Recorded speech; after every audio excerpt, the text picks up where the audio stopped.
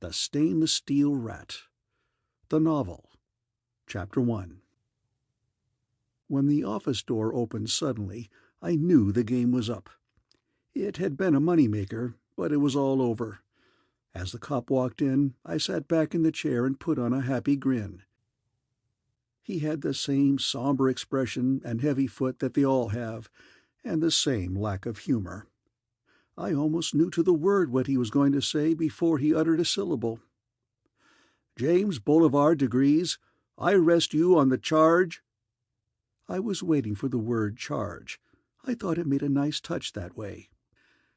As he said it, I pressed the button that set off the charge of black powder in the ceiling. The crossbeam buckled, and the 3-ton safe dropped through right on the top of the cop's head. He squashed very nicely, thank you. The cloud of plaster dust settled, and all I could see of him was one hand slightly crumpled.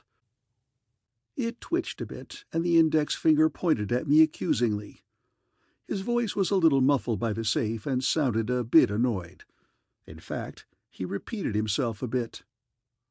"On the charge of illegal entry, theft, forgery." He ran on like that for quite a while. It was an impressive list, but I had heard it all before. I didn't let it interfere with my stuffing all the money from the desk drawers into my suitcase. The list ended with a new charge, and I would swear on a stack of 1,000-credit notes that high that there was a hurt note in his voice. In addition, the charge of assaulting a police robot will be added to your record. This was foolish, since my brain and larynx are armored and in my midsection. That I know well, George, but your little two-way radio is in the top of your pointed head, and I don't want you reporting to your friends just yet. One good kick knocked the escape panel out of the wall and gave access to the steps to the basement. As I skirted the rubble on the floor, the robot's fingers snapped out at my leg, but I had been waiting for that, and they closed about 2 inches short. I have been followed by enough police robots to know by now how indestructible they are. You can blow them up or knock them down, and they keep coming after you, dragging themselves by one good finger and spouting saccharine morality all the while. That's what this one was doing. Give up my life of crime and pay my debt to society and such.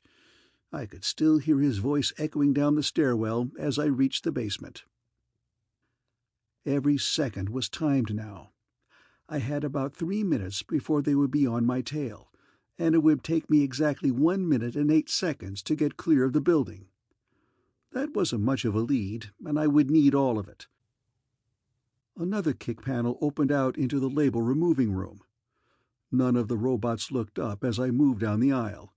I would have been surprised if they had. They were all low-grade M-types, short on brains, and good only for simple, repetitive work. That was why I hired them.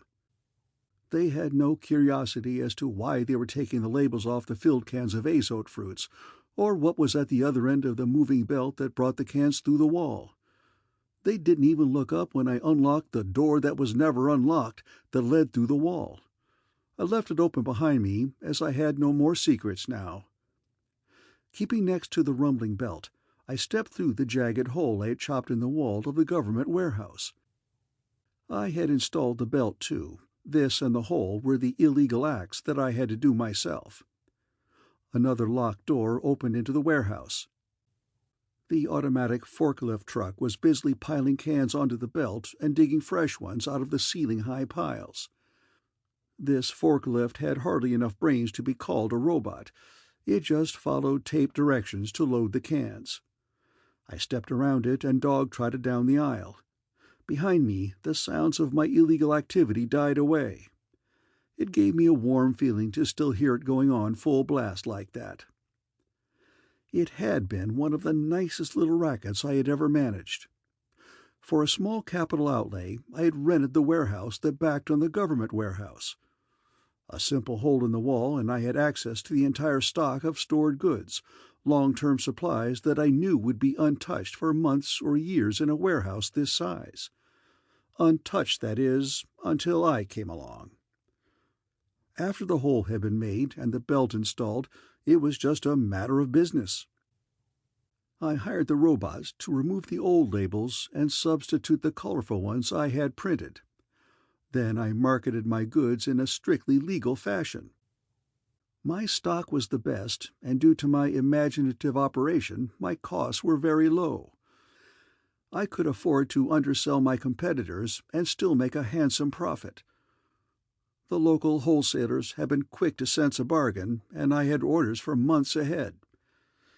It had been a good operation, and could have gone on for quite a while. I stifled that train of thought before it started. One lesson that has to be remembered in my line of business is that when an operation is over, it is over. The temptation to stay just one more day or to cash just one more check can be almost overwhelming. Ah, how well I know. I also know that it is also the best way to get better acquainted with the police. Turn your back and walk away, and live to graft another day. That's my motto, and it's a good one. I got where I am because I stuck to it. And daydreams aren't part of getting away from the police. I pushed all my thoughts from my mind as I reached the end of the aisle. The entire area outside must have been swarming with cops by this time, and I had to move fast and make no mistakes. A fast look right and left. Nobody in sight. 2 steps ahead and press the elevator button. I had put a meter on this back elevator, and it showed that the thing was used once a month on the average. It arrived in about 3 seconds empty, and I jumped in, thumbing the roof button at the same time. The ride seemed to go on forever, but that was just subjective. By the record, it was exactly 14 seconds. This was the most dangerous part of the trip. I tightened up as the elevator slowed. My .75 caliber recoilless was in my hand. That would take care of one cop, but no more. The door shuffled open, and I relaxed. Nothing. They must have the entire area covered on the ground, so they hadn't bothered to put cops on the roof. In the open air now, I could hear the sirens for the first time. A wonderful sound. They must have had half of the entire police force out from the amount of noise they were making. I accepted it as any artist accepts tribute. The board was behind the elevator shaft where I had left it. A little weather-stained, but still strong. A few seconds to carry it to the edge of the parapet and reach it across to the next building. Gently. This was the one dangerous spot where speed didn't count. Carefully onto the end of the board, the suitcase held against my chest to keep my center of gravity over the board. 1 step at a time. 1,000-foot drop to the ground. If you don't look down, you can't fall. Over. Time for speed. The board behind the parapet, if they didn't see it at first, my trail would be covered for a while at least. 10 fast steps, and there was the door to the stairwell. It opened easily, and it better have. I had put enough oil on the hinges. Once inside, I threw the bolt and took a long, deep breath. I wasn't out of it yet, but the worst part where I ran the most risk was past. 2 uninterrupted minutes here, and they would never find James Bolivar, alias Slippery Jim diGriz. The stairwell at the roof was a musty, badly lit cubicle that was never visited. I had checked it carefully a week before for phono and optic bugs, and it had been clear. The dust looked undisturbed except for my own footprints. I had to take a chance that it hadn't been bugged since then. The calculated risk must be accepted in this business. Goodbye, James diGriz. Weight 98 kilos, age about 45, thick in the middle and heavy in the jowls, a typical businessman whose picture graces the police files of 1,000 planets. Also, his fingerprints. They went first. When you wear them, they feel like a second skin. A touch of solvent, though, and they peel off like a pair of transparent gloves. All my clothes next. And then the girdle in reverse. That lovely paunch that straps around my belly and holds 20 kilos of lead mixed with thermite. A quick wipe from the bottle of bleach, and my hair was its natural shade of brown, the eyebrows too.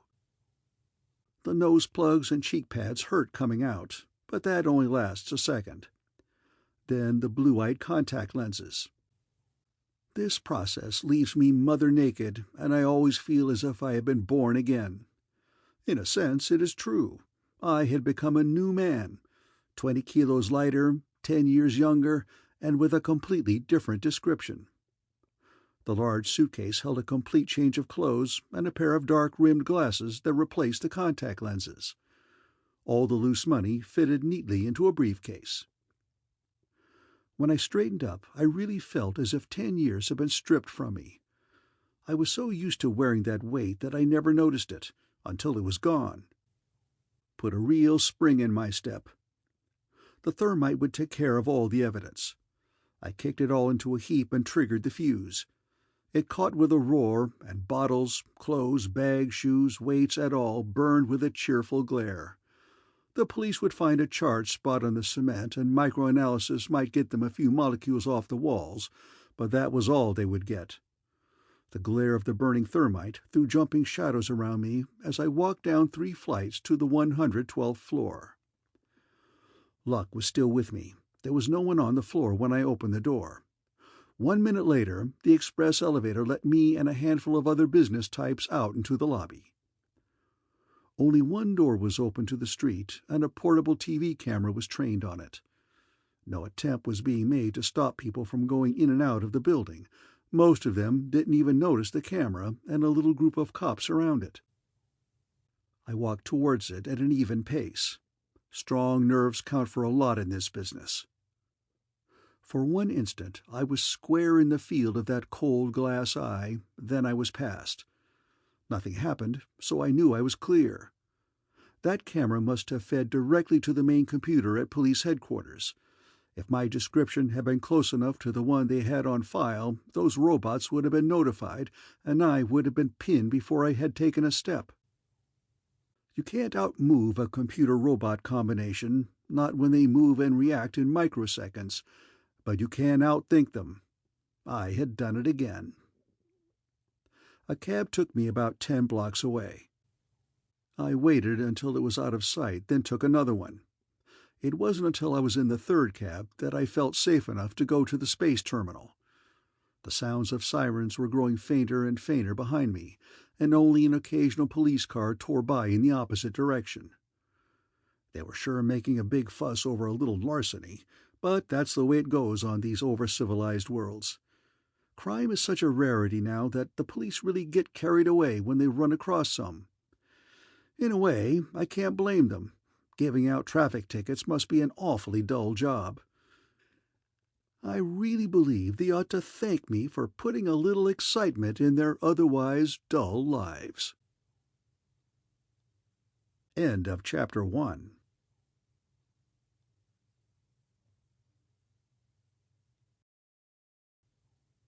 The Stainless Steel Rat, the Novel, Chapter 2. It was a nice ride to the spaceport, being located, of course, far out of town. I had time to lean back and watch the scenery and gather my thoughts. Even time to be a little philosophical. For one thing, I could enjoy a good cigar again. I smoked only cigarettes in my other personality and never violated that personality, even in the strictest privacy. The cigars were still fresh in the pocket humidor where I had put them 6 months ago. I sucked a long mouthful and blew the smoke out at the flashing scenery. It was good to be off the job, just about as good as being on it. I could never make my mind up which period I enjoyed more. I guess they are both right at the time. My life is so different from that of the overwhelming majority of people in our society that I doubt if I could even explain it to them. They exist in a fat, rich union of worlds that have almost forgotten the meaning of the word crime. There are few malcontents, and even fewer that are socially maladjusted. The few of these that are born, in spite of centuries of genetic control, are caught early and the aberration quickly adjusted. Some don't show their weakness until they are adults. They are the ones who try their hand at petty crime, burglary, shoplifting, or such. They get away with it for a week or two, or a month or two, depending on the degree of their native intelligence. But sure as atomic decay, and just as predestined, the police reach out and pull them in.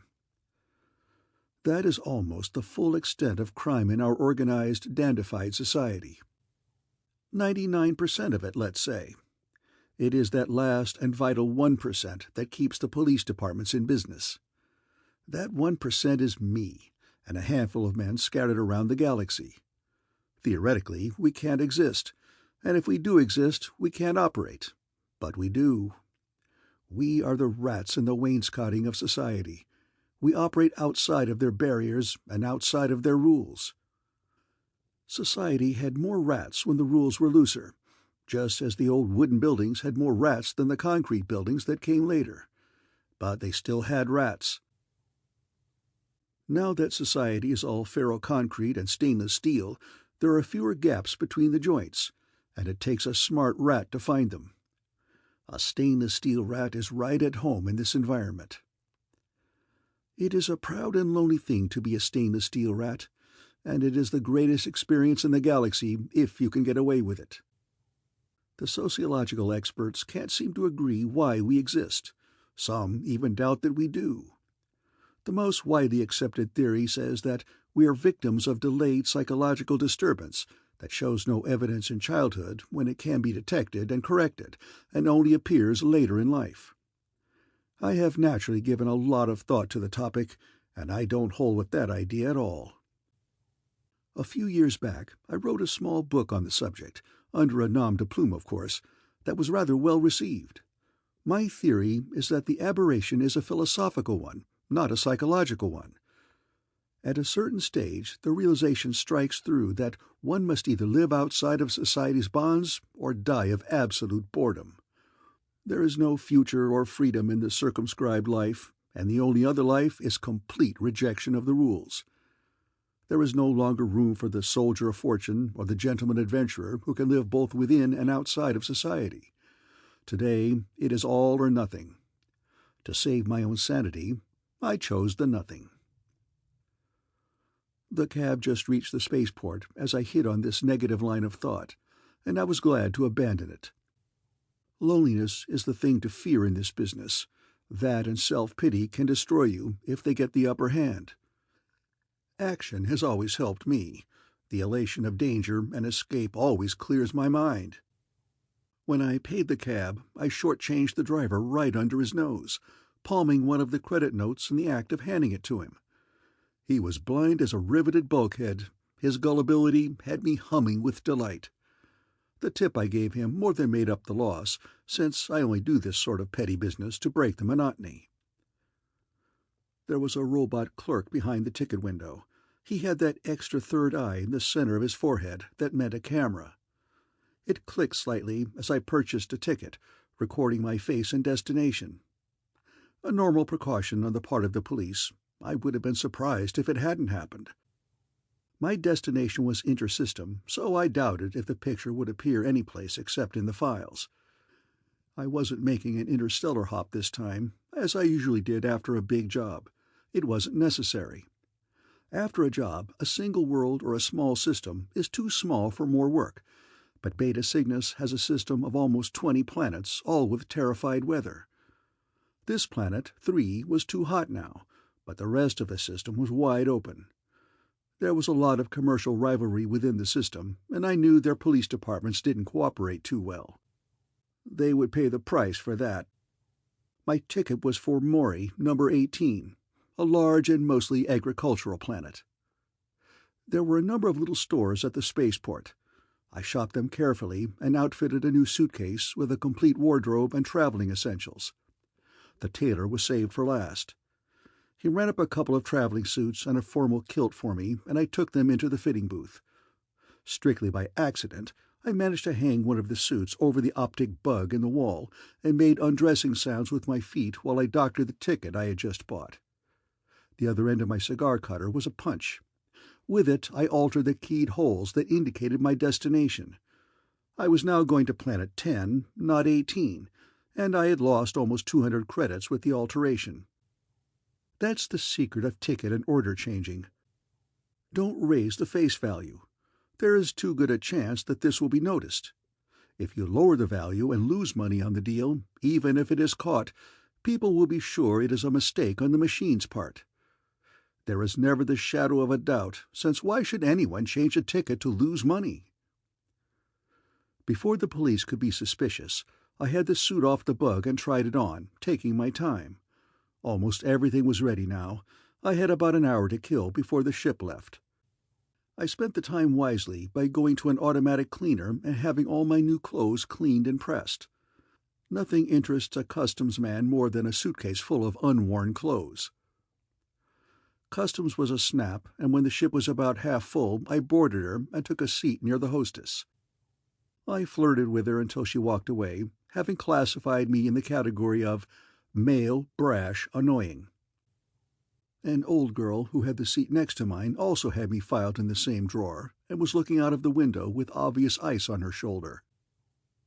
I dozed off happily, since there's one thing better than not being noticed, and that is being noticed and filed into a category. Your description gets mixed up with every other guy in the file, and that is the end of it. When I woke up, we were almost to Planet 10. I half-dozed in the chair until we touched down, then smoked a cigar while my bag cleared customs. My locked briefcase of money raised no suspicions, since I had foresightedly forged papers 6 months ago with my occupation listed as bank messenger. Interplanet credit was almost non-existent in this system, so the customs men were used to seeing a lot of cash go back and forth. Almost by habit, I confused the trail a little more, and ended up in the large manufacturing city of Brugge, over 1,000 kilometers from the point where I had landed. Using an entirely new set of identification papers, I registered at a quiet hotel in the suburbs. Usually after a big job like this, I rest up for a month or two. This was one time, though, I didn't feel like a rest. While I was making small purchases around town to rebuild the personality of James diGriz, I was also keeping my eyes open for new business opportunities. The very first day I was out, I saw what looked like a natural, and each day it looked better and better. One of the main reasons I have stayed out of the arms of the law for as long as I have is that I have never repeated myself. I have dreamed up some of the sweetest little rackets, run them off once, then stayed away from them forever after. About the only thing they had in common was the fact that they all made money. About the only thing I hadn't hit to date was out-and-out armed robbery. It was time for a change, and it looked like that was it. While I was rebuilding the paunchy personality of Slippery Jim, I was making plans for the operation. Just about the time the fingerprint gloves were ready, the entire business was planned. It was simple, like all good operations should be.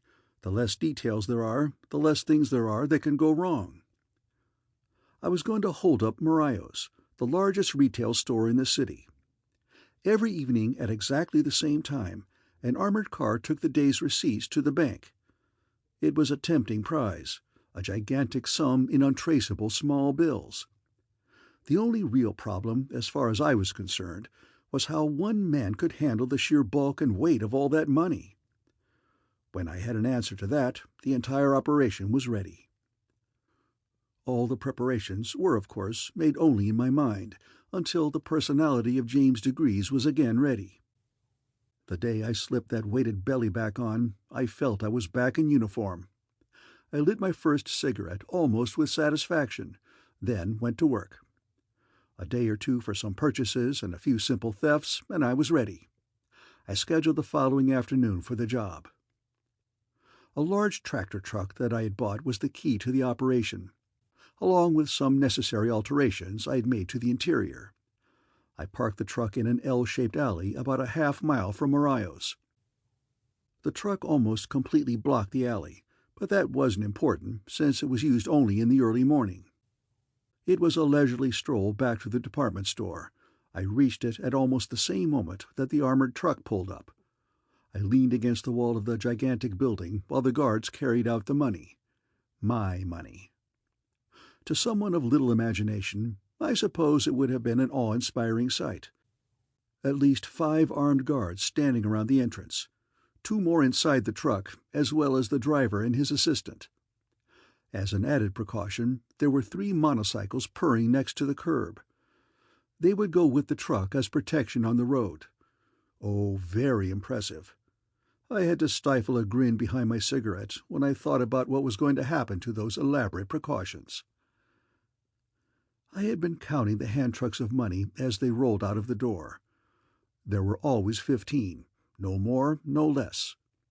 This practice made it easy for me to know the exact time to begin. Just as 14 was being loaded into the armored truck, load number 15 appeared in the store entrance. The truck driver had been counting the way I had.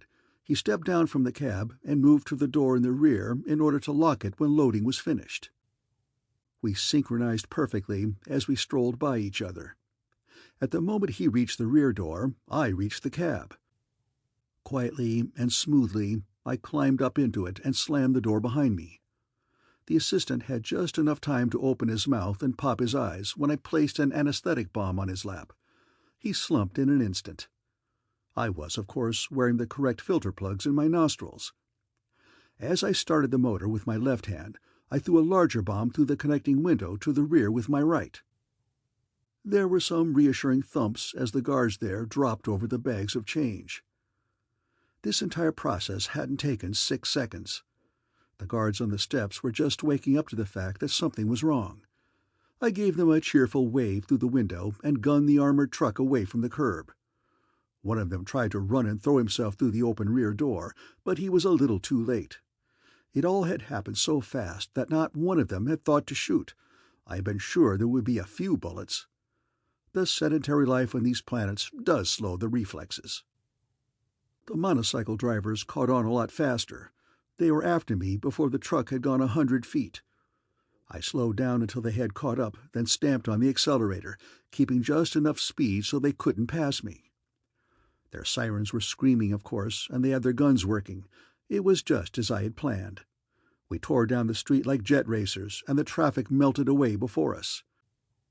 They didn't have time to think and realize that they were making sure the road was clear for my escape. The situation was very humorous, and I'm afraid I chuckled out loud as I tooled the truck around the tight corners. Of course, the alarm had been turned in, and the roadblocks must have been forming up ahead, but that half-mile went by fast at the speed we were doing. It was a matter of seconds before I saw the alley mouth ahead. I turned the truck into it, at the same time pressing the button on my pocket shortwave. Along the entire length of the alley, my smoke bombs ignited. They were, of course, homemade, as was all my equipment. Nevertheless, they produced an adequately dense cloud in that narrow alley. I pulled the truck a bit to the right until the fender scraped the wall, and only slightly reduced my speed. This way, I could steer by touch. The motorcycle drivers, of course, couldn't do this, and had the choice of stopping or rushing headlong into the darkness. I hope they made the right decision, and none of them was hurt. The same radio impulse that triggered the bombs was supposed to have opened the rear door of the trailer truck up ahead and dropped the ramp. It had worked fine when I had tested it. I could only hope now that it did the same in practice. I tried to estimate the distance I had gone in the alley by timing my speed, but I was a little off. The front wheels of the truck hit the ramp with a destructive crash, and the armored truck bounced rather than rolled into the interior of the larger van.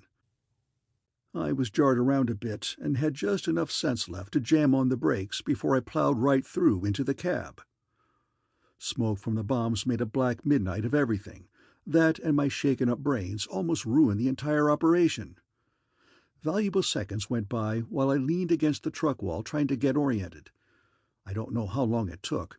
When I finally did stumble back to the rear door, I could hear the guards' voices calling back and forth through the smoke. They heard the bent ramp creak as I lifted it, so I threw 2 gas bombs out to quiet them down.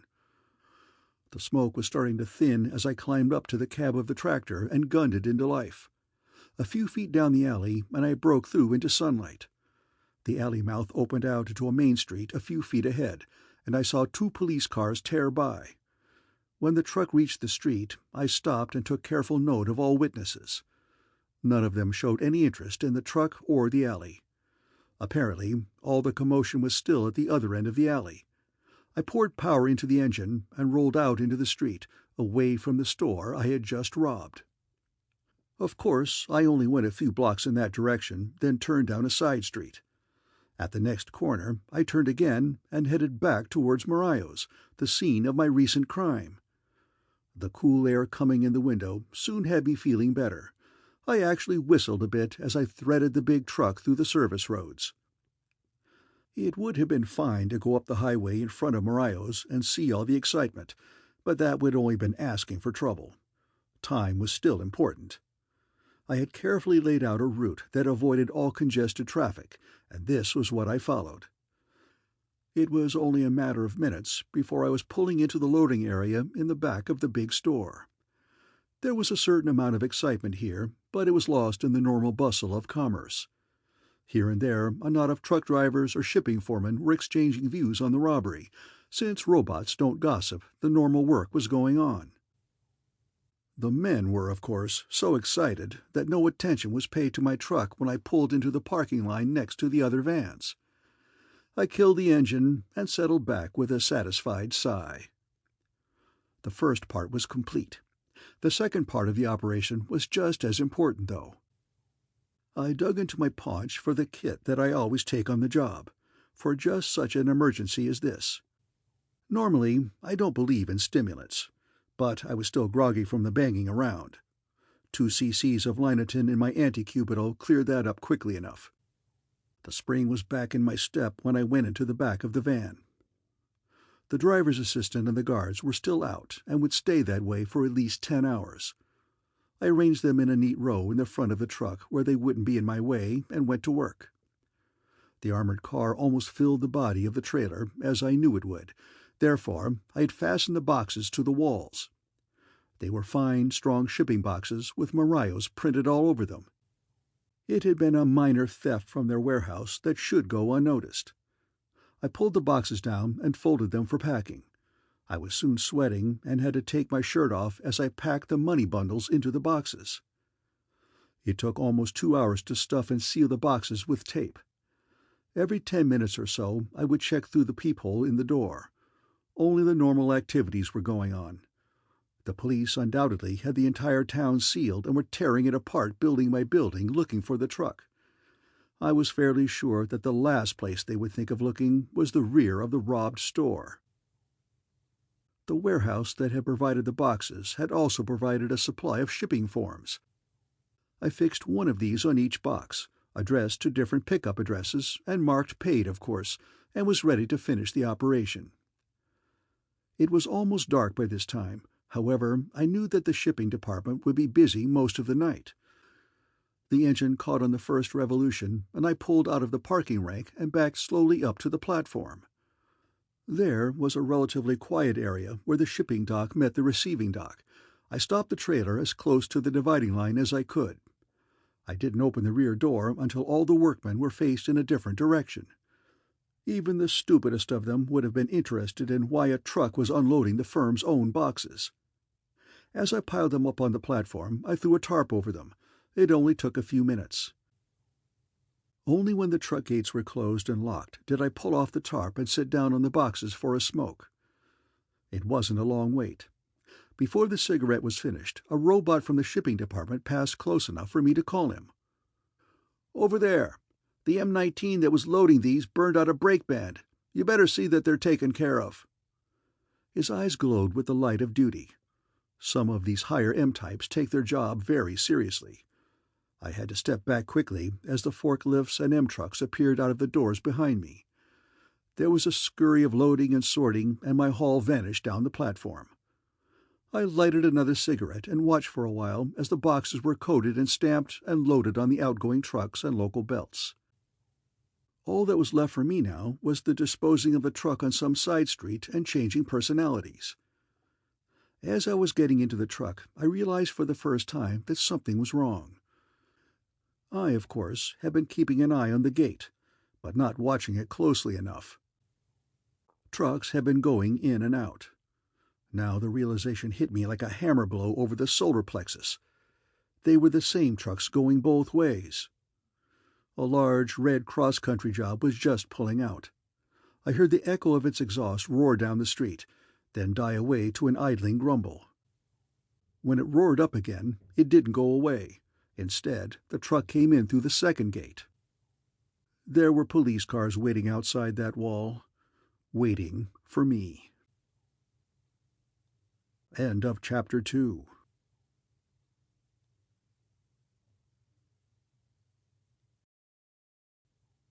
The Stainless Steel Rat, the novel, Chapter 3.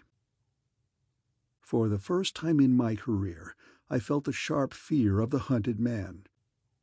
This was the first time I had ever had the police on my trail when I wasn't expecting them. The money was lost, that much was certain, but I was no longer concerned with that. It was me they were after now. Think first, then act. I was safe enough for the moment. They were, of course, moving in on me, going slowly, as they had no idea of where I was in the giant loading yard. How had they found me? That was the important point. The local police are used to an almost crimeless world. They couldn't have found my trail this quickly. In fact, I hadn't left a trail. Whoever had set the trap here had done it with logic and reason. Unbidden, the words jumped into my mind. The Special Corps. Nothing was ever printed about it, only 1,000 whispered words heard on 1,000 worlds around the galaxy.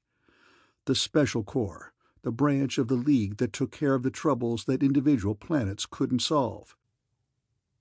The Corps was supposed to have finished off the remnants of Haskell's raiders after the peace, of putting the illegal TNZ traders out of business, of finally catching Inskip. And now they were after me. They were out there waiting for me to make a break. They were thinking of all the ways out, just as I was, and they were blocking them. I had to think fast, and I had to think right. Only 2 ways out: through the gates or through the store. The gates were too well covered to make a break. In the store there would be other exits. It had to be that way. Even as I made the conclusion, I knew that other minds had made it too, that men were moving in to cover those doors. That thought brought fear, and made me angry as well. The very idea that someone could outthink me was odious. They could try, all right, but I would give them a run for their money. I still had a few tricks left. First, a little misdirection. I started the truck, left it in low gear, and aimed it at the gate. When it was going straight, I locked the steering wheel with the friction clamp and dropped out the far side of the cab and strolled back to the warehouse. Once inside, I moved faster. Behind me, I heard some shots, a heavy crump, and a lot of shouting. That was more like it. The night locks were connected on the doors that led to the store proper. An old-fashioned alarm that I could disconnect in a few moments. My picklocks opened the door, and I gave it a quick kick with my foot and turned away. There were no alarm bells, but I knew that somewhere in the building an indicator showed that the door was opened. As fast as I could run, I went to the last door on the opposite side of the building. This time I made sure the alarm was disconnected before I went through the door. I locked it behind me. It is the hardest job in the world to run and be quiet at the same time. My lungs were burning before I reached the employees' entrance. A few times I saw flashlights ahead and had to double down different aisles. It was mostly luck that I made it without being spotted. There were 2 men in uniform standing in front of the door I wanted to go out of. Keeping as close to the wall as I could, I made it to within 20 feet of them before I threw the gas grenade. For 1 second I was sure that they had gas masks on, and I reached the end of the road. Then they slumped down. One of them was blocking the door. I rolled him aside and slid it open a few inches. The searchlight couldn't have been more than 30 feet from the door. When it flashed on, the light was more pain than glare. I dropped the instant it came on, and the slugs from the machine pistol ate a line of glaring holes across the door. My ears were numb from the roar of the exploding slugs, and I could just make out the thud of running footsteps. My own .75 was in my hand, and I put an entire clip of slugs through the door, aiming high so I wouldn't hurt anyone. It would not stop them, but it should slow them down. They returned the fire. Must have had a whole squad out there. Pieces of plastic flew out of the back wall, and slugs screamed down the corridor. It was good cover. I knew there was nobody coming up behind me. Keeping as flat as I could, I crawled in the opposite direction, out of the line of fire. I turned 2 corners before I was far enough from the guns to risk standing up. My knees were shaky, and great blobs of color kept fogging my vision. The searchlight had done a good job. I could barely see at all in the dim light. I kept moving slowly, trying to get as far away from the gunfire as possible. The squad outside had fired as soon as I had opened the door. That meant standing orders to shoot at anyone who tried to leave the building. A nice trap. The cops inside would keep looking until they found me. If I tried to leave, I would be blasted. I was beginning to feel very much like a trapped rat. Every light in the store came on, and I stopped, frozen. I was near the wall of a large farm goods showroom. Across the room from me were 3 soldiers. We spotted each other at the same time. I dived for the door with bullets slapping all around me. The military was in it too. They sure must have wanted me bad. A bank of elevators was on the other side of the door, and stairs leading up. I hit the elevator in one bounce and punched the sub-basement button, and just got out ahead of the closing doors. The stairs were back towards the approaching soldiers. I felt like I was running right into their guns. I must have made the turn into the stairs a split second ahead of their arrival. Up the stairs and around the first landing before they were even with the bottom. Luck was still on my side. They hadn't seen me and were sure I had gone down. I sagged against the wall, listening to the shouts and whistleblowing as they turned the hunt towards the basement. There was one smart one in the bunch. While the others were all following the phony trail, I heard him start slowly up the stairs. I didn't have any gas grenades left. All I could do was climb up ahead of him, trying to do it without making a sound. He came on slowly and steadily, and I stayed ahead of him. We went up 4 flights that way, me in my stockinged feet with my shoes around my neck, his heavy boots behind me making a dull rasping on the metal stairs. As I started up the 5th flight, I stopped, my foot halfway up a step. Someone else was coming down, someone wearing the same kind of military boots. I found the door to the hall, opened it behind me, and slipped through. There was a long hall in front of me lined with offices of some kind. I began to run the length of it, trying to reach a turning before the door behind me could open and those exploding slugs tear me in half. The hall seemed endless, and I suddenly realized I would never reach the end in time. I was a rat looking for a hole, and there was none. The doors were locked, all of them. I tried each as I came to it, knowing I would never make it. That stairwell door was opening behind me, and the gun was coming up. I didn't dare turn and look, but I could feel it. When the door opened under my hand, I fell through before I realized what had happened. I locked it behind me and leaned against it in the darkness, panting like a spent animal. Then the light came on, and I saw the man sitting behind the desk smiling at me. There is a limit to the amount of shock the human body can absorb. I'd had mine. I didn't care if he shot me or offered me a cigarette. I had reached the end of my line. He did neither. He offered me a cigar instead. "Have one of these, diGriz. I believe they're your brand." The body is a slave of habit. Even with death a few inches away, it will respond to established custom. My fingers moved of their own volition and took the cigar. My lips clenched it, and my lungs sucked it into life. And all the time my eyes watched the man behind the desk waiting for death to reach out. It must have shown. He waved towards a chair and carefully kept both hands in sight on top of the desk. I still had my gun. It was trained on him. "Sit down, diGriz, and put that cannon away. If I wanted to kill you, I could have done it a lot easier than herding you into this room." His eyebrows moved up in surprise when he saw the expression on my face. "Don't tell me you thought it was an accident that you ended up here."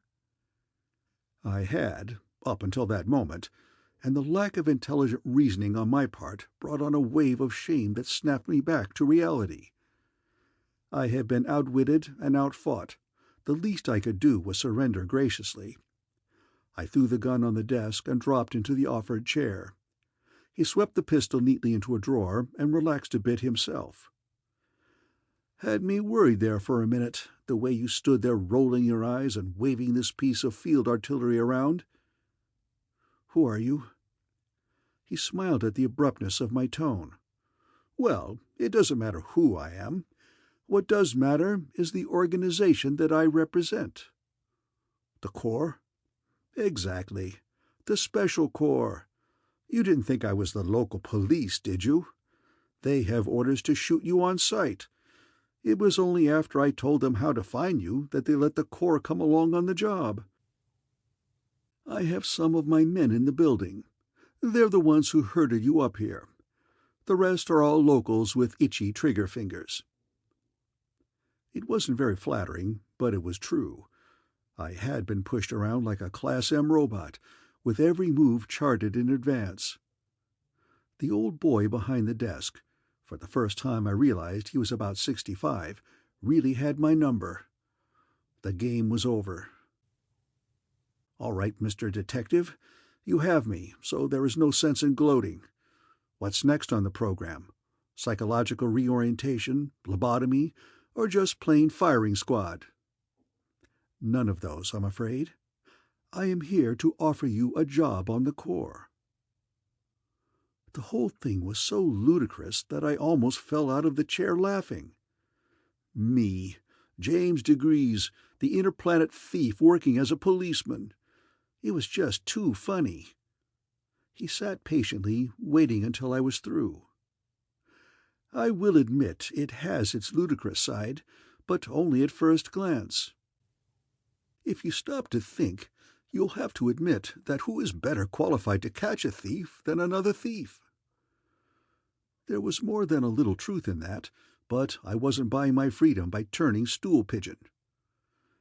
"An interesting offer, but I'm not getting out of this by playing the rat. There is even a code among thieves, you know." That made him angry. He was bigger than he looked, sitting down, and the fist he shook in my face was as large as a shoe. "What kind of stupidity do you call that? It sounds like a line out of a TV thriller. You've never met another crook in your whole life, and you know it. And if you did, you would cheerfully turn him in if you could make a profit on the deal. The entire essence of your life is individualism, that and the excitement of doing what others can't do. Well, that's over now, and you better start admitting it to yourself. You can no longer be the interplanet playboy you used to be, but you can do a job that will require every bit of your special talents and abilities. Have you ever killed a man?" His change of pace caught me off guard. I stumbled out an answer. "No, not that I know of." "Well, you haven't, if that will make you sleep any better at night. You're not a homicidal. I checked that on your record before I came out after you. That is why I know you will join the Corps and get a great deal of pleasure out of going after the other kind of criminal, who is sick, not just socially protesting. The man who can kill and enjoy it." He was too convincing. He had all the answers.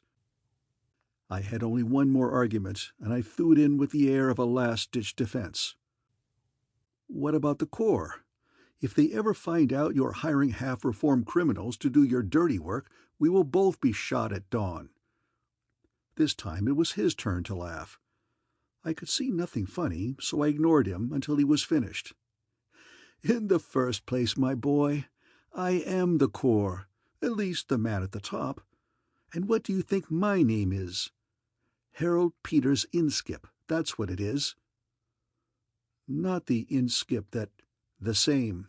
Inskip the Uncatchable, the man who looted the Farsidian II in mid-flight and pulled all those other deals I'm sure you read about in your misspent youth. I was recruited just the way you were." He had me on the ropes and knew it. He moved in for the kill. "And who do you think the rest of our agents are? I don't mean the bright-eyed grads of our technical schools like the ones on my squad downstairs. I mean the full agents, the men who plan the operations, do the preliminary field work, and see that everything comes off smoothly. They're crooks. All crooks. The better they were on their own, the better a job they do for the Corps. It's a great big brawling universe, and you'll be surprised at some of the problems that come up.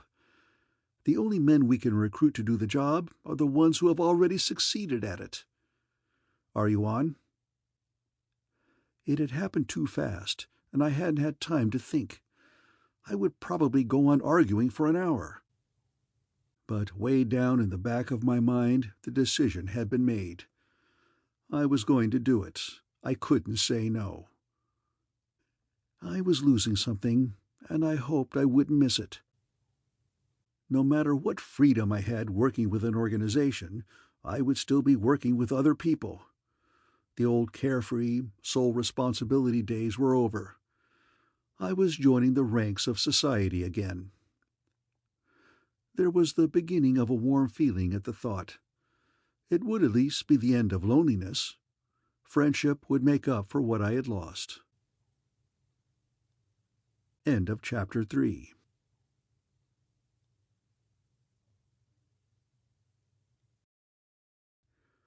The Stainless Steel Rat, the Novel, Chapter 4. I have never been more wrong. The people I met were dull to the point of extinction. They treated me like just another cog going around with the rest of the wheels. I was coggy all right, and kept wondering how I had ever gotten into this mess. Not really wondering, since the memory was still quite vivid. I was carried along with the rest of the gears, their teeth sunk into mine. We ended up on a planetoid, that much was obvious. But I hadn't the dimmest idea of what planets we were near, or even what solar system we were in. Everything was highly secret and hush-hush, as this place was obviously the super-secret headquarters and main base of the Corps school, too. This part I liked. It was the only thing that kept me from cracking out. Dull as the cubes were who taught the courses, the material was something I could really sink my teeth into and shake. I began to see how crude my operations had been. With the gadgetry and techniques I soaked up, I could be 10 times the crook I had been before. Pushing the thought firmly away helped for a while, but it had a way of sneaking back and whispering nastily in my ear during periods of depression and gloom. Things went from dull to dead. Half my time was spent working at the files, learning about the numberless successes and few failures of the Corps. I contemplated cracking out, yet at the same time couldn't help but wonder if this wasn't part of a testing period, to see if I had enough stick-to-itiveness to last. I swallowed my temper, muffled my yawns, and took a careful look around. If I couldn't crack out, I could crack in. There had to be something I could do to terminate this term of penal servitude. It wasn't easy, but I found it. By the time I tracked everything down, it was well into sleep period, but that was all right. In some ways, it even made it more interesting. When it comes to picking locks and cracking safes, I admit to no master. The door to Inskip's private quarters had an old-fashioned tumbler drum that was easier to pick than my teeth. I must have gone through that door without breaking step. Quiet as I was, though, Inskip still heard me. The light came on. There he was sitting up in bed, pointing a .75 caliber recoilless at my sternum. "You should have more brains than that, diGriz," he snarled. "Creeping into my room at night? You could have been shot." "No, I couldn't," I told him, as he stowed the cannon back under his pillow. "A man with a curiosity bump as big as yours will always talk first and shoot later. And besides, none of this pussyfooting around in the dark would be necessary if your screen was open and I could have got a call through." Inskip yawned and poured himself a glass of water from the dispenser unit above the bed. "Just because I head the Special Corps doesn't mean that I am the Special Corps," he said moistly while he drained the glass. "I have to sleep sometime. My screen is open only for emergency calls, not for every agent who needs his hand held." "Meaning I am in the hand-holding category?" I asked with as much sweetness as I could. "Put yourself in any category you damn well please," he grumbled as he slumped down in the bed. "And also, put yourself out in the hall and see me tomorrow during working hours." He was at my mercy, really. He wanted sleep so much, and he was going to be wide awake so very soon. "Do you know what this is?" I asked him, poking a large glossy pick under his long broken nose. One eye opened slowly. "Big warship of some kind. Looks like Empire lines. Now, for the last time, go away," he said. "A very good guess for this late at night," I told him cheerily. "It is a late Empire battleship of the Warlord class. Undoubtedly one of the most truly efficient engines of destruction ever manufactured. Over a half-mile of defensive screens and armament that could probably turn any fleet existent today into fine radioactive ash. Except for the fact that the last one was broken up for scrap over 1,000 years ago," he mumbled. I leaned over and put my lips close to his ear, so there would be no chance of misunderstanding, speaking softly but clearly. "True, true," I said. "But wouldn't you be just a little bit interested if I was to tell you that one is being built today?" Oh, it was beautiful to watch. The covers went one way and Inskip went the other. In a single unfolding, concerted motion, he left the horizontal and recumbent and stood tensely vertical against the wall, examining the pick of the battleship under the light. He apparently did not believe in pajama bottoms, and it hurt me to see the goosebumps rising on those thin shanks. But if the legs were thin, the voice was more than full enough to make up for the difference. "Talk! Blast you, diGriz! Talk!" he roared. "What is this nonsense about a battleship? Who's building it?" I had my nail file out and was touching up a cuticle, holding it out for inspection before I said anything. From the corner of my eye I could see him getting purple about the face, but he kept quiet. I savored my small moment of power. "Put diGriz in charge of the record room for a while," you said. "That way he can learn the ropes. Burrowing around in century-old dusty files will be just the thing for a free spirit like slippery Jim diGriz. Teach him discipline. Show him what the Corps stands for. At the same time, it will get the records in shape. They have been needing reorganization for quite a while." Inskip opened his mouth, made a choking noise, then closed it. He undoubtedly realized that any interruption would only lengthen my explanation, not shorten it. I smiled and nodded at his decision, then continued. "So, you thought you had me safely out of the way, breaking my spirit under the guise of giving me a little background in the Corps' activities. In this sense, your plan failed. Something else happened instead. I nosed through the files and found them most interesting, particularly the C&M setup, the categorizer and memory. That building full of machinery that takes in and digests news and reports from all the planets in the galaxy, indexes it to every category it can possibly relate, then files it. Great machine to work with. I had it digging out spaceship info for me, something I have always been interested in." "You should be," Inskip interrupted rudely. "You've stolen enough of them in your time." I gave him a hurt look and went on, slowly. "I won't bore you with all the details, since you seem impatient, but eventually I turned up this plan." He had it out of my fingers before it cleared my wallet. "What are you getting at?" he mumbled as he ran his eyes over the blueprints. "This is an ordinary heavy cargo and passenger job. It's no more a warlord battleship than I am." It is hard to curl your lips with contempt and talk at the same time, but I succeeded. "Of course, you don't expect them to file warship plans with the League Registry, do you? But as I said, I know more than a little bit about ships. It seems to me this thing was just too big for the use intended. Enough old ships are fuel wasters. You don't have to build new ones to do that." This started me thinking, and I punched for a complete list of ships that size that had been constructed in the past. You can imagine my surprise when, after 3 minutes of groaning, the C&M only produced 6. One was built for self-sustaining colony attempt at the second galaxy. For all we know, she is still on the way. The other 5 were all D-class colonizers, built during the expansion when large populations were moved. Too big to be practical now. I was still teased, as I had no idea what a ship this large could be used for. So I removed the time meter lock on the C&M and let it pick around through the entire history of space to see if it could find a comparison. It sure did. Right at the golden age of Empire expansion, the giant warlord battleship. The machine even found a blueprint for me. Inskip grabbed again and began comparing the 2 prints. I leaned over his shoulder and pointed out the interesting parts. Notice, if the engine room specs are changed slightly to include this cargo hold, there is plenty of room for the brutes needed.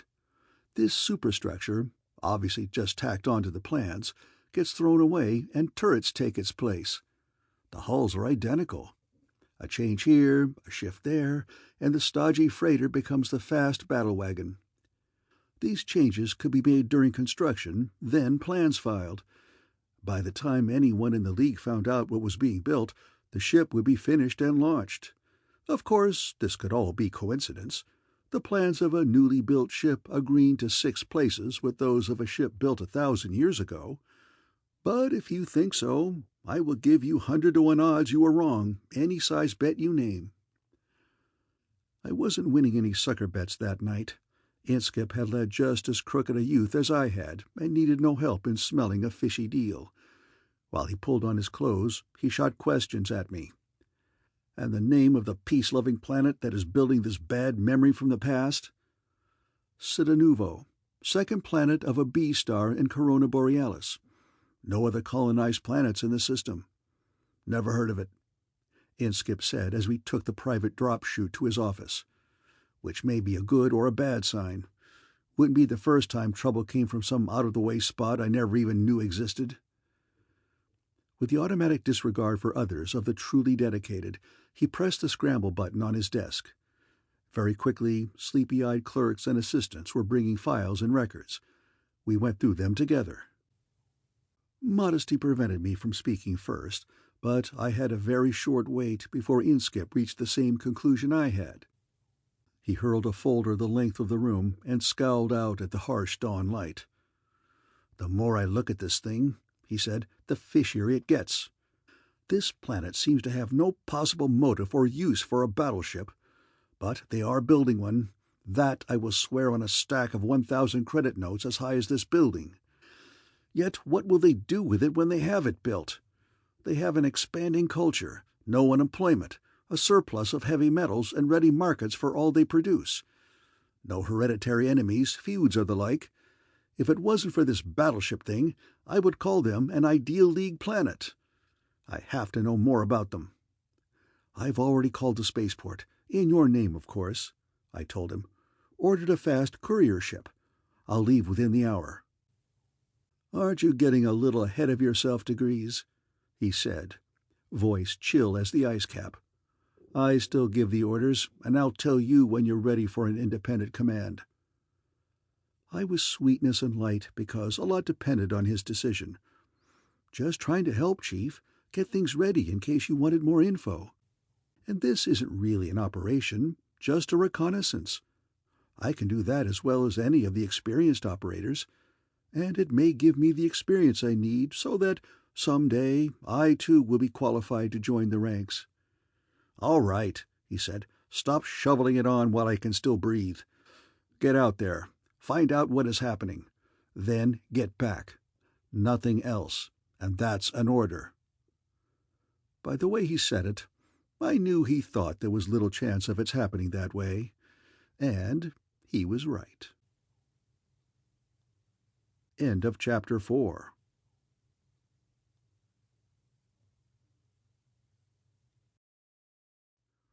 The Stainless Steel Rat, the novel, Chapter 5. A quick stop at supply and record sections gave me everything I needed. The sun was barely clear of the horizon when the silver barb of my ship lifted in the gray field, then blasted into space. The trip took only a few days, more than enough time to memorize everything I needed to know about Cittanuvo. And the more I knew, the less I could understand their need for a battleship. It didn't fit. Cittanuvo was a secondary settlement out of the Selene system, and I had run into these settlements before. They were all united in a loose alliance and bickered a lot among themselves, but never came to blows. If anything, they shared a universal abhorrence of war. Yet they were secretly building a battleship. Since I was only chasing my tail with this line of thought, I put it out of my mind and worked on some tri-D chess problems. This filled the time until Cittanuvo blinked into the bow screen. One of my most effective mottos has always been, "Secrecy can be an obviosity," what the magicians call misdirection. Let people very obviously see what you want them to see, then they'll never notice what is hidden. This was why I landed at midday on the largest field on the planet, after a very showy approach. I was already dressed for my role and out of the ship before the landing braces stopped vibrating. Buckling the fur cape around my shoulders with the platinum clasp, I stamped down the ramp. The sturdy little M3 robot rumbled after me with my bags. Heading directly towards the main gate, I ignored the scurry of activity around the customs building. Only when a uniformed under-official of some kind ran over to me did I give the field any attention. Before he could talk, I did. Foot in the door and stay on top. Beautiful planet you have here. Delightful climate. Ideal spot for a country home. Friendly people, always willing to help strangers and all that I imagine. That's what I like. Makes me feel grateful. Very pleased to meet you. I am the Grand Duke Sant'Angelo. I shook his hand enthusiastically at this point and let a 100-credit note slip into his palm. Now, I added, I wonder if you would ask the customs agent to look at my bags here. Don't want to waste time, do we? The ship is open. They can check that whenever they please. My manner, clothes, jewelry, the easy way I passed money around, and the luxurious sheen of my bags could mean only one thing. There was little that was worth smuggling into or out of Cittanuvo. Certainly nothing a rich man would be interested in. The official murmured something with a smile, spoke a few words into his phone, and the job was done. A small wave of customs men hung stickers on my luggage, peeked into one or two for conformity's sake, and waved me through. I shook hands all around, a rustling hand clasp, of course, then was on my way. A cab was summoned, a hotel suggested.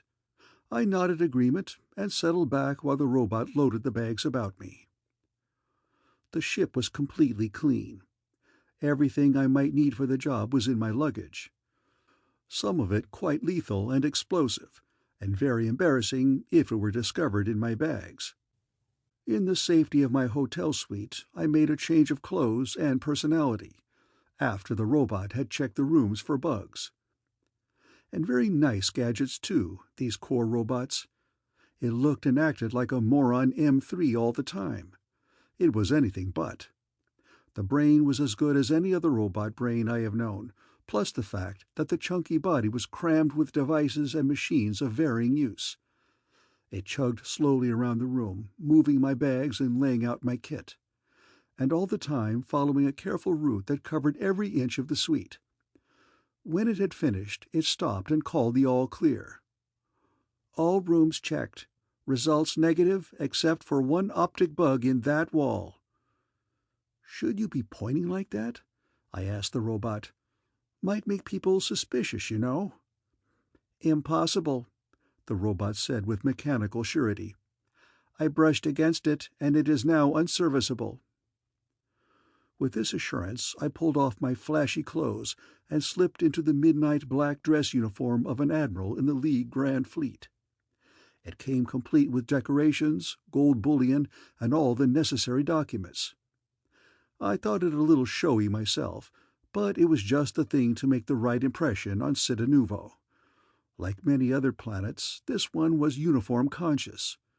Delivery boys, street cleaners, clerks, All had to have characteristic uniforms.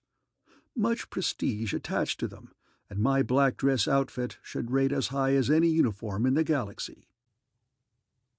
A long cloak would conceal the uniform while I left the hotel, but the gold-encrusted helmet and a briefcase of papers were a problem. I had never explored all the possibilities of the pseudo-M3 robot. Perhaps it could be of help. "You there, short and chunky," I called. "Do you have any concealed compartments or drawers built into your steel hide? If so, let's see." For a second, I thought the robot had exploded. The thing had more drawers in it than a battery of cash registers. Big, small, flat, thin, they shot out on all sides. One held a gun, and 2 more were stuffed with grenades. The rest were empty. I put the hat in one, the briefcase in another, and snapped my fingers. The drawer slid shut, and its metal hide was as smooth as ever. I pulled on a fancy sports cap, buckled the cape up tight, and was ready to go. The luggage was all booby-trapped and could defend itself. Guns, gas, poison needles, the usual sort of thing. In the last resort, it would blow itself up. The M3 went down by a freight elevator. I used a back stairs, and we met in the street. Since it was still daylight, I didn't take a heli, but rented a ground car instead. We had a leisurely drive out into the country and reached President Ferraro's house after dark. As befitted the top official of a rich planet, the place was a mansion. But the security precautions were ludicrous, to say the least. I took myself and a 350-kilo robot through the guards and alarms without causing the slightest stir. President Ferraro, a bachelor, was eating his dinner. This gave me enough undisturbed time to search his study. There was absolutely nothing. Nothing to do with wars or battleships, that is. If I had been interested in blackmail, I had enough evidence in my hand to support me for life. I was looking for something bigger than political corruption, however. When Ferraro rolled into his study after dinner, the room was dark. I heard him murmur something about the servants and fumble for the switch. Before he found it, the robot closed the door and turned on the lights. I sat behind his desk, all his personal papers before me, weighted down with a pistol, and as fierce a scowl as I could raise smeared across my face. Before he got over the shock, I snapped an order at him. "Come over here and sit down. Quick." The robot hustled him across the room at the same time, so he had no choice except to obey. When he saw the papers on the desk, his eyes bulged and he just gurgled a little. Before he could recover, I threw a thick folder in front of him. "I am Admiral Thar, League Grand Fleet. These are my credentials. You had better check them." Since they were as good as any real admirals, I didn't worry in the slightest. Ferraro went through them as carefully as he could in his rattled state, even checking the seals under UV. It gave him time to regain a bit of control, and he used it to bluster. "What do you mean by entering my private quarters and burglaring?" "You're in very bad trouble," I said in as gloomy a voice as I could muster. Ferraro's tanned face went a dirty gray at my words. I pressed the advantage. "I am arresting you for conspiracy, extortion, theft, and whatever other charges develop after a careful review of these documents. Seize him." This last order was directed at the robot, who was well briefed in its role. It rumbled forward and locked its hand around Ferraro's wrist, handcuff style. He barely noticed. "I can explain," he said desperately. "Everything can be explained. There is no need to make such charges. I don't know what papers you have there, so I wouldn't attempt to say they are all forgeries. I have many enemies, you know. If the League knew the difficulties faced on a backward planet like this—" "That will be entirely enough," I snapped, cutting him off with a wave of my hand. "All those questions will be answered by a court at the proper time. There is only one question I want an answer to now. Why are you building that battleship?" The man was a great actor. His eyes opened wide, his jaw dropped. He sank back into the chair as if he had been tapped lightly with a hammer. When he managed to speak, the words were completely unnecessary. He had already registered every evidence of injured innocence. "What battleship?" he gasped. "The Warlord-class battleship that is being built at the Cenerentola space yards, disguised behind these blueprints." I threw them across the desk to him and pointed to the one corner. "Those are your initials there, authorizing construction." Ferraro still had the baffled act going as he fumbled with the papers, examined the initials and such. I gave him plenty of time. He finally put them down, shaking his head. "I know nothing about any battleship. These are the plans for a new cargo liner. Those are my initials. I recall putting them there." I phrased my question carefully, as I had him right where I wanted him now. "You deny any knowledge of the Warlord battleship that is being built from these modified plans?" "These are the plans for an ordinary passenger freighter, that is all I know." His words had the simple innocence of a young child's. Was he ever caught? I sat back with a relaxed sigh and lit a cigar. "Wouldn't you be interested in knowing something about that robot who is holding you?" I said. He looked down, as if aware for the first time that the robot had been holding him by the wrist during the interview. "That is no ordinary robot. It has a number of interesting devices built into its fingertips. Thermocouples, galvanometers, things like that. While you talked, it registered your skin temperature, blood pressure, amount of perspiration and such. In other words, it is an efficient and fast-working lie detector. We will now hear all about your lies." Ferraro pulled away from the robot's hand as if it had been a poisonous snake. I blew a relaxed smoke ring. "Report," I said to the robot. "Has this man told any lies?" "Many," the robot said. "Exactly 74% of all statements he made were false." "Very good," I nodded, throwing the last lock on my trap. "That means he knows all about this battleship." "The subject has no knowledge of the battleship," the robot said coldly. "All of his statements concerning the construction of this ship were true." Now it was my turn for the gaping and eye-popping act while Ferraro pulled himself together. He had no idea I wasn't interested in his other hanky-panky, but could tell I had had a low blow. It took an effort, but I managed to get my mind back into gear and consider the evidence. If President Ferraro didn't know about the battleship, he must have been taken in by the cover-up job. But if he wasn't responsible, who was? Some militaristic clique that meant to overthrow him and take power? I didn't know enough about the planet, so I enlisted Ferraro on my side. This was easy, even without the threat of exposure of the documents I'd found in his files. Using their disclosure as a prod, I could have made him jump through hoops. It wasn't necessary. As soon as I showed him the different blueprints and explained the possibilities, he understood. If anything, he was more eager than I was to find out who was using his administration as a cat's paw. By silent agreement, the documents were forgotten. We agreed that the next logical step would be the Cenerentola space yards. He had some idea of sniffing around quietly first, trying to get a line to his political opponents. I gave him to understand that the League, and the League Navy in particular, wanted to stop the construction of the battleship.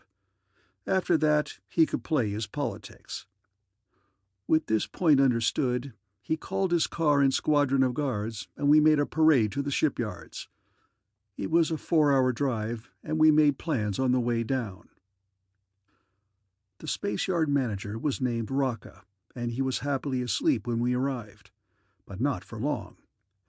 The parade of uniforms and guns in the middle of the night had him frightened into a state where he could hardly walk. I imagine he was as full of petty larceny as Ferraro. No innocent man could have looked so terror-stricken. Taking advantage of the situation, I latched my motorized lie detector onto him and began snapping the questions. Even before I had all the answers, I began to get the drift of things. They were a little frightening, too. The manager of the space yard that was building the ship had no idea of its true nature. Anyone with less self-esteem than myself, or who had led a more honest early life, might have doubted his own reasoning at that moment. I didn't. The ship on the ways still resembled a warship to 6 places. And knowing human nature the way I do, that was too much of a coincidence to expect.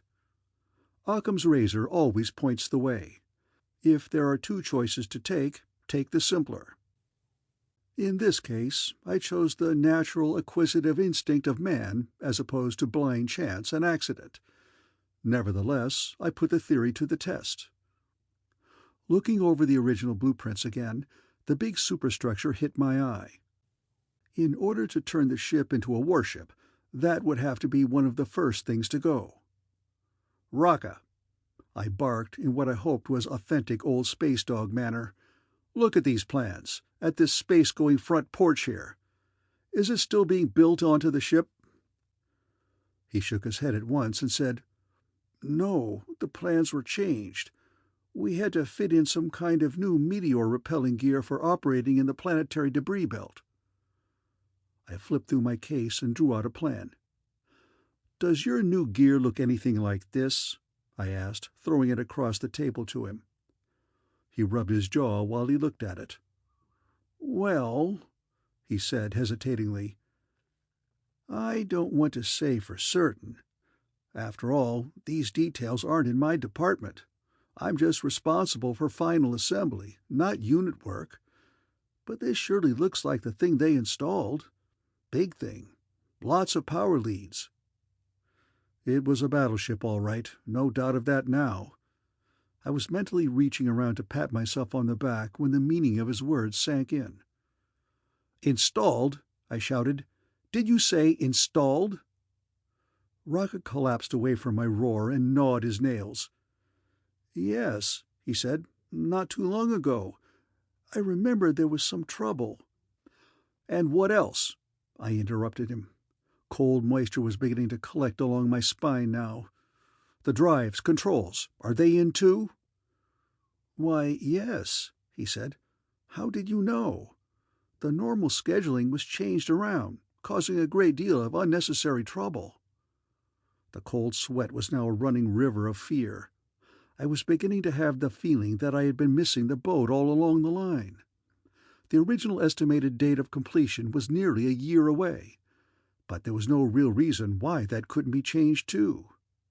"Cars! Guns!" I bellowed. "To the space yard! If that ship is anywhere near completion, we are in big, big trouble." All the board guards had a great time with the sirens, lights, accelerators on the floor, and that sort of thing. We blasted a screaming hole through the night right to the space yard and through the gate. It didn't make any difference. We were still too late. A uniformed watchman frantically waved to us, and the whole convoy jerked to a stop. The ship was gone. Rocca couldn't believe it. Neither could the president. They wandered up and down the empty ways where it had been built. I just crunched down in the back of the car, chewing my cigar to pieces and cursing myself for being a fool. I had missed the obvious fact, being carried away by the thought of a planetary government building a warship. The government was involved, for sure, but only as a pawn. No little planet-bound political mind could have dreamed up as big a scheme as this. I smelled a rat, a stainless steel one. Someone who operated the way I had done before my conversion. Now that the rodent was well out of the bag, I knew just where to look, and had a pretty good idea of what I would find. Rocca, the space yard manager, had staggered back and was pulling at his hair, cursing and crying at the same time. President Ferraro had his gun out and was staring at it grimly. It was hard to tell if he was thinking of murder or suicide. I didn't care which. All he had to worry about was the next election, when the voters and the political competition would carve him up for losing the ship. My troubles were a little bigger. I had to find the battleship before it blasted its way across the galaxy. "Rocca!" I shouted. "Get into the car. I want to see your records, all of your records, and I want to see them right now." He climbed wearily in and had directed the driver before he fully realized what was happening. Blinking at the sickly light of dawn brought him slowly back to reality. "But, Admiral, the hour. Everyone will be asleep." I just growled, but it was enough. Rocca caught the idea from my expression and grabbed the car phone. The office doors were open when we got there. Normally, I cursed the paper tangles of bureaucracy, but this was one time when I blessed them all. These people had it down to a fine science. Not a rivet fell but that its fall was noted in quintuplicate, and later followed up with a memo, rivet, wastage, query. The facts I needed were all neatly tucked away in their paper catacombs. All I had to do was sniff them out. I didn't try to look for first causes. This would have taken too long. Instead, I concentrated my attention on the recent modifications, like the gun turret, that would quickly give me a trail to the guilty parties. Once the clerks understood what I had in mind, they hurled themselves into their work, urged on by the fires of patriotism and the burning voices of their superiors. All I had to do was suggest a line of search, and the relevant documents would begin appearing at once. Bit by bit, a pattern started to emerge. A delicate webwork of forgery, bribery, chicanery, and falsehood. It could only have been conceived by a mind as brilliantly crooked as my own. I chewed my lip with jealousy. Like all great ideas, this one was basically simple. A party or parties unknown had neatly warped the ship construction program to their own ends. Undoubtedly, they had started the program for the giant transport. That would have to be checked later. And once the program was underway, it had been guided with a skill that bordered on genius. Orders were originated in many places, passed on, changed, and shuffled. I painfully traced each one to its source. Many times the source was a forgery. Some changes seemed to be unexplainable, until I noticed the officers in question had a temporary secretary while their normal assistants were ill. All the girls had had food poisoning, a regular epidemic it seemed. Each of them in turn had been replaced by the same girl. She stayed just long enough in each position to see that the battleship plan moved forward one more notch. This girl was obviously the assistant to the mastermind who originated the scheme. He sat in the center of the plot like a spider on its web, pulling the strings that set things into motion. My first thought that a gang was involved proved wrong. All my secondary suspects turned out to be simple forgeries, not individuals. In the few cases where forgery wasn't adequate, my mysterious X had apparently hired himself to do the job. X himself had the permanent job of assistant engineering designer. One by one, the untangled threads ran to this office. He also had a secretary whose illnesses coincided with her employment in other offices. When I straightened up from my desk, the ache in my back stabbed like a hot wire. I swallowed a painkiller and looked around at my drooping, sack-eyed assistants, who had shared the sleepless 72-hour task. They sat or slumped against the furniture, waiting for my conclusions. Even President Ferraro was there, his hair looking scraggly where he had pulled out handfuls. "You found them? The criminal ring?" he asked, his fingers groping over his scalp for a fresh hold. "I have found them, yes," I said hoarsely, "but not a criminal ring. An inspired master criminal, who apparently has more executive ability in one earlobe than all your bribe-bloated bureaucrats, and his female assistant. They pulled the entire job by themselves. His name, or undoubtedly pseudonym, is Pepe Nero. The girl is called Angelina. Arrest them at once! Guards! Guards!"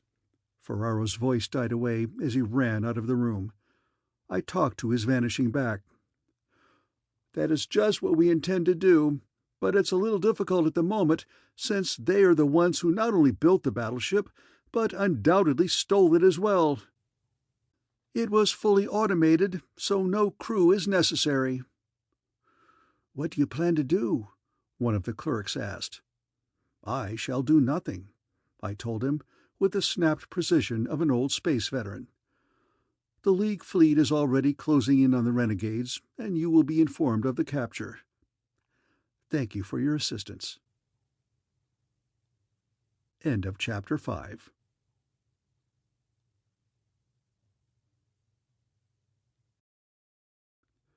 The Stainless Steel Rat, the novel, Chapter 6. I threw them as snappy a salute as I could muster, and they filed out. Staring gloomily at their backs, I envied for one moment their simple faith in the League Navy, when in reality the vengeful fleet was just as imaginary as my admiral's rating. This was still a job for the Corps. Inskip would have to be given the latest information at once. I had sent him a psigram about the theft, but there was no answer as yet. Maybe the identity of the thieves would stir some response out of him. My message was in code, but it could be quickly broken if someone wanted to try hard enough. I took it to the message center myself. The Psi-man was in his transparent cubicle, and I locked myself in with him. His eyes were unfocused as he spoke softly into a mic, pulling in a message from somewhere across the galaxy. Outside, the rushing transcribers copied, coded, and filed messages, but no sound penetrated the insulated wall. I waited until his attention clicked back into the room and handed him the sheets of paper. "League Central 14, rush," I told him. He raised his eyebrows, but didn't ask any questions. Establishing contact only took a few seconds, as they had an entire battery of Psi-men for their communications. He read the code words carefully, shaping them with his mouth but not speaking aloud, the power of his thoughts carrying across the light-years of distance. As soon as he was finished, I took back the sheet, tore it up, and pocketed the pieces. I had my answer back quickly enough. Inskip must have been hovering around, waiting for my message. The mic was turned off to the transcribers outside, and I took the code groups down in shorthand myself. XYBB, DFIL, FDNO, and if you don't come back. The message broke into the clear at the end, and the Psi-man smiled as he spoke the words. I broke the point off my stylus and growled at him not to repeat any of this message, as it was classified, and I would personally see him shot if he did. That got rid of the smile, but didn't make me feel any better. The decoded message turned out not to be as bad as I had imagined. Until further notice, I was in charge of tracking and capturing the stolen battleship. I could call on the League for any aid I needed. I would keep my identity as an admiral for the rest of the job. I was to keep him informed of progress. Only those ominous last words in clear kept my happiness from being complete. I had been handed my long-awaited assignment, but translated into simple terms, my orders were to get the battleship or it would be my neck. Never a word about my efforts in uncovering the plot in the first place. This is a heartless world we live in. This moment of self-pity relaxed me, and I immediately went to bed. Since my main job now was waiting, I could wait just as well as sleep. And waiting was all I could do. Of course, there were secondary tasks, such as ordering a naval cruiser for my own use and digging for more information on the thieves, but these really were secondary to my main purpose, which was waiting for bad news. There was no place I could go that would be better situated for the chase than Cittanuvo. The missing ship could have gone in any direction. With each passing minute, the sphere of probable locations grew larger by the power of the squared cube. I kept the on-watch crew of the cruiser at duty stations and confined the rest within a 100-yard radius of the ship. There was little more information on Pepe and Angelina. They had covered their tracks well. Their backgrounds were unknown, though the fact they both talked with a slight accent suggested an off-world origin. There was one dim picture of Pepe, chubby but looking too grim to be a happy fat boy. There was no picture of the girl. I shuffled the meager findings, controlled my impatience, and kept the ship's Psi-man busy pulling in all the reports of any kind of trouble in space. The navigator and I plotted their locations in his tank, comparing the positions in relation to the growing sphere that enclosed all the possible locations of the stolen ship. Some of the disasters and apparent accidents hid inside this area, but further investigation proved them all to have natural causes.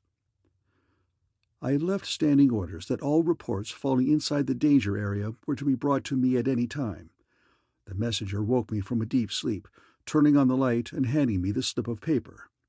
I blinked myself awake, read the first 2 lines, and pressed the action station alarm over my bunk. I'll say this, the Navy boys know their business. When the siren screamed, the crew secured ship and blasted off before I'd finished reading the report. As soon as my eyeballs unsquashed back into focus, I read it through, then once more carefully from the beginning. It looked like the one we had been waiting for. There were no witnesses to the tragedy, but a number of monitor stations had picked up the discharge static of a large energy weapon being fired. Triangulation had led investigators to the spot where they found a freighter, Aghat's Dream, with a hole punched through it as big as a railroad tunnel. The freighter's cargo of plutonium was gone. I read Pepe in every line of the message. Since he was flying an undermanned battleship, he had used it in the most efficient way possible. If he attempted to negotiate or threaten another ship, the element of chance would be introduced. So he had simply roared up to the unsuspecting freighter and blasted her with the monster guns his battleship packed. All 18 men aboard had been killed instantly. The thieves were also murderers. I was under pressure now to act, and under a greater pressure not to make any mistakes. Roly-Poly Pepe had shown himself to be a ruthless killer. He knew what he wanted, then he reached out and took it, destroying anyone who stood in his way. More people would die before this was over. It was up to me to keep that number as small as possible. Ideally, I should have rushed out the fleet with guns blazing and dragged him to justice. Very nice, and I wished it could be done that way. Except, where was he? A battleship may be gigantic on some terms of reference, but in the immensity of the galaxy it is microscopically infinitesimal. As long as it stayed out of the regular lanes of commerce and clear of detector stations and planets, it would never be found. Then, how could I find it, and having found it, catch it, when the infernal thing was more than a match for any ship it might meet? That was my problem. It had kept me awake nights and talking to myself days, since there was no easy answer. I had to construct a solution, slowly and carefully. Since I couldn't be sure where Pepe was going to be next, I had to make him go where I wanted him to. There were some things in my favor. The most important was the fact I'd forced him to make his play before he was absolutely ready. It wasn't chance that he left the same day I arrived on Cittanuvo. Any plan as elaborate as his certainly included warning of approaching danger. The drive on the battleship, as well as controls and primary armament, had been installed weeks before I showed up. Much of the subsidiary work remained to be done when the ship had left. One witness of the theft had graphically described the power lines and cables dangling from the ship's locks when she lifted. My arrival had forced Pepe off balance. Now I had to keep pushing until he fell. This meant I had to think as he did, fall into his plan, think ahead, then trap him. Set a thief to catch a thief. A great theory, only I felt uncomfortably on the spot when I tried to put it into practice. A drink helped, as did a cigar. Puffing on it, staring at the smooth bulkhead, relaxed me a bit. After all, there aren't many things you can do with a battleship. You can't run a big con, blow safes, or make Bermudex with it. It's hell on jets for space piracy, but that's about all. Great, but why a battleship? I was talking to myself, normally a bad sign, but right now I didn't care.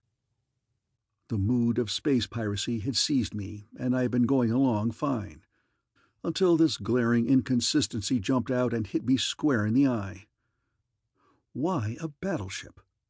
Why all the trouble and years of work to get a ship that 2 people could just barely manage?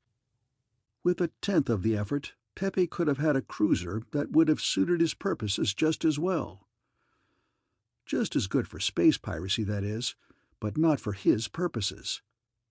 He had wanted a battleship, and he had gotten himself a battleship, which meant he had more in mind than simple piracy.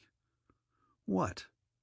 It was obvious that Pepe was a monomaniac, an egomaniac, as psychotic as a shorted computer. Someday the mystery of how he had slipped through the screen of official testing would have to be investigated. That wasn't my concern now. He still had to be caught. A plan was beginning to take shape in my head, but I didn't rush it. First, I had to be sure that I knew him well. Any man that can con an entire world into building a battleship for him, then steal it from them, is not going to stop there. The ship would need a crew, a base for refueling, and a mission. Fuel had been taken care of first. The gutted hull of Aghat's Dream was silent witness to that. There were countless planets that could be used as a base. Getting a crew would be more difficult in these peaceful times, although I could think of a few answers to that one, too. Raid the mental hospitals and jails. Do that often enough, and you would have a crew that would make any pirate chief proud. Though piracy was, of course, too mean an ambition to ascribe to this boy. Did he want to rule a whole planet, or maybe an entire system, or more? I shuddered a bit as the thought hit me. Was there really anything that could stop a plan like this once it got rolling? During the Kingly Wars, any number of types with a couple of ships and less brains than Pepe had set up just this kind of empire. They were all pulled down in the end, since their success depended on one-man rule, but the price that had to be paid first. This was the plan, and I felt in my bones that I was right. I might be wrong on some of the minor details. They weren't important. I knew the general outline of the idea. Just as when I bumped into a mark, I knew how much he could be taken for and just how to do it. There are natural laws in crime, as in every other field of human endeavor. I knew this was it. "Get the communications officer in here at once," I shouted at the intercom. "Also a couple of clerks with transcribers. And fast. This is a matter of life or death." This last had a hollow ring, and I realized my enthusiasm had carried me out of character. I buttoned my collar, straightened my ribbons, and squared my shoulders. By the time they knocked on the door, I was all Admiral again. Acting on my orders, the ship dropped out of warp drive so our Psi-man could get through to the other operators. Captain Sting grumbled as we floated there with the engine silent, wasting precious days, while half his crew was involved in getting out what appeared to be insane instructions. My plan was beyond his understanding, which is, of course, why he is a captain and I'm an admiral, even a temporary one. Following my orders, the navigator again constructed a sphere of speculation in his tank. The surface of the sphere contacted all the star systems a day's flight ahead of the maximum flight of the stolen battleship. There weren't too many of these at first, and the Psi-man could handle them all, calling each in turn and sending news releases to the naval public relations officers there. As the sphere kept growing, he started to drop behind, steadily losing ground. By this time I had a general release prepared, along with directions for use and follow-up, which he sent to Central 14. The battery of Psi-men there contacted the individual planets, and all we had to do was keep adding to the list of planets.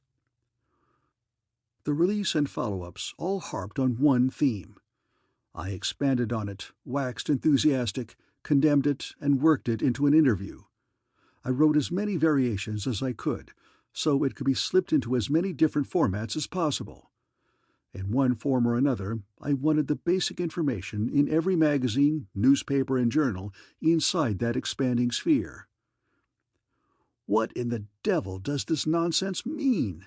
Captain Sting asked peevishly.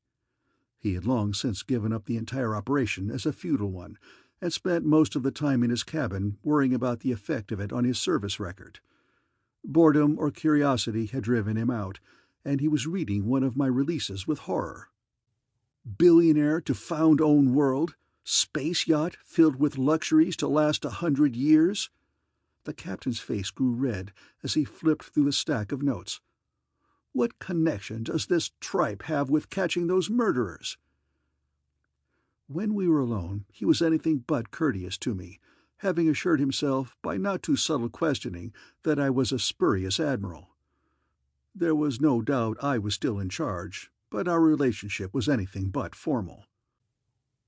"This tripe and nonsense," I told him, "is the bait that will snag our fish. A trap for Pepe and his partner in crime." "Who is this mysterious billionaire?" "Me," I said. "I've always wanted to be rich." "But this ship, the space yacht, where is it?" "Being built now in the naval shipyard at Udrydde. We're almost ready to go there now, soon as this batch of instructions goes out." Captain Steng dropped the releases onto the table, then carefully wiped his hands off to remove any possible infection. He was trying to be fair and considerate of my views, and not succeeding in the slightest. "It doesn't make sense," he growled. "How can you be sure this killer will ever read one of these things? And if he does, why should he be interested? It looks to me as if you're wasting time while he slips through your fingers. The alarm should be out and every ship notified, the Navy alerted and patrols set on all space lanes. Which he could easily avoid by going around, or better yet, not even bother about, since he can lick any ship we have. That's not the answer," I told him. "This Pepe is smart, and as tricky as a fixed gambling machine. That's his strength, and his weakness as well. Characters like that never think it possible for someone else to outthink them, which is what I'm going to do." "Modest, aren't you?" Steng said.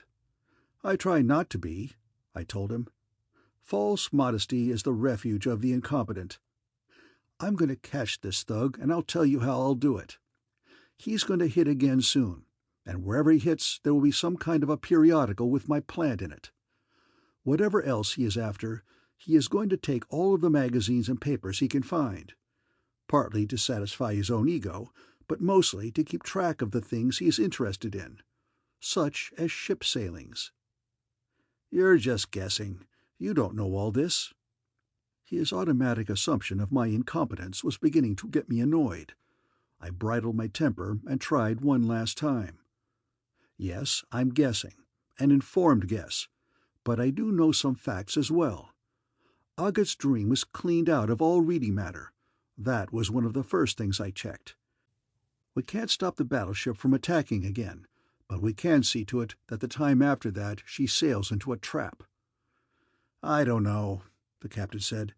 "It sounds to me like—" I never heard what it sounded like, which is all right, since he was getting under my skin, and I might have been tempted to pull my pseudo-rank. The alarm sirens cut his sentence off, and we foot-raced to the communications room. Captain Steng won by a nose. It was his ship, and he knew all the shortcuts. The Psi-man was holding out a transcription, but he summed it up in one sentence. He looked at me while he talked, and his face was hard and cold. "They hit again, knocked out a Navy supply satellite, 34 men dead." "If your plan doesn't work, Admiral," the captain whispered hoarsely in my ear, "I'll personally see that you're flayed alive." "If my plan doesn't work, Captain, there won't be enough of my skin left to pick up with a tweezer. Now, if you please, I'd like to get to Udrydde and board my ship as soon as possible." The easygoing hatred and contempt of all my associates had annoyed me, thrown me off balance.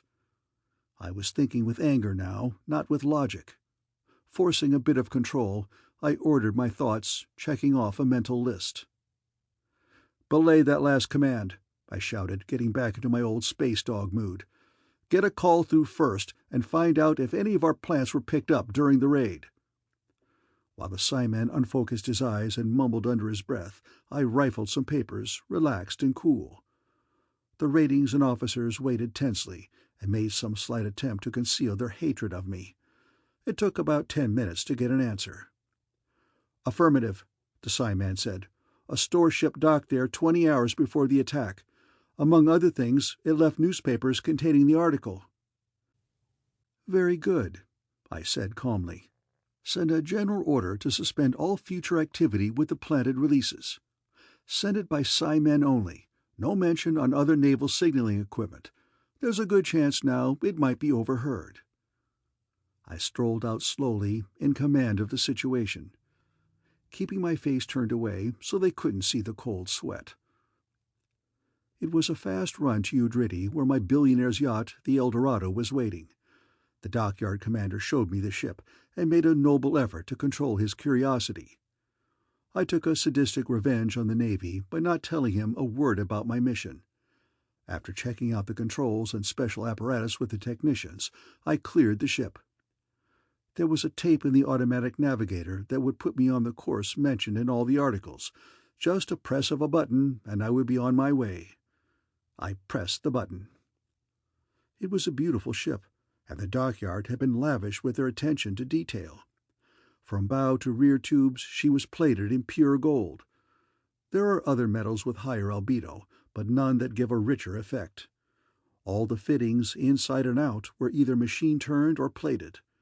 All this work could not have been done in the time allotted. The Navy must have adapted a luxury yacht to my needs. Everything was ready.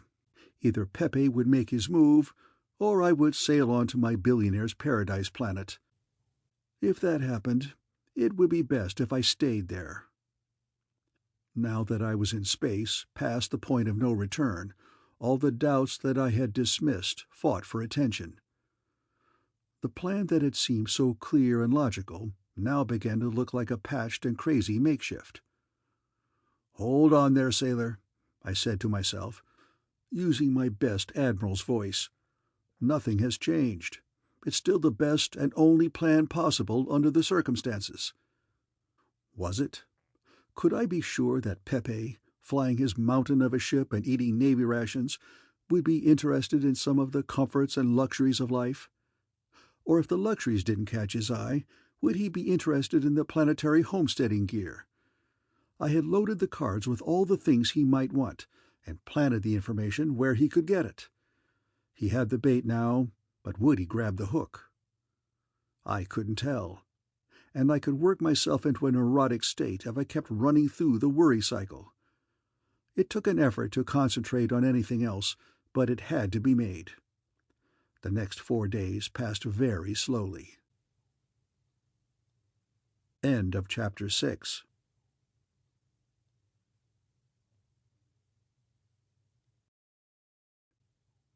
The Stainless Steel Rat, the Novel, Chapter 7. When the alarm blew off, all I felt was an intense sensation of relief. I might be dead and blasted to dust in the next few minutes, but that didn't seem to make much difference. Pepe had swallowed the bait. There was only one ship in the galaxy that could knock back a blip that big at such a distance. It was closing fast, using the raw energy of the battleship engines for a headlong approach. My ship bucked a bit as the tug beams locked on at maximum distance. The radio bleeped at me for attention at the same time. I waited as long as I dared, then flipped it on. The voice boomed out. "That you are under the guns of a warship. Don't attempt to run, signal, take evasive action, or in any other way." "Who are you, and what the devil do you want?" I spluttered into the mic. I had my scanner on, so they could see me, but my own screen stayed dark. They weren't sending any picture. In a way, it made my act easier. I just played to an unseen audience. They could see the rich cut of my clothes, the luxurious cabin behind me. Of course, they couldn't see my hands. "It doesn't matter who we are," the radio boomed again. "Just obey orders if you care to live. Stay away from the controls until we have tied on. Then do exactly as I say." There were 2 distant clangs as magnetic grapples hit the hull. A little later the ship lurched, drawn home against the battleship. I let my eyes roll in fear, looking around for a way to escape, and taking a peek at the outside scanners. The yacht was flush against the space-filling bulk of the other ship. I pressed the button that sent the torch-wielding robot on his way. "Now let me tell you something," I snapped into the mic, wiping away the worried billionaire expression. "First, I'll repeat your own warning. Obey orders if you want to live. I'll show you why." When I threw the big switch, a carefully worked-out sequence took place. First, of course, the hull was magnetized and the bombs fused. A light blinked as the scanner in the cabin turned off, and the one in the generator room came on.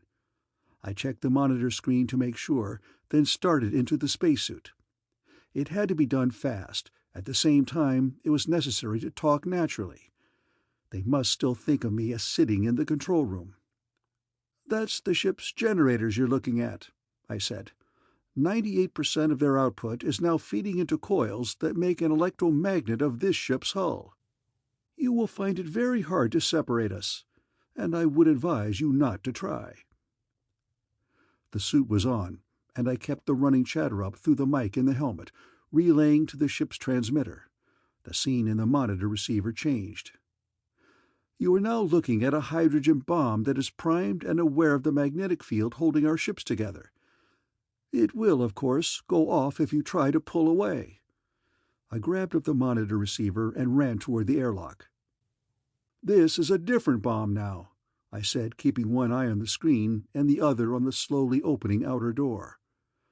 "This one has receptors on the hull. If you attempt to destroy any part of this ship, or even gain entry to it, this one will detonate." I was in space now, leaping across to the gigantic wall of the other ship. "What do you want?" These were the first words Pepe had spoken since his first threats. "I want to talk to you, arrange a deal. Something that would be profitable for both of us. But let me first show you the rest of the bombs, so you won't get any strange ideas about cooperating." Of course, I had to show him the rest of the bombs. There was no getting out of it. The scanners in the ship were following a planned program. I made light talk about all my massive armament that would carry us both to perdition, while I climbed through the hole in the battleship's hull. There was no armor or warning devices at this spot. It had been chosen carefully from the blueprints. Yeah, I take your word for it. You're a flying bomb. So stop with this roving report a bit and tell me what you have in mind." This time I didn't answer him, because I was running and panting like a dog, and had the mic turned off. Just ahead, if the blueprints were right, was the door to the control room. Pepe should be there. I stepped through, gun out, and pointed it at the back of his head. Angelina stood next to him, looking at the screen. "The game's over," I said. "Stand up slowly and keep your hands in sight." "What do you mean?" he said angrily, looking at the screen in front of him. The girl caught wise first. She spun around and pointed. "He's here!"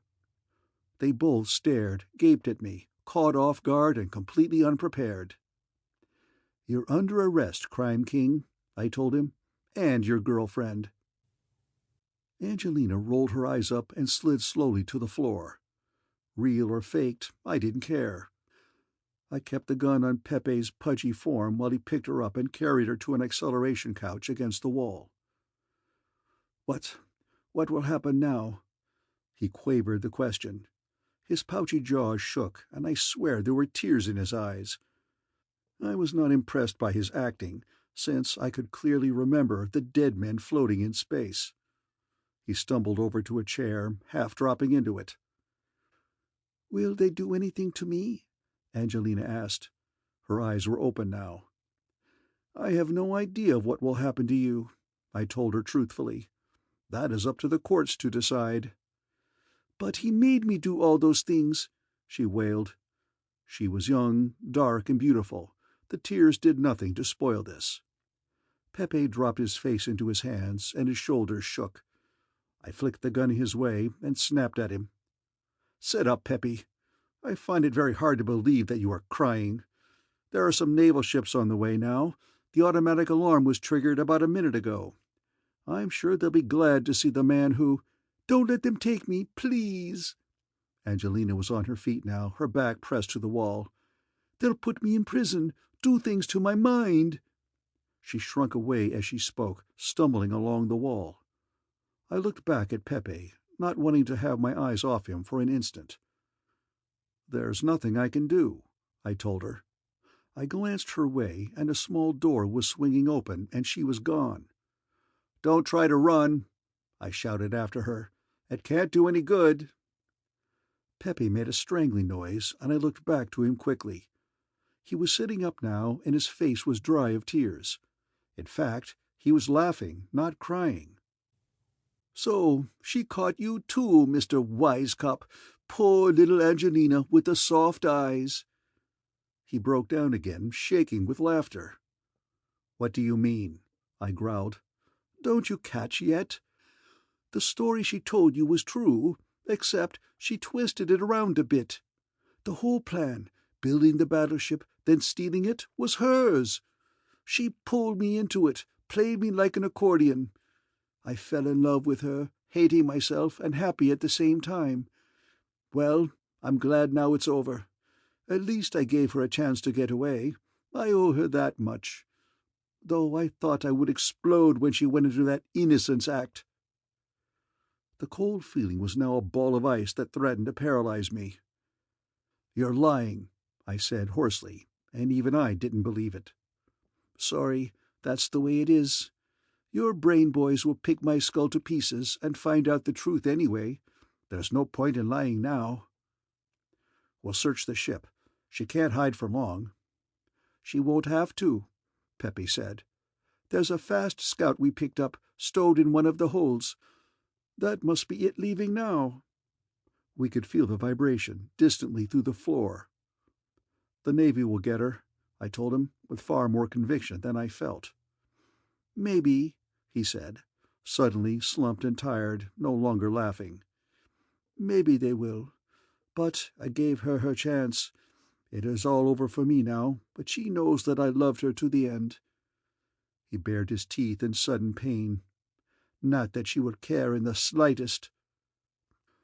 I kept the gun on him, and neither of us moved while the Navy ships pulled up and their boots stamped outside.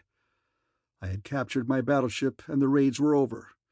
And I could be blamed if the girl had slipped away. If she evaded the Navy ships, that was their fault, not mine. I had my victory all right, but I wasn't too happy about it. I had a premonition that I wasn't finished with Angelina yet. End of Chapter 7.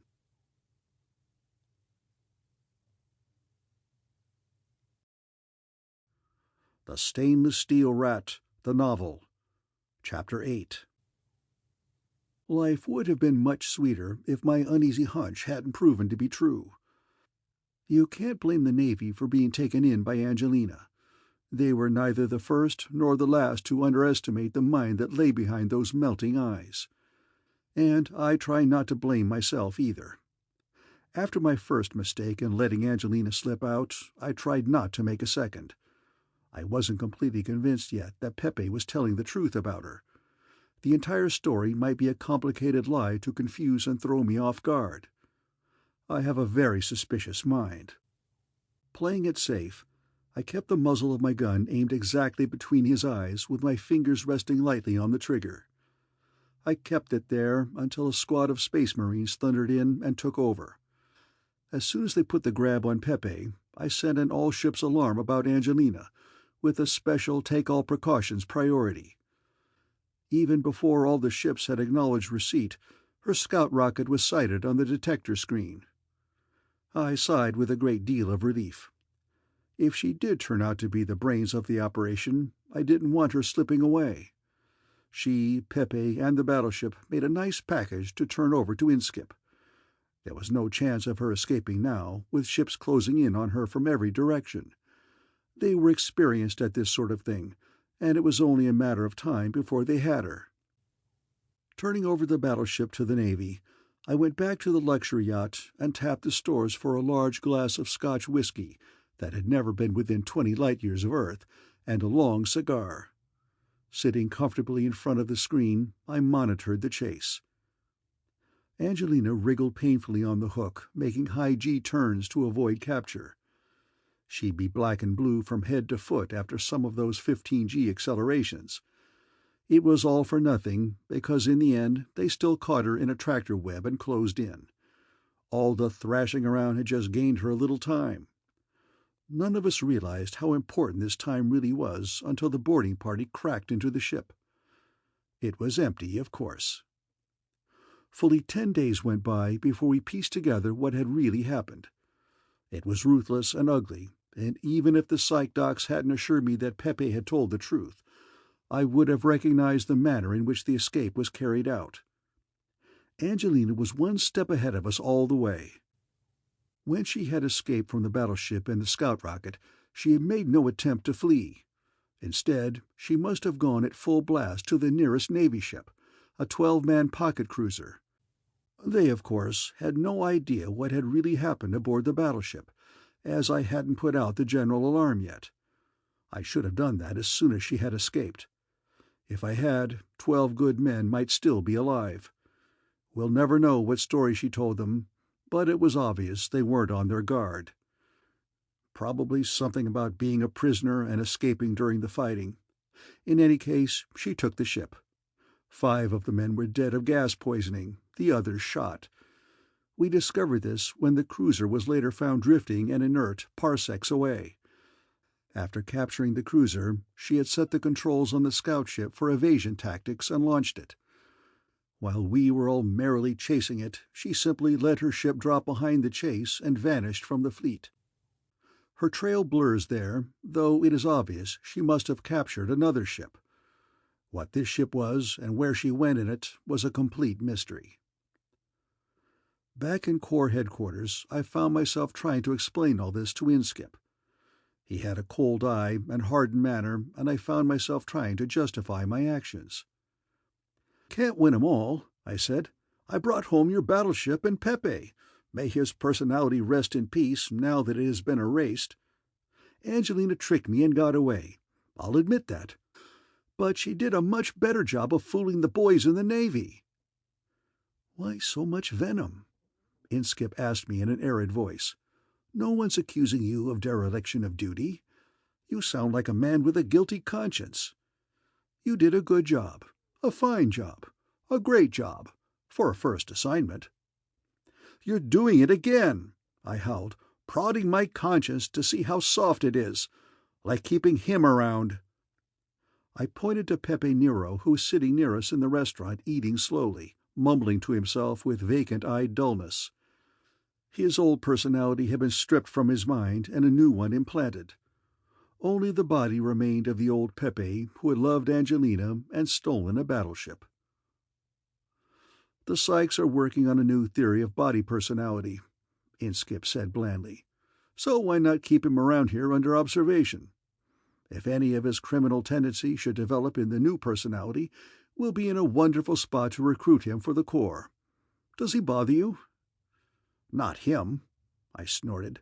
"After the massacres he pulled for his psychotic girlfriend, you could grind him into hamburger for all I care.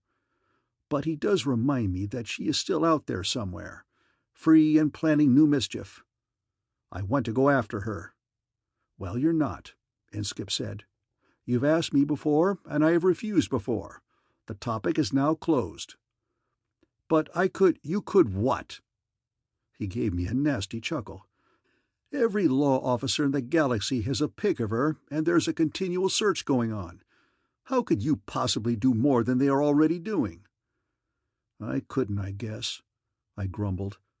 "So the hell with it, as you say." I pushed my plate away and stood and stretched as naturally as I could.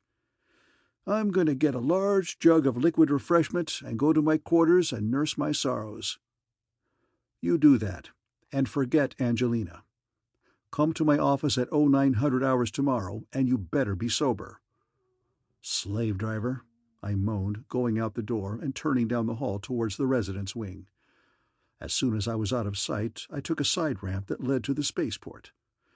That's one lesson I had already learned from Angelina. When you have a plan, put it into action instantly. Don't let it lie around and get stale and have other people start thinking about it themselves.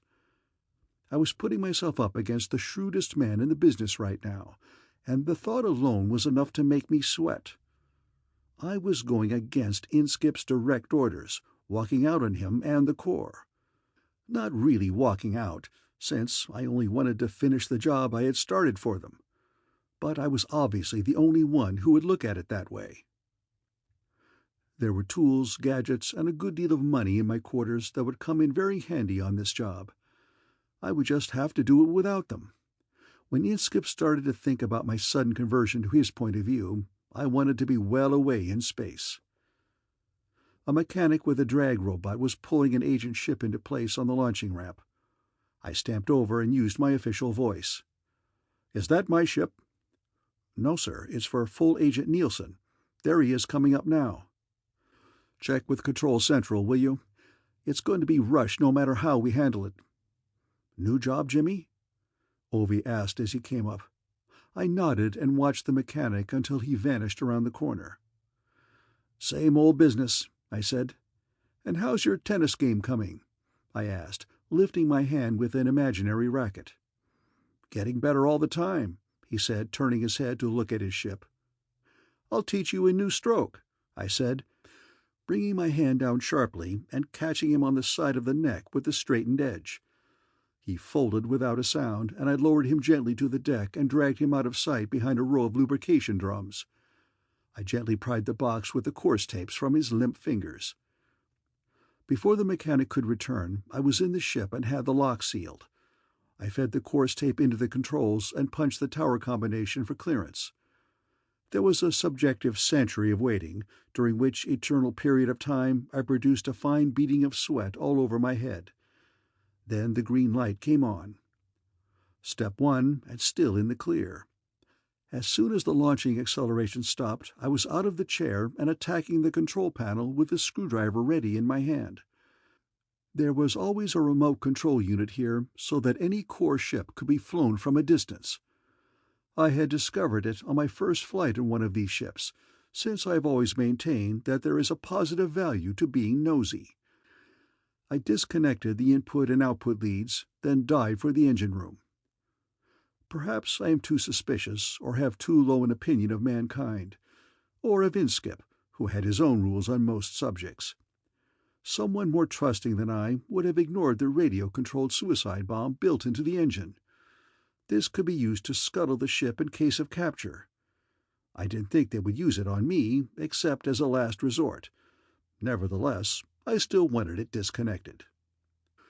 The bomb was an integral part of the engine mounting, a solid block of Burmadex built into the casing. The lid dropped off easily enough, and inside there was a maze of circuits all leading to a fuse screwed into the thick metal. It had a big hex head on it, and I scraped my knuckles trying to get a wrench around it and turn it in the close quarters. With the last grate of bruised flesh and knuckle bones, I twisted it free. It hung down from its wire leads, a nerve drawn from a deadly tooth. Then it exploded with a loud bang and a cloud of black smoke. With most unnatural calm, I looked from the cloud of dispersing smoke back to the black hole in the Burmadex charge. This would have turned the ship and its contents into a fine dust. "Inskip," I said, but my throat was dry and my voice cracked, and I had to start again. "Inskip, I get your message. You thought you were giving me my discharge. Accept instead my resignation from the Special Corps." End of Chapter 8.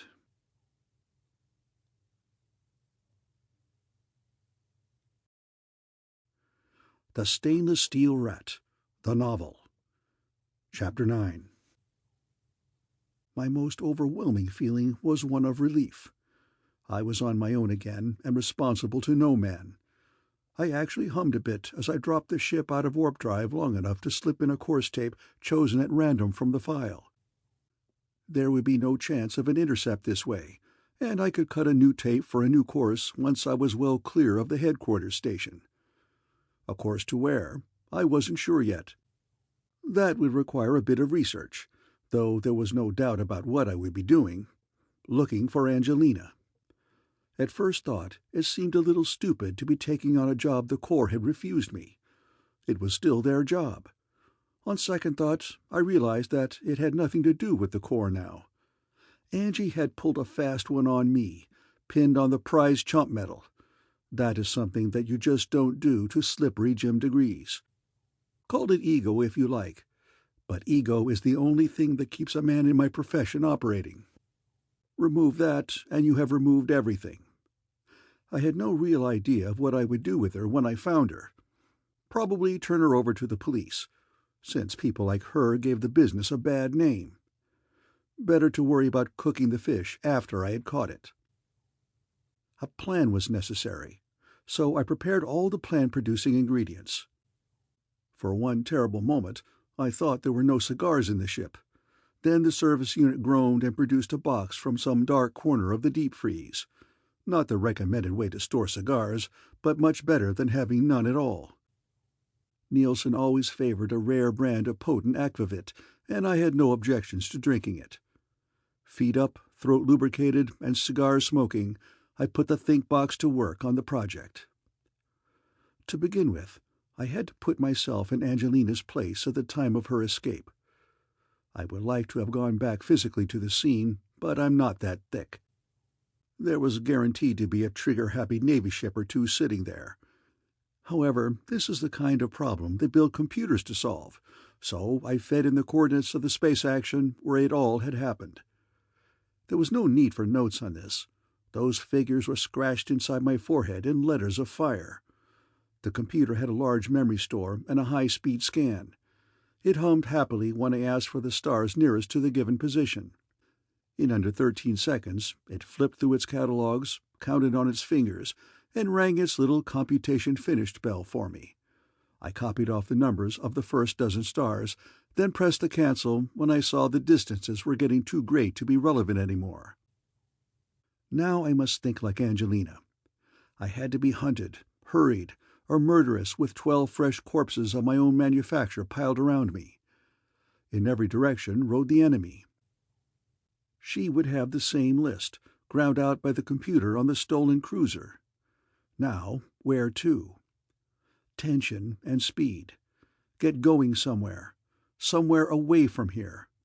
A glance at the list and the answer seemed obvious. The two nearest stars were in the same quadrant of the sky, within 15 degrees of each other. They were roughly equidistant. What was more important was the fact that star number 3 was in a different sector of the sky and twice as far away. That was the way to go, toward the first two stars. It was the sort of decision that can be made in a hurry and still be sound. Head toward suns and worlds and the lanes where other ships could be found. The cruiser would have to be gotten rid of before any planets were approached. The faster the better, since every ship in the galaxy would be looking for it.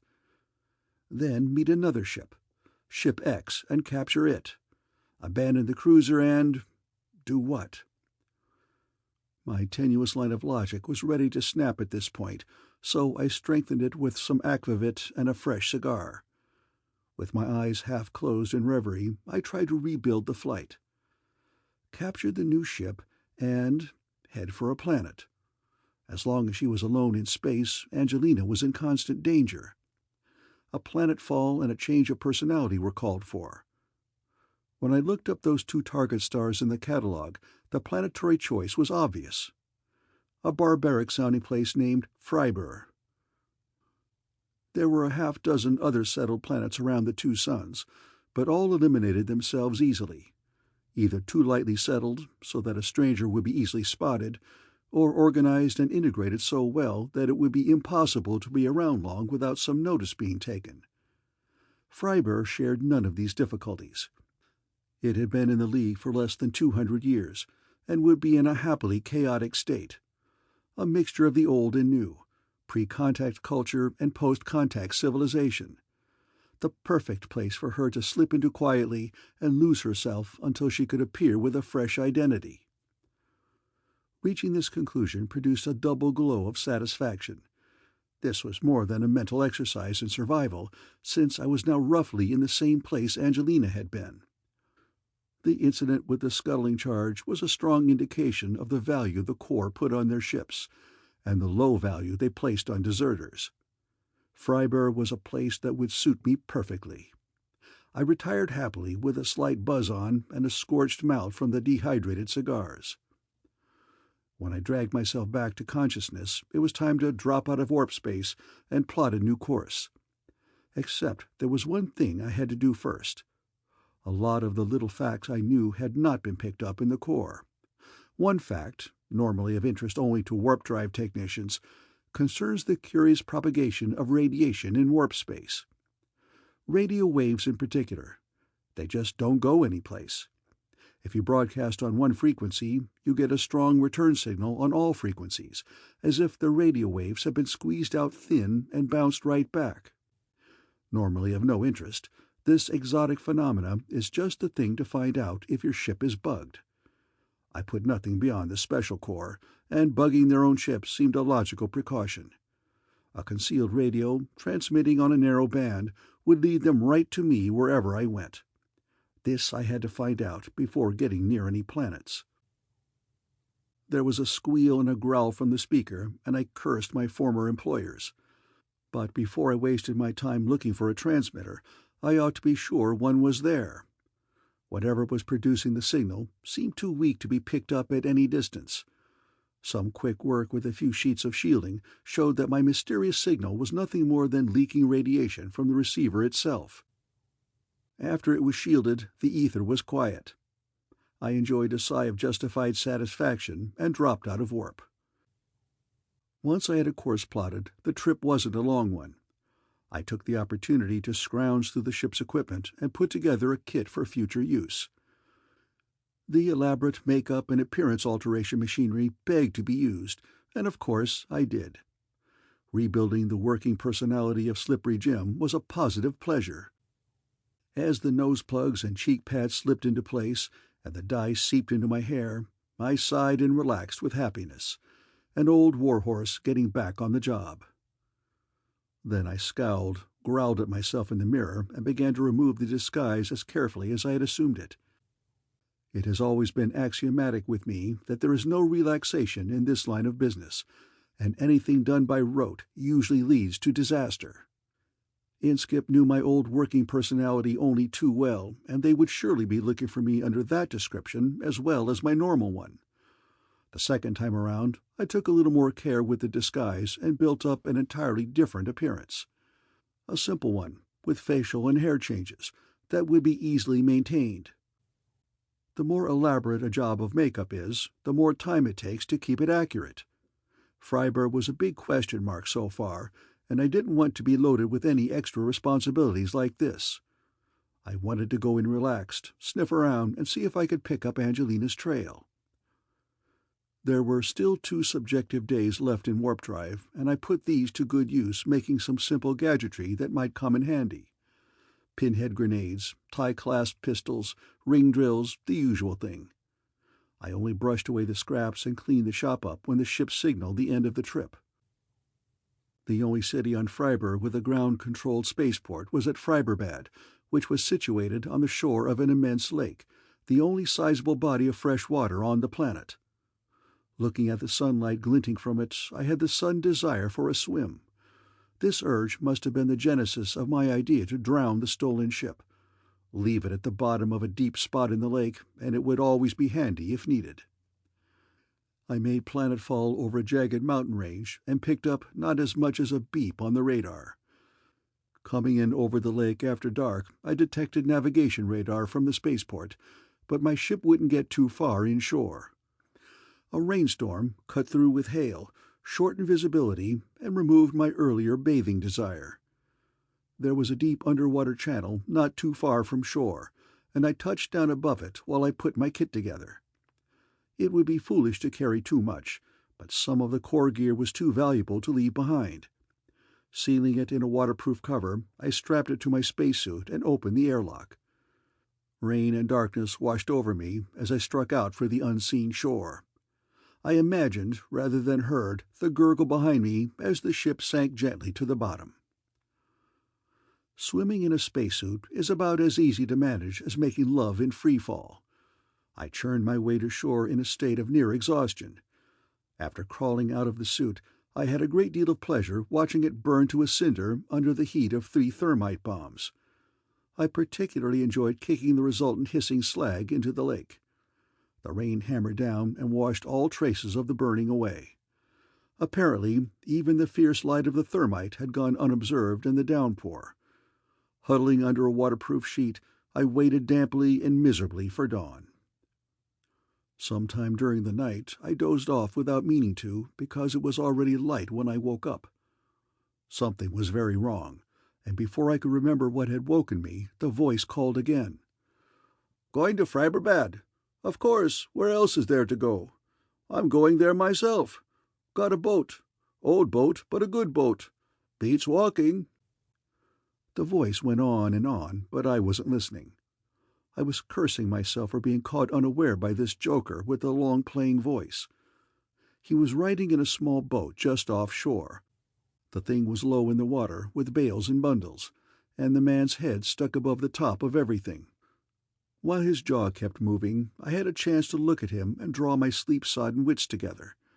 He had a wild and bristly beard that stuck out in all directions, and tiny dark eyes hidden under the most decrepit hat I had ever seen. Some of my startled panic ebbed away. If this oddball wasn't a plant, the accidental meeting might be turned to my benefit. When Mattress Face stopped to drag in a long overdue breath, I accepted his offer and reached for the gunwale of the boat and drew it closer. I picked up my bundle, getting my hand on my gun butt as I did it, and jumped in. There didn't seem to be any need for caution. Zug, that was his name, I plucked it out of the flowing stream of his monologue, bent over an outboard motor clamped to the stern, and coaxed it to life. It was a tired-looking atomic heat exchanger, simple but efficient. No moving parts. It simply sucked in cold lake water, heated it to a boil, and shot it out through an underwater jet. Made almost no sound while running, which was how the rig had slid up without wakening me. Everything about Zug seemed normal. I still wasn't completely convinced and kept my gun close to my hand, but if it was normal, I had hit a piece of luck. His cataract of words washed over me, and I began to understand why. Apparently he was a hunter, bringing his pelts to market after months of solitude and silence. The sight of a human face had induced a sort of verbal diarrhea, which I made no attempt to stop. He was answering a lot of questions for me. One thing that had been a worry were my clothes. I had finally decided to wear a one-piece ship suit, done in neutral gray. You see this kind of outfit, with minor variations, on planets right across the galaxy. It had passed unnoticed by Zug, which wasn't really saying much, since he was anything but a clothes fancier. He must have made his jacket himself out of the local fur.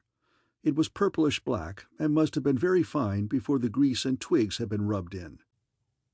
His pants were made of machine-woven cloth, and his boots were the same as mine, of eternine plastic. If he was allowed to walk around loose in this outfit, mine would surely never be noticed. What I could see of Zug's equipment bore out the impression gained from his clothes. The old and new mixed together. A world like Freiburg, not too long in the League, would be expected to be like that. The electrostatic rifle leaning against a bundle of steel bolts for the crossbow made a typical picture. Undoubtedly, the voice of the wilderness here could use both weapons with equal facility.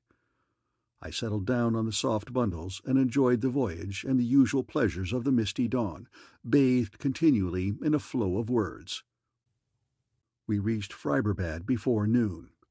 Zug had more of an ambition to talk than to be talked to, and a few vague remarks of mine about going to the city satisfied him. He greatly enjoyed the food concentrates from my pack, and reciprocated by producing a flask of some noxious homebrew he had distilled in his mountain retreat. The taste was indescribably awful, and left the mouth feeling as if it had been rasped by steel wool soaked in sulphuric acid. But the first few drinks numbed, and after that we enjoyed the trip, until we tied up at a fish-smelling dock outside the city.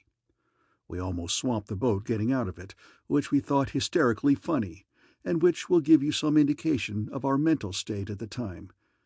I walked into the city proper and sat in a park until my head cleared. The old and new pressed shoulders here, plastic-fronted buildings wedged in between brick and plaster. Steel, glass, wood, and stone all mixed with complete indifference. The people were the same, dressed in a strange mixture of types and styles. I took more notice of them than they did of me. A news robot was the only thing that singled me out for attention. It blattered its dull offerings in my ear and waved a board with the printed headlines until I bought a paper to get rid of it. League currency was in circulation here, as well as local money, and the robot made no protest when I slipped a credit in its chest slot, though it did give me change in Freiburg Gulden, undoubtedly at a ruinous rate of exchange. At least that's the way I would have done it if I were programming the thing. All of the news was unimportant and trivial. The advertisements were of much more interest. Looking through the big hotels, I compared their offered pleasures and prices. It was this that set me to trembling and sweating with terror. How quickly we lose the ingrained habits of a lifetime. After a month on the side of law and order, I was acting like an honest man. "You're a criminal," I muttered through clenched teeth and spat on a no-spitting sign. "You hate the law and live happily without it. You are a law unto yourself, and the most honest man in the galaxy. You can't break any rules since you make them up yourself and change them whenever you see fit." All of this was true, and I hated myself for forgetting it. That little period of honesty in the Corps was working like a blight to destroy all of my best antisocial tendencies. "Think dirty!" I cried aloud, startling a girl who was walking by on the path. I leered to prove that she had heard correctly, and she hurried quickly away. Better. I left myself at the same time in the opposite direction, looking for an opportunity to do bad. I had to reestablish my identity before I could even consider finding Angelina. Opportunity was easy to find. Within 10 minutes, I had spotted my target. I had all the equipment I might need in my sack. What I would use for the job I stowed in my pockets and waist wallet, and then checked my bag in a public locker. Everything about the First Bank of Freiburg begged to be cracked. It had 3 entrances, 4 guards, and was busily crowded. 4 human guards. No bank in existence would pay all those salaries if they had electronic protection. It was an effort not to hum with happiness as I stood in line for one of the human clerks. Fully automated banks aren't hard to rob, they just require different techniques. This mixture of man and machine was the easiest of all. "Change a League 10 star for Gulden," I said, slapping the shiny coin on the counter before him. "Yes, sir," the cashier said, only glancing at the coin and feeding it into the accounting machine next to him. His fingers had already set up the amount for me in Gulden, even before the currency valid signal blinked on. My money rattled down into the cup before me, and I counted it slowly. This was done mechanically, because my mind was really on the 10-credit coin, now rolling and clinking down inside the machine's innards. When I was sure it had finished its trip and landed in the vault, I pressed the button on my wrist transmitter. It was beautiful. That was the only word for it. The kind of thing that leaves a warm glow lodged in the memory, that produces a twinge of happiness for years after whenever it is nudged. That little 10-credit coin had taken hours to construct, and every minute was worth it. I had sliced it in half, hollowed it out, loaded it with lead back to its original weight, built in a tiny radio receiver, a fuse, and a charge of Burmedex, which now went off with an incredibly satisfactory explosion. A grinding thump deep in the bank's entrails was followed by a tremendous amount of clanking and banging. The rear wall containing the vault split open and disgorged a torrent of money and smoke. Some last effort of the expiring accounting machine gave me an unexpected dividend. The money dispensers at every cashier's station burst into frantic life. A torrent of large and small coins poured out on the startled customers, who quickly mastered their surprise and began grabbing. Their moment of pleasure was brief, because the same radio cue had set off the smoke and gas bombs I had thoughtfully dropped in all the waste baskets. Unnoticed in the excitement, I threw a few more gas bombs in with the cashiers. This gas is an effective mixture of my own concoction, a sinister brew of regurgitants and lacrimatories. Its effect was instantaneous and powerful. There were, of course, no children in the bank, since I don't believe in being cruel to those too young to protect themselves. Within seconds, the clients and employees found themselves unable to see, and too preoccupied to take any notice of me.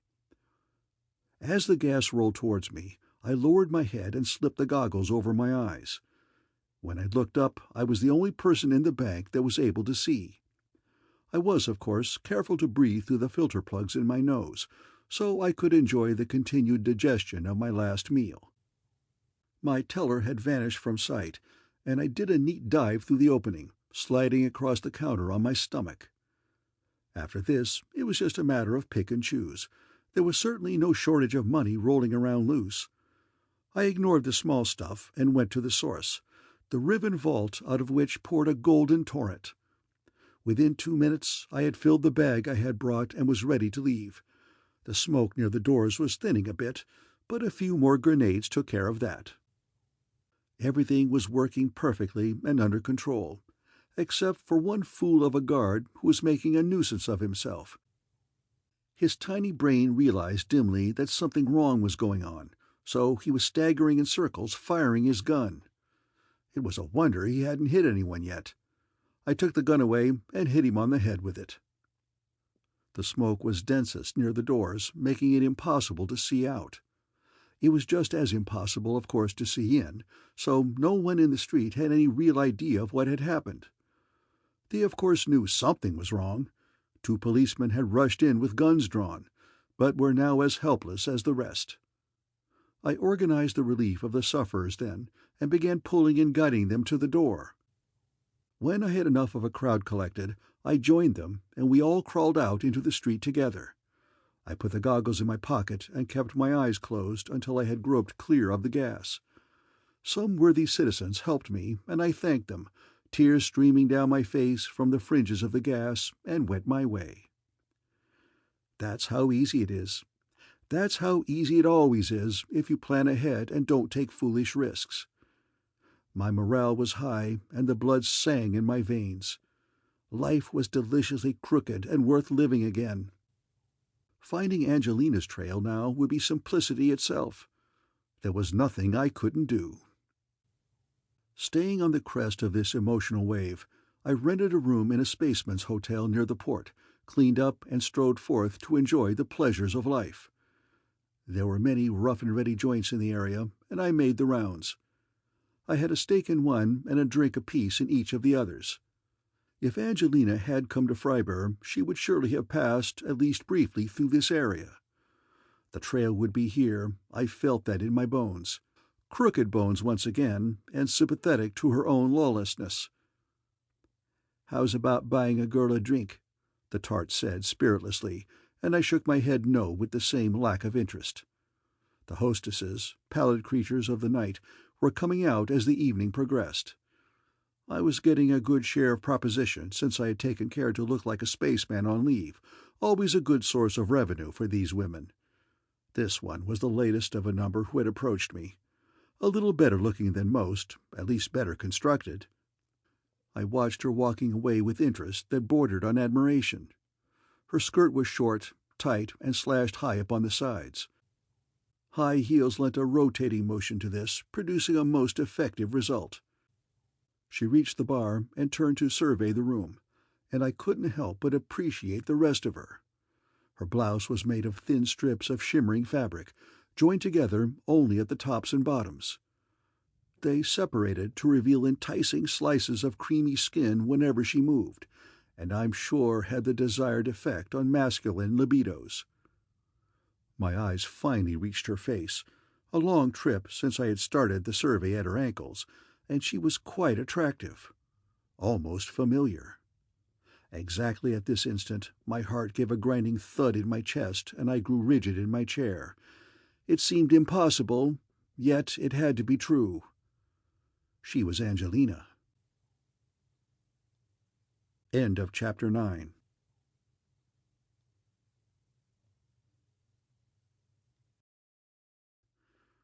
The Stainless Steel Rat, the Novel, Chapter 10. Her hair had been bleached, and there were some simple and obvious changes in her features. They had been altered just enough so it would be impossible to identify her from a photograph or a description. She could never be recognized. Except by me, that is. I had seen her in the stolen battleship and I had talked to her.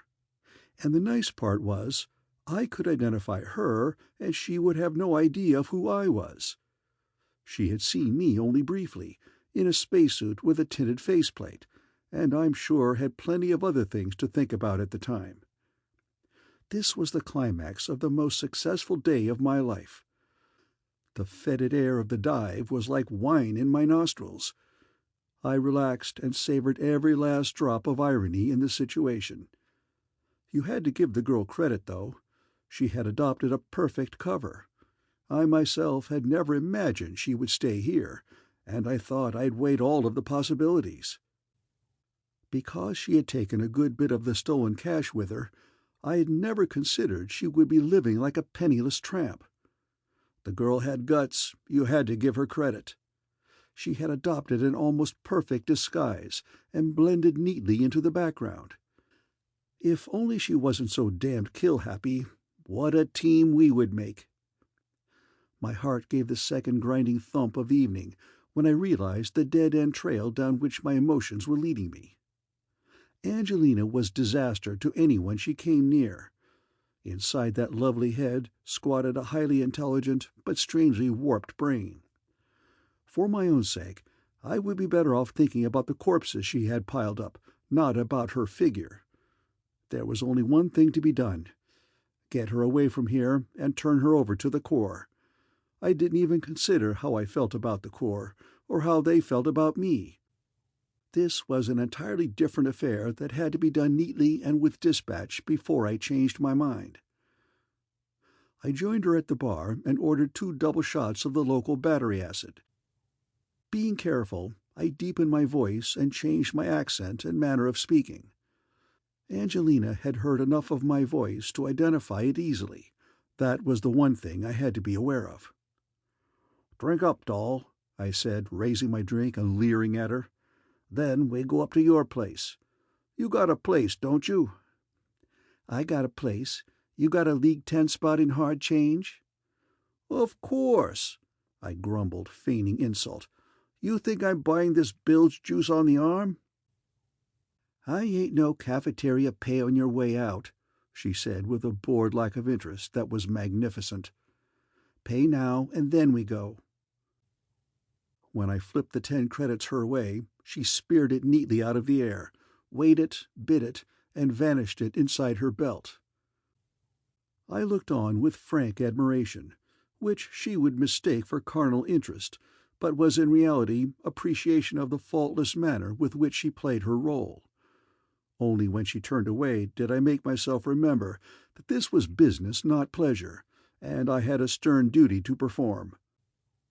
My resolution was wavering, and I screwed it tight again with a memory of the corpses floating in space. Draining my glass, I followed her marvelous rotation out of the bar and down a noisome alley. The dark decrepitude of the narrow passage jarred my reflexes awake.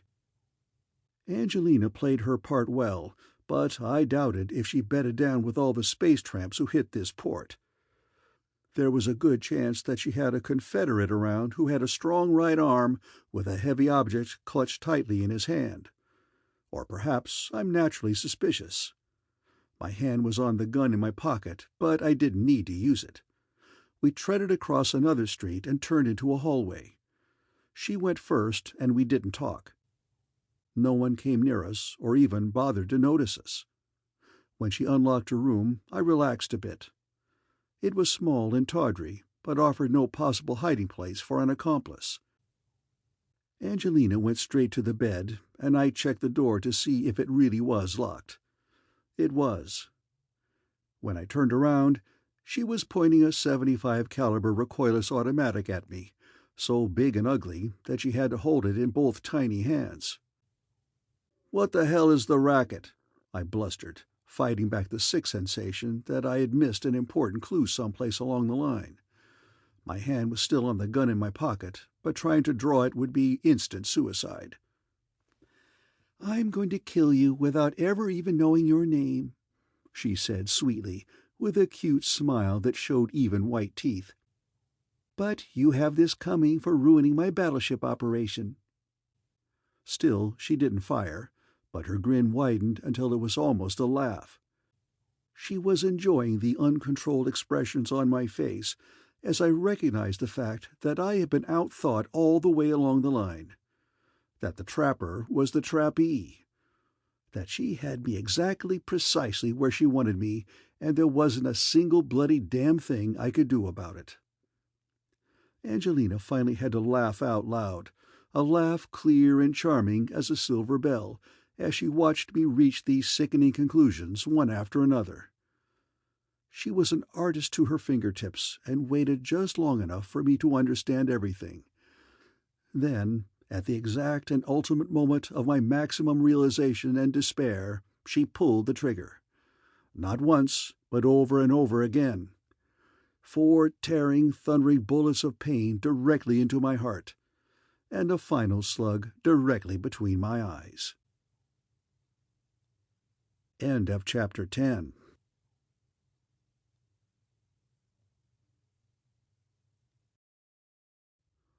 The Stainless Steel Rat, the Novel, Chapter 11. It wasn't really consciousness, but a sort of ruddy, pain-filled blur. A gut-gripping nausea fought with the pain, but the pain won easily. Part of the trouble was that my eyes were closed, yet opening them was incredibly difficult. I finally managed it and could make out a face swimming in a blur above me. "What happened?" the blur asked.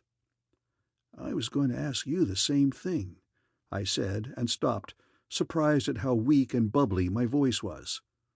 Something brushed across my lips, and I saw a red-stained pad as it went away. After I blinked some sight back into my eyes, Blurface turned out to be a youngish man dressed in white. A doctor, I suppose, and I was aware of motion. We must be driving in an ambulance. "Who shot you?" the doctor asked. "Someone reported the shots, and you'll be pleased to know we got there just in the old nick of time.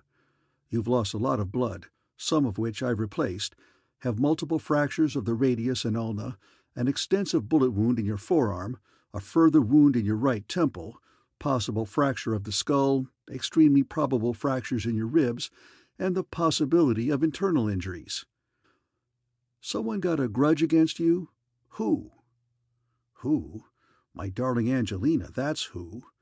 Temptress, sorceress, murderess, that's who tried to kill me. I remembered now. The wide black muzzle of the gun looking big enough to park a spaceship in. The fire blasting out of it, the slugs hammering into me, and the pain as my expensive, guaranteed bulletproof underwear soaked up the impact of the bullets, spreading it across the entire front of my body. I remembered the hope that this would satisfy her, and the despair of hope as the muzzle of that reeking gun lifted to my face. I remembered the last instant of regret as I put my arms before my face and threw myself sideways in a vain attempt at escape. The funny thing is, that escape attempt had worked. The bullet that had smashed my forearm must have been deflected enough by the bone to carom off my skull, instead of catching it point-blank and drilling on through. All this had produced satisfactory quantities of blood and an immobile body on the floor. That had caused Angelina's mistake, her only one. The boom of the gun in that tiny room, my apparent corpse, the blood, it must have all rattled the female side of her, at least a bit. She had to leave fast before the shots were investigated, and she had not taken that extra bit of time to make sure. "Lie down," the doctor said.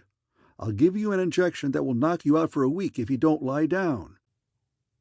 Only when he said this did I realize I was half sitting up in the stretcher and chuckling in a particularly dirty laugh. I let myself be pushed down easily, since my chest was drenched in pain whenever I moved. Right at that moment, my mind began ticking over plans for making the most of the situation. Ignoring the pain as well as I could, I looked around the ambulance, looking for a way to capitalize on the bit of luck that had kept me still alive while she thought I was dead. We pulled up at the hospital then, and there was nothing much I could do in the ambulance except steal the stylus and official forms from the rack above my head. My right arm was still good, though it hurt like fire whenever I moved. A robot snapped the wheels down on my stretcher, latched onto it, and wheeled it inside. As it went by the doctor, he slipped some papers into a holder near my head and waved goodbye to me. I gave him back a gallant smile as I trundled into the butcher shop. As soon as he was out of sight, I pulled out the papers and scanned them quickly. Here lay my opportunity if I had enough time to grab it. There was the doctor's report in quadruplicate. Until these forms were fed into the machinery, I didn't exist. I was in a statistical limbo out of which I would be born into the hospital. Stillborn if I had my way. I pushed my pillow off onto the corridor floor and the robot stopped.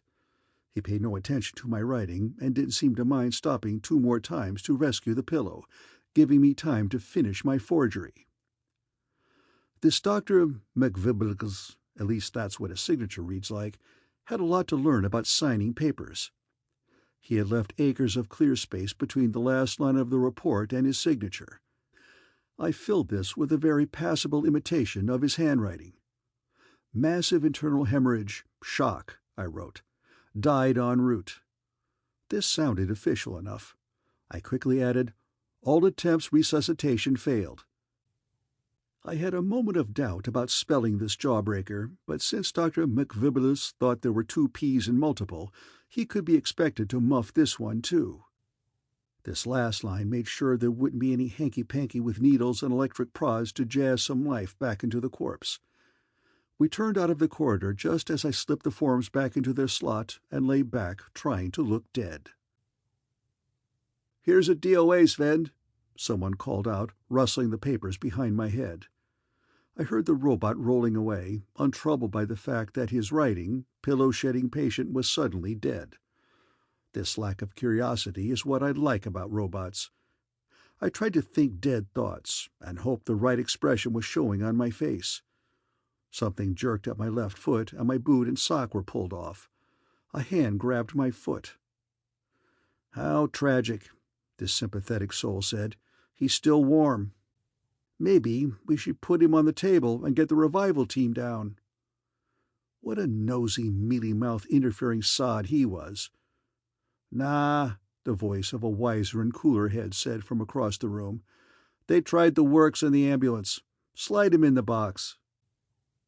A terrifying pain lanced through my foot, and I almost gave the whole show away. Only the fiercest control enabled me to lie unmoving while this clown grimly tightened the wire around my big toe. There was a tag hanging from the wire, and I heartily wished the same tag was hung from his ear secured by the same throttling wire. Pain from the toe washed up and joined the ache in my chest, head, and arm, and I fought for corpse-like rigidity as the stretcher trundled along. Somewhere behind me, a heavy door opened and a wave of frigid air struck my skin. I allowed myself a quick look through my lashes. If the corpses in this chop shop were stashed into individual freezers, I was about to be suddenly restored to life. I could think of a lot more pleasant ways of dying than in an icebox with a door handle on the outside. Lady Luck was still galloping along at my shoulder because my toe amputator was dragging me, stretcher and all, into a good-sized room. There were slabs on all sides, and a number of dearly departed had already arrived before me. With no attempt at gentleness, I was slid onto a freezing surface. Footsteps went away from me across the room, the door closed heavily, and the lights went out. My morale hit bottom at this moment. I had been through a lot for one day, and was thoroughly battered, bruised, contused, and concussed. Being locked in a black room full of corpses had an unusually depressing effect on me. In spite of the pain in my chest and the tag trailing from my toe, I managed to slide off the slab and hobble to the door. Panic grew as I lost my direction, easing off only when I walked square into the wall. My fingers found a switch and the lights came back on. And, of course, my moral fibers stiffened at the same moment. The door was perfectly designed. I couldn't have done better myself, with no window and a handle on the inside. There was even a bolt so that it could be locked from this side, though for what hideous reason I couldn't possibly imagine. It gave me some needed privacy, though, so I slipped it into place. Although the room was full, no one was paying any attention to me. The first thing I did was unwind the wire and massage some life back into my numb toe. On the yellow tag were the large black letters DOA and a handwritten number, the same one that had been on the form I had altered. This was too good an opportunity to miss. I took the tag off the toe of the most badly battered male corpse and substituted mine. His tag I pocketed, then spent a merry few minutes changing around all the other tags. During this process, I took a right shoe from the corpse with the biggest feet and jammed my frozen left foot into it. All the tags were hung from the left big toe, and I loudly cursed such needless precision. My chest was bare where my ship suit and bulletproof cover had been cut away. One of my silent friends had a warm shirt he didn't need, so I borrowed that too. Don't think for a second that all this was easy. I was staggering and mumbling to myself while I did it. When it was finished, I slapped off the light and cracked the door of the freezer. The air from the hall felt like a furnace. There wasn't a soul in sight, so I closed the vault and staggered over to the nearest door. It was to a storeroom, and the only thing there that I could use was a chair. I sat on this as long as I dared, then went looking again. The next door was locked, but the third one opened into a dark room where I could hear someone breathing evenly in his sleep. This was more like it. Whoever this sack-time artist was, he surely knew his sleeping trade. I rifled the room and fumbled with the clothes I found and put them on clumsily, yet he never heard a sound. Which was probably the best thing for him, because I was in a skull-fracturing humor. The novelty of this little affair had worn off, and all I could think about was the pain. There was a hat, too, so I put this on and checked out. I saw people at a distance, but no one was watching when I pushed open an emergency exit and found myself back on the rain-drenched streets of Freiburgbad. End of Chapter 11.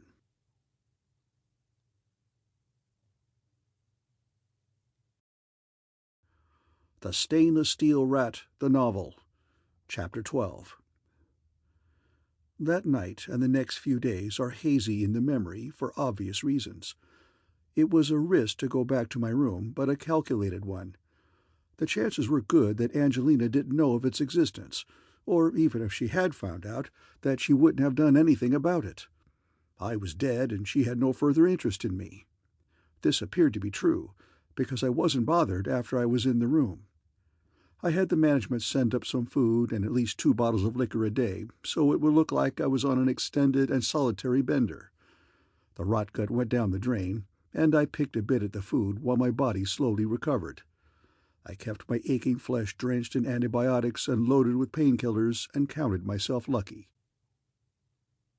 On the third morning I felt weak but almost human.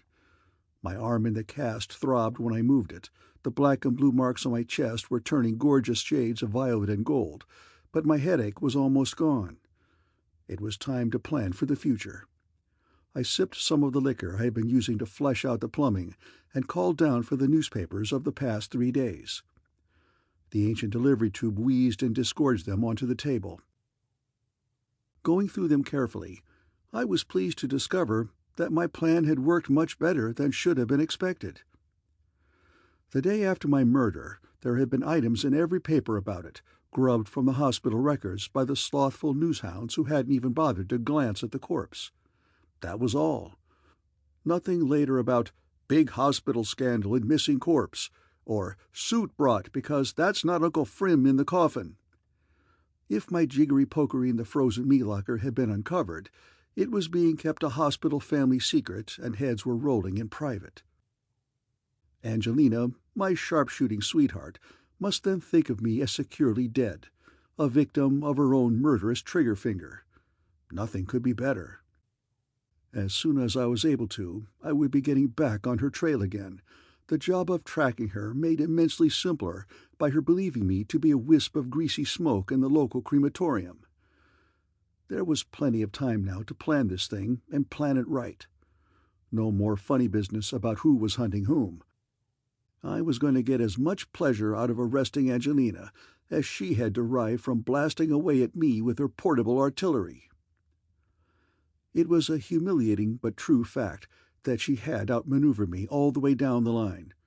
She had stolen the battleship from under my nose, torn a wide swath through galactic shipping, then escaped neatly right under my gun. What made the situation most embarrassing was that she had set a trap for me, when I thought I was hunting her.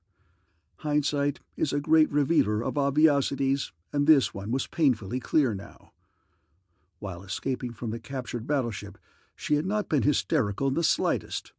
That role had been feigned. She had been studying me, every bit of my face that could be seen, every intonation of my voice. Hatred had seared my picture in her memory, and while escaping, she must have considered constantly how I would be thinking when I followed her. At the safest and least obvious spot in her flight she had stopped and waited, knowing I would come and knowing that she would be more prepared for the encounter than I was. This was all past history. It was now my turn to deal the cards. All kinds of schemes and plans trotted through my head to be weighed and sampled. Top priority, before anything else was attempted, would be a complete physical change for me. This would be necessary if I wanted to catch up with Angelina. It was also required if I were to stay out of the long reach of the Corps. The fact had not been mentioned during my training, but I was fairly sure the only way one left the Special Corps was feet first. Though I was physically down and out, there was nothing wrong with the old think box, and I put it to use. Facts were needed, and I gave a small endowment to the city library in the form of rental fees. Fortunately, there were film copies of all the local newspapers available, going back for years. I made the acquaintance of an extremely yellowish journal, endearingly called Hot News. Hot News aimed at a popular readership, with a vocabulary I estimated at approximately 300 words, who relished violence in its multiform aspects. Most of the time these were just copter accidents and such, with full-color photos, of course. But very often there were juicy muggings, sluggings, and such, which proved the quieting hand of galactic civilization still hadn't throttled Freiburg completely. In among these exaggerated tales of violence lay the murky crime I was searching for. Mankind has always been capricious in its lawmaking, inventing such intriguingly different terms as manslaughter, justified homicide, and such, as if dead wasn't dead. Though fashions in both crime and sentencing come and go, there is one crime that will always bring universal detestation. That is the crime of being a bungling doctor. I have heard tell that certain savage tribes used to slaughter the physician if his patient died, a system that is not without merit. This single-minded loathing of the butchering quack is understandable. When ill, we deliver ourselves completely into the doctor's hands. We give a complete stranger the opportunity to toy with that which we value most. If this trust is violated, there is naturally a hotness of temper among the witnesses or survivors. Ordinary citizen Wolf Sifternitz had formerly been the highly esteemed Dr. Sifternitz. Hot News explained in overly lavish detail how he had mixed the life of playboy and surgeon until finally the knife in his twitching fingers had cut that instead of this, and the life of a prominent politician had been shortened by a number of no doubt profitable years. We must give Wolf credit for the fact that he made an attempt to sober up before going to work, so that it was DTs, not drunkenness, that caused the fatal twitch. His license was removed, and he must have been fined most of his savings, since there were later references to his having been involved in more sordid medical affairs. Life had treated Wolf hard and dirty. He was just the man I was looking for. On my first rubber-leg trip out of my room, I took the liberty of paying him a professional call. To a person of my abilities, tracking down a pseudo-legal stranger in a foreign city on a far planet presents no problems. Just a matter of technique, and I am rich in technique. When I hammered on the stained wooden door in the least wholesome section of town, I was ready to take the first step in my new plan. "I have some business for you, Wolf," I told the bleary-eyed Stewie who opened the door. "Get the hell lost," he said, and tried to close the door in my face. My carefully placed shoe prevented this, and it took almost no effort at all to push it past him. "I don't do medical work," he mumbled, looking at my bandaged arm. "Not for police stoolies, I don't. So get the hell lost."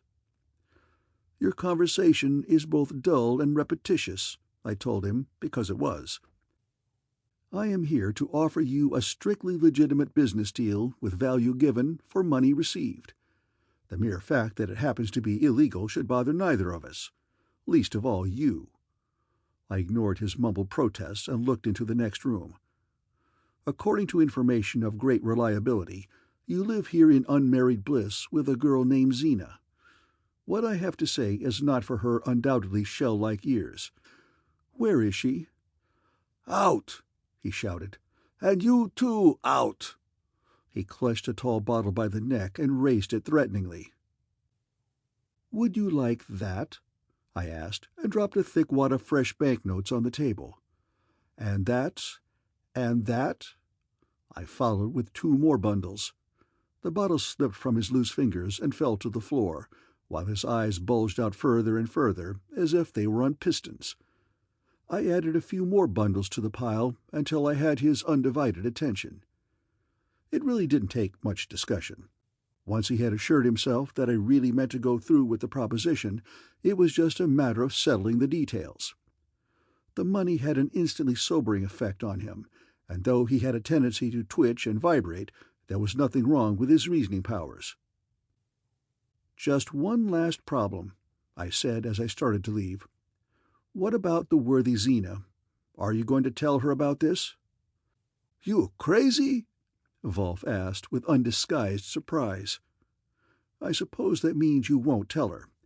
Since only you and I are going to know about this operation, how are you going to explain your absence or where the money has come from?" This was even more shocking to him. "Explain? To her? She isn't going to see either me or the money once I leave here, which will be no more than 10 minutes from now." "I see," I said, and I did. I also thought it was rather uncharitable of him, since the unlucky Zena had been supporting him by practicing a trade that most women shun. I made a mental note to see what could be done to even the score a little. In the future, though. Right now, I had to see to the dissolution of James Bolivar diGriz. Sparing no expense, I ordered all the surgical and operating room equipment that Wolf could suggest. Whenever possible, I bought robot-controlled devices, since he would be working alone. Everything was loaded in a heavy carrier rented for the occasion, and we drove out to the house in the country together. Neither of us would trust the other out of his sight, which was of course understandable. Financial payments were the hardest to arrange, since the pure-hearted Dr. Wolf was sure I would bash in his skull and take back all of my money once the job was finished, never realizing, of course, that as long as there were banks, I would never be broke. The safeguards were finally arranged to his satisfaction, and we began our solitary and important business. The house was lonely and self-contained, perched on the cliff above a far reach of the lake. What fresh food we needed was delivered once a week, along with the mail, which consisted of drugs and other medical supplies. The operations began. Modern surgical techniques being what they are, there was, of course, no pain or shock. I was confined to bed, and at times was loaded with so much sedation that days passed in a dreamy fog. Between 2 periods of radical surgery, I took the precaution of seeing that a sleeping pill was included in Wolf's evening drink. This drink was, of course, non-alcoholic, since his traveling this entire course mounted on the water wagon was one of the conditions of our agreement. Whenever he found it difficult, I restored his resolution with a little more money. All this continence had his nerves on edge, and I thought he would appreciate a good night's sleep. I also wanted to do a little investigating. When I was sure he was deeply under, I picked the lock of his door and searched his room. I suppose the gun was there as a matter of insurance, but you can never tell with these nervous types. My days of being a target were over, if I had anything to say about it. The gun was a pocket model of a recoilless .50 caliber, neat and deadly. The mechanism worked fine, and the cartridges still held all their deadly power, but there would be some difficulty in shooting the thing after I filed off the end of the firing pin. Finding the camera was no shock, since I have very little faith left in the basic wholesomeness of mankind. That I was his benefactor and financer wasn't enough for Wolf. He was lining up some blackmail just in case. There was plenty of exposed film, no doubt filled with studies of my unconscious face before and after. I put all the film, including the unexposed rolls, under the X-ray machine for a nice long treatment, and that settled that. Wolf did a good job in the times when he wasn't moaning about the absence of spirituous beverages or nubile females. Bending and shortening my femurs altered my height and walk. Hands, face, skull, ears, all of these were changed permanently to build a new individual. Skillful use of the correct hormones caused a change in the pigment cells, darkening the natural color of my skin and hair, even altering the hair pattern itself. The last thing done, when Wolf's skill was at its peak, was a delicate touch on my vocal cords that deepened and roughened my speech. When it was all finished, Slippery Jim diGriz was dead, and Hans Schmidt was born. Not a very inspired name, I admit, but it was just designed to cover the period before I shed Wolf and began my important enterprise. Very good indeed, I said, looking into the mirror and watching my fingers press a stranger's face.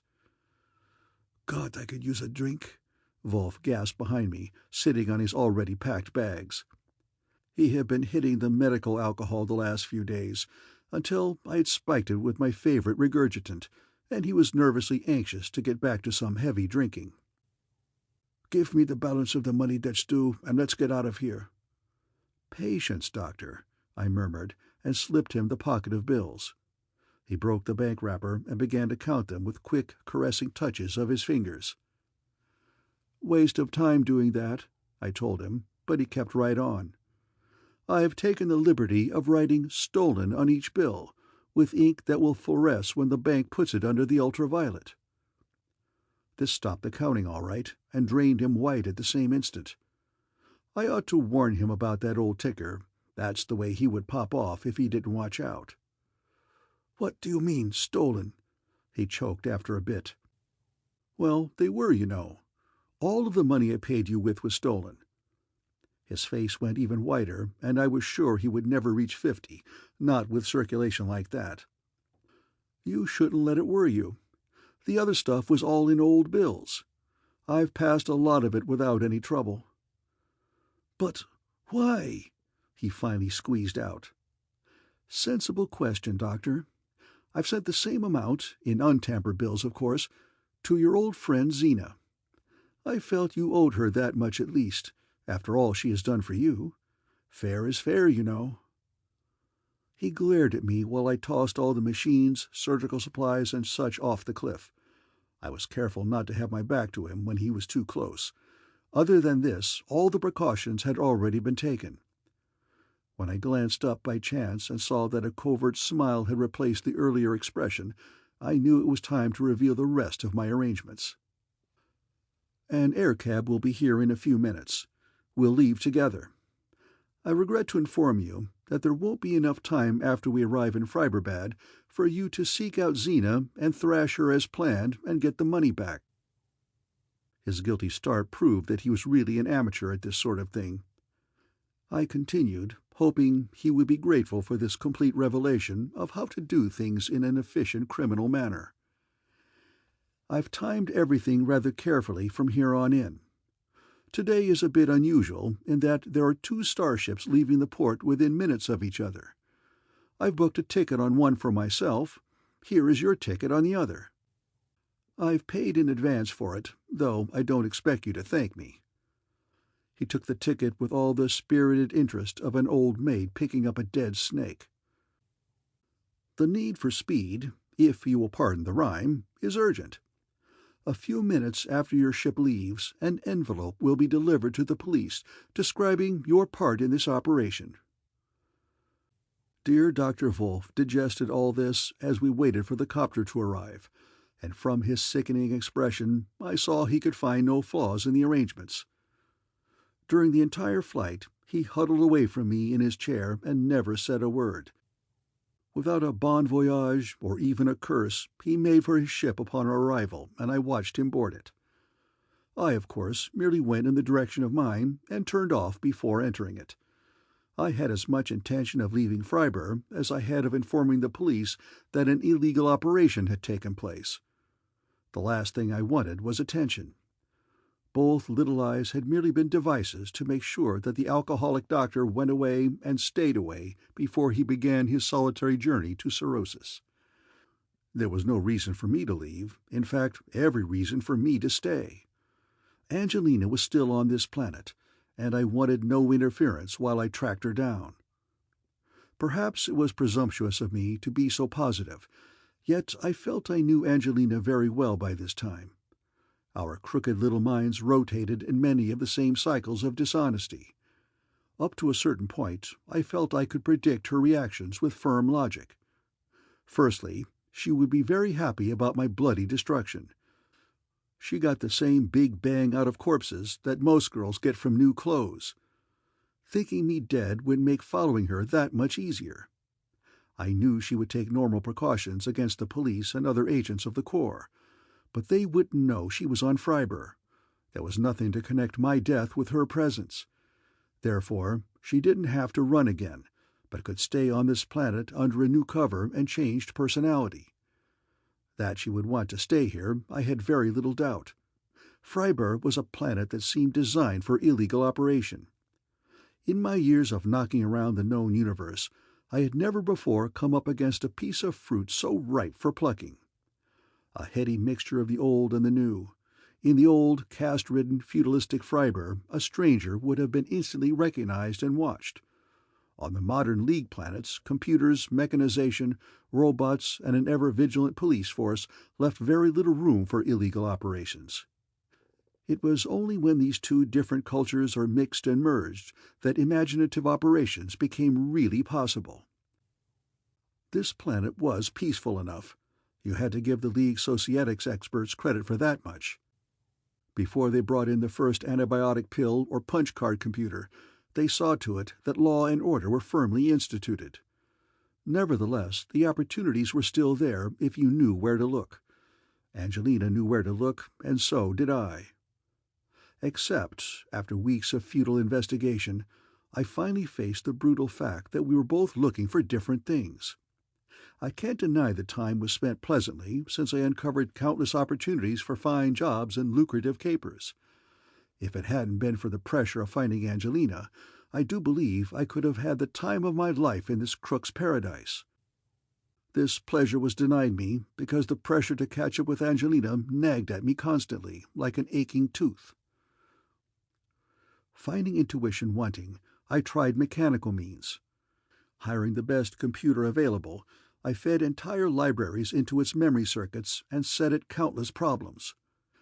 In the course of this kilowatt-consuming business, I became an expert on the economy of Freiburg, but in the end was no closer to finding Angelina than I had been when I started. She had a driving urge for power and control, but I had no idea in what way it would find its outlet. There were many economic solutions I turned up for grabbing the reins of Freiburg society, but investigation showed that she was involved in none of these. The king, Wilhelm IX, seemed the obvious pressure point for actual physical control of the planet. A complete investigation of Will, his family, and close royal relatives turned up some juicy scandal, but no Angelina. I was stopped dead. While drowning my sorrows in a bottle of distilled spirits, the solution to this dilemma finally struck me. Admittedly, I was sodden with drink at the time, yet the paralysis of my neural axons was undoubtedly the source of the idea. Any man that says he thinks better drunk than sober is a fool, but this was a different case altogether. I was feeling, not thinking, and my anger at her escape cracked the lid off my more civilized impulses. I choked a pillow to death imagining it was her neck, and finally shouted, "Crazy! Crazy! That's her trouble! All the way round the bend and dotty as polka dots!" When I fell onto the bed, everything swooped around and around in sickening circles, and I mumbled, "Just plain crazy. I would have to be crazy myself to figure out which way she will jump next." With this, my eyes closed and I fell asleep, while the words swam down through the alcohol-saturated layers until they reached a deeper level where a spark of rationality still dwelled. When they hit bottom, I was wide awake and sitting up in bed, struck dumb by the ghastly truth. It would require all the conviction I had, and a little more, to do it. I would have to follow her down the path of insanity if I wanted to find her. End of Chapter 12.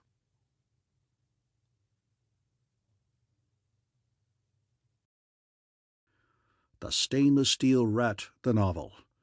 Chapter 13. In the cold light of morning, the idea didn't look any more attractive or any less true. I could do it or not do it as I chose. There could be no doubting the wild tinge of insanity that colored Angelina's life. Every one of our contacts had been marked by a ruthless indifference to human life. She killed with coldness or with pleasure, as when she had shot me, but always with a total disregard for people. I doubt if even she had any idea of how many murders she had committed in her lifetime. By her standards, I was a rank amateur. I hadn't killed more than— That kind of violence was rarely necessary in my type of operation. Surely no more than— None? Well, well, old Chicken-Hearted revealed at last. Rough and tough diGriz the killer who never killed. It was nothing to be ashamed of. Quite the opposite, in fact. I placed a value on human life, the one unchanging value in existence. Angelina valued herself and her desires, and nothing else. To follow her down the twisted path of her own making, I would have to place myself in the same mental state that she lived in. This is not as difficult as it sounds, at least in theory. I have had some experience with the psychotomimetic drugs, and was well aware of their potency. Centuries of research have produced drugs that can simulate any mental condition in the user. Like to be paranoid for a day? Take a pill. You too can go round the bend, friend. It is a matter of record that people have actually tried these concoctions for kicks, but that bored with life I don't want to be.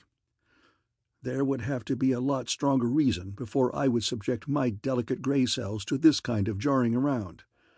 Like finding Angelina, for instance. About the only good thing about these pixelation producers is the accepted fact that the effects are only temporary. When the drug wears off, so do the hallucinations. I hoped. Nowhere in the texts I studied did they mention a devil's brew such as the one I was concocting. It was a laborious task hunting down all of Angelina's fascinating symptoms in the textbooks and trying to fit them into an inclusive psychotic pattern.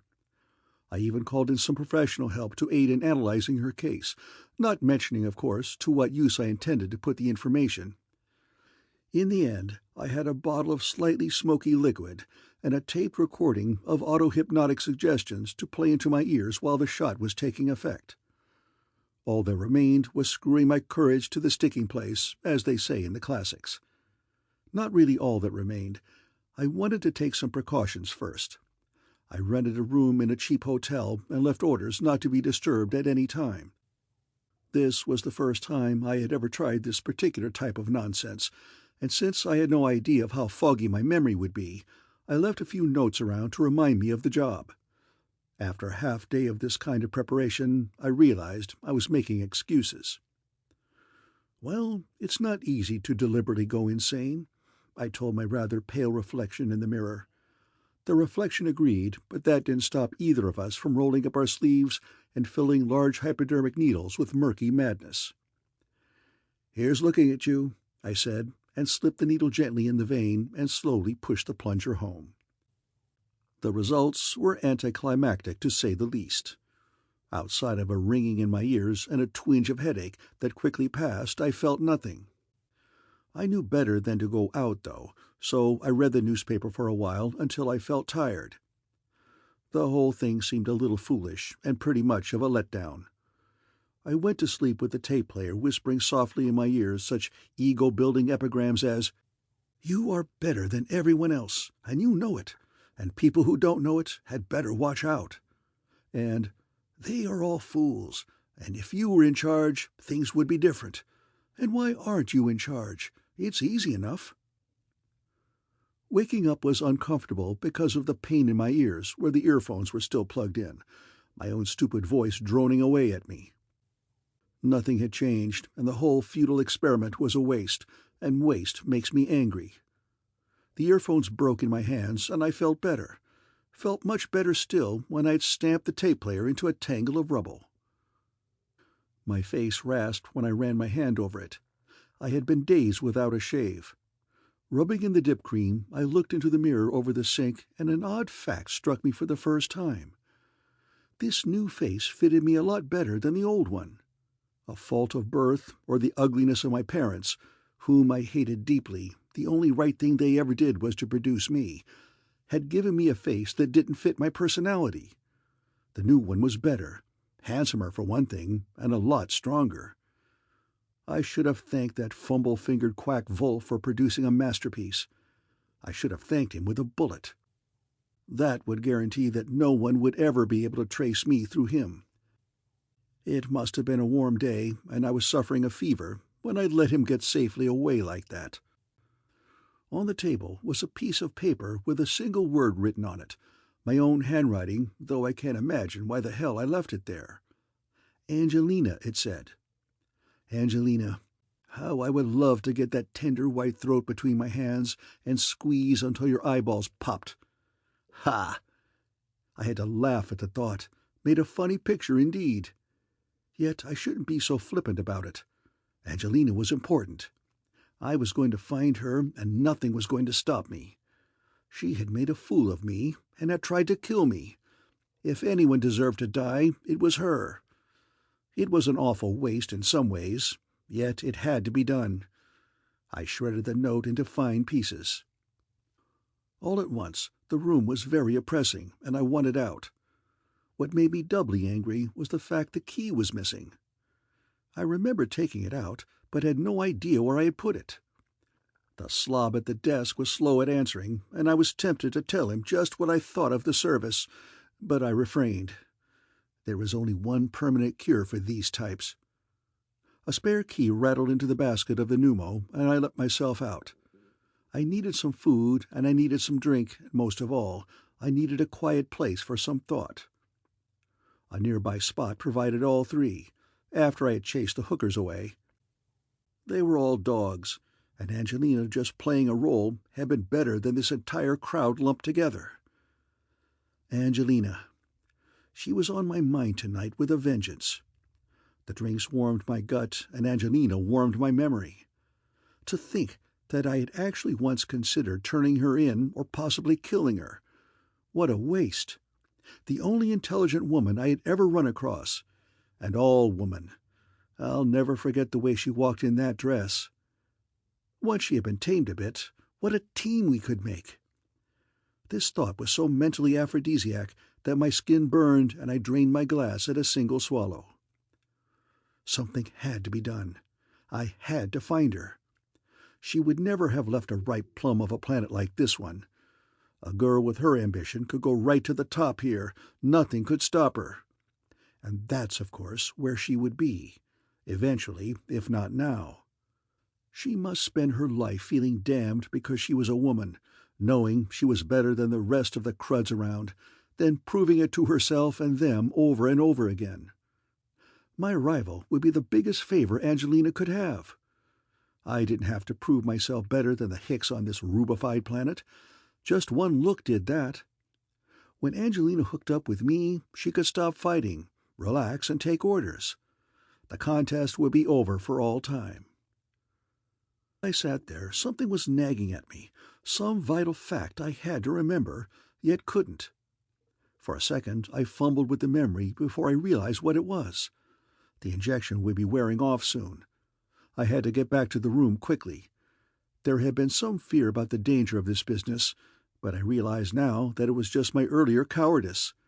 This stuff was no more dangerous than aspirin. And at the same time, it was the galaxy's greatest pickup. New worlds of possibilities were opening up to me. My mind was clearer and my thoughts more logical. I wasn't going back to the old muddlehead stuff. At the bar, I paid the bartender, my fingers tapping impatiently while he slothfully made change for me. "A wise guy?" I asked, loud enough for everyone in the joint to hear. "A customer is in a hurry, so that's your chance to shortchange him. This is 2 gulden short."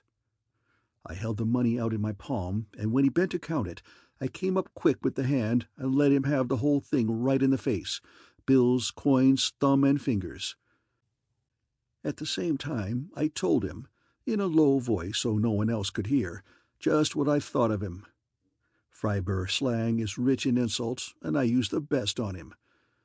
I could have done more, but I was in a hurry to get back to the hotel room, and teaching him a lesson would take time. When I turned to go, I kept an eye behind me in a mirror across the room, and it's a good thing I did. He pulled a length of pipe out from under the bar and raised it over my head. Of course, I stood still to give him a nice target and not throw off his aim, only stepping aside as the arm came down, just moving enough to let the pipe skin by me.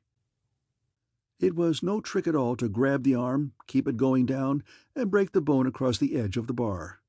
The screams were heartwarming, to say the least, and I only wish I had time to stay and really give him something to scream about.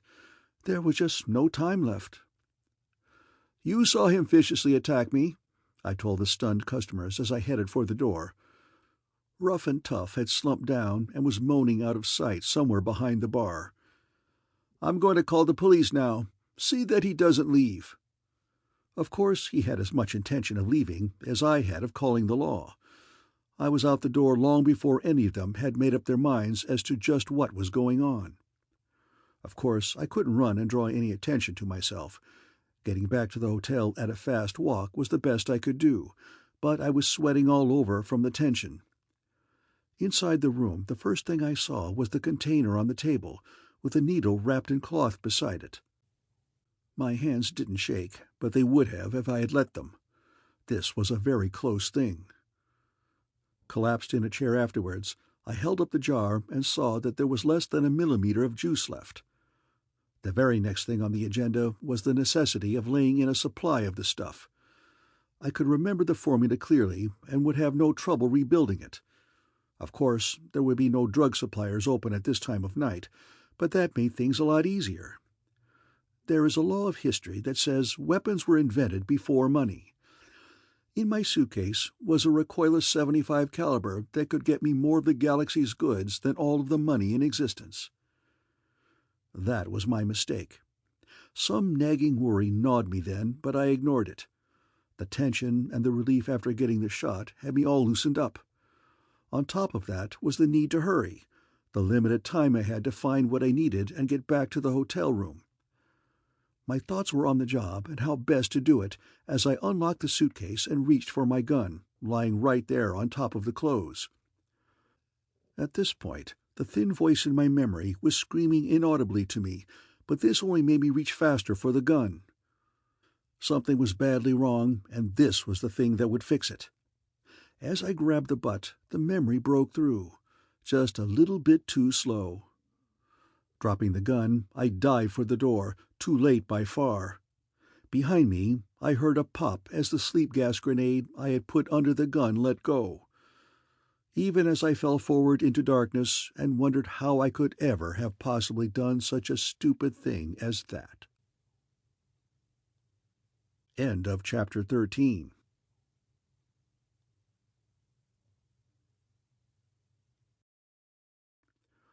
The Stainless Steel Rat, the novel, Chapter 14. Coming out of the gas, my first feeling was one of regret. It is a truism that the workings of the mind are a source of constant astonishment. The effects of my devil's brew had worn off. There was nothing wrong with my memory, now that the post-hypnotic blocks I had put on it had been removed. All too vividly, I could recall the details of my interlude of madness. Though I sickened at the things I had thought and done, I simultaneously felt a twinge of regret that could not be abolished. There had been a terrible freedom in standing so alone that even the lives of other men meant less than nothing. Undoubtedly a warped sensation, but still a tremendously attractive one. Like taking drugs. Even while detesting the thought, I felt the desire for more of the same. In spite of my 12 hours of forced sleep, I was exhausted. It took all of my energy to drag over to the bed and collapse on it. Forsyte had provided a bottle of stimulating spirits, and I poured a glassful. Sipping at this, I tried to put my mental house in order, not a very easy task. I have read many times about the cesspool of dark desires that lies in our subconscious minds, but this was the first time I had ever had mine stirred up. It was quite revealing to examine some of the things that had floated to the surface. My attitude towards Angelina needed a good looking at. The most important fact I had to face was the strong attraction I felt for her. Love? Put any name to it you want. I suppose love will do as well as any, though this was no throbbing adolescent passion. I wasn't blind to her faults. In fact, I rather detested them, now that I knew her murderously amoral existence had an echo in my own mind. But logic and convictions had very little to do with emotions.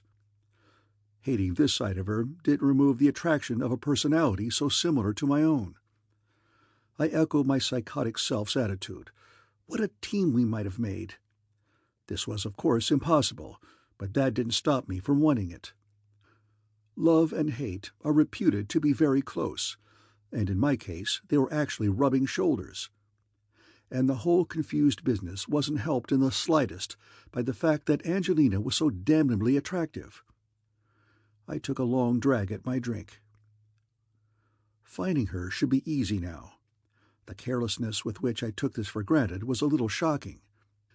I had gained no new information while mentally aberrant. Just a great chunk of insight into the tortured grooves that my Angelina's mind trundled along. There could be no doubt that raw power was what she desired. This couldn't be obtained through influencing the king. I saw this now. Violence was the way. A power putsch, perhaps assassination, certainly revolution and turmoil of some kind. This had been the pattern in the old days on Freiburg when sovereignty had been the prize of battle. Any of the nobility could be crowned, and whenever the old king's grip weakened, it was a cue for a power struggle that would produce the new monarch. Of course, that sort of thing had stopped as soon as the Societic specialists from the League worked their little tricks. The old days were on the way back. That was clear. Angelina was going to see this world bathed in blood and death to satisfy her own ambition. She was out there now, somewhere, grooming the man for the job. One of the counts, still very important in the semi-feudal economy, was having his ego inflated and guided by a new power behind the throne. This was the pattern Angelina had used before, and would be sure to use again. There could be no doubt. Only one small factor was missing. Who was the man? My dive into the depths of self-analysis had left a definitely unwholesome taste in my mouth that no amount of liquor could wash away. What I needed was a little touch of action to tone up my drooping nerve ends and accelerate my sluggish blood. Tracking down Angelina's front man would be just the charge my battery needed. Merely thinking about it helped, and it was with eagerness that I searched the newspaper for the court news column. There was a grand ball just 2 days distant, the perfect cover for this operation. For these 2 days I was kept busy on the many small tasks that put the polish of perfection on a job like this. Any boob can crash a party, in fact, usually does, since that is all one seems to meet at this kind of affair. It takes a unique talent like mine to construct a cover personality that is unshakable. Research supplied me with a homeland, a distant province poor in everything except a thick dialect that provided the base for most Freiburg jokes. Because of these inherent handicaps, the populace of Misseldras was noted for its pugnacity and general bullheadedness. There were minor nobility there who no one took much notice of, or kept any records about, enabling me to adopt the cover of Graf Bent Diebstahl. The family name meant either bandit or tax-gatherer in the local dialect, which gives you an idea of the kind of economy they had had, as well as the source of the family title. A military tailor cut me a dress uniform, and while I was being fitted, I memorized great chunks of the family history to bore people with. I saw where I could be the life of any party. Another thing I did was to send off a thick wad of money to the maimed bartender, who was now working with the handicap of having his arm in a cast. He really had shortchanged me, but his suffering was entirely out of proportion to this minor crime. My anonymous gift was strictly conscience money, and I felt much better after having done it. A moonlight visit to the royal printer supplied an invitation to the party. My uniform fitted like a sausage skin, my boots gleamed enthusiastically, and I was one of the first guests to arrive since the royal table had a tremendous reputation, and work had increased my appetite. I crashed and clattered wonderfully when I bowed to the king. Spurs and sword, they go all the way with the archaic nonsense on Freiburg, and looked at him closely while he mumbled something inaudible. His eyes were glassy and unfocused, and I realized there was some truth in the rumor that he always got stoned on his private bottle before coming to one of these affairs. Apparently, he hated crowds and parties, and much preferred to putter with his bugs. He was an amateur entomologist of no small talents. I passed on to the Queen, who was much more receptive. She was 20 years his junior, and attractive in a handsomely inflated, bovine way. Rumor also had it that she was bored by his beetles and much preferred Homo sapiens to Lepidoptera. I tested this calumny by giving her hand an extra little squeeze when I held it, and Queenie squeezed back with an expression of great interest. I moved on to the buffet. While I ate, the guests continued to arrive. Watching them as they entered didn't interfere with my demolishing the food or sampling all of the wines. I had finished stoking up by the time the rest were just starting, so I could circulate among them. All of the women were subjected to my very close scrutiny, and most of them enjoyed it, because, if I say so myself, with my new face and the fit of the uniform I cut a mean swath through the local types. I really wasn't expecting to run across Angelina's trail this easily, but there was always the chance. Only a few of the women even remotely resembled her, but it took only a few words each time to settle the fact that they were true blue blood and not my little interstellar killer. This task was made simpler by the fact that the Freiburg beauties ran heavily towards the flesh, and Angelina was a neat and petite package. I went back to the bar. "You have been given a royal command," an adenoidal voice said in my ear while fingers plucked at my sleeve. I turned and gave my best scowl to the character who still clutched the fabric. "Let go this suit, or I push your buck-toothed face the punch bowl in," I growled in my thickest Misseldrossian accent. He let go as if he had grabbed something hot and got all red and excited-looking. "That's better," I added, cutting off his next words. "Now, who wants to see me? The king?" "Her Majesty, the Queen," he managed to squeeze out between thin lips. "That's good. I want to see her too. Show the way." I forged a way through the crowd while my new friend clattered behind, trying to pass me. I stopped before I reached the group around Queen Helda and let him get ahead all out of breath and sweating. "Your Majesty, this is the Baron." "Graf, not Baron," I cut in with my hideously rich accent. "Graf Bent Diebstahl, from a poor provincial family, cheated centuries ago of our rightful title by thieving and jealous counts." I scowled straight at my guide as if he had been put in the plot, and he turned the flush on again. "I don't recognize all of your honors, Graf Bent," the Queen said in her low voice that reminded me of pastures on a misty morn. She pointed to my manly chest, to the row of decorations I had purchased from a curio dealer just that morning. "Galactic medals, Your Majesty. A younger son of the provincial nobility, his family impoverished by the greedy and corrupt, can find little opportunity to advance himself here on Freiburg. That is why I took service off-planet and served for the best years of my youth in the Stellar Guard. These are for commonplace happenings such as battles, invasions, and spaceboardings. But this is the one I really take pride in."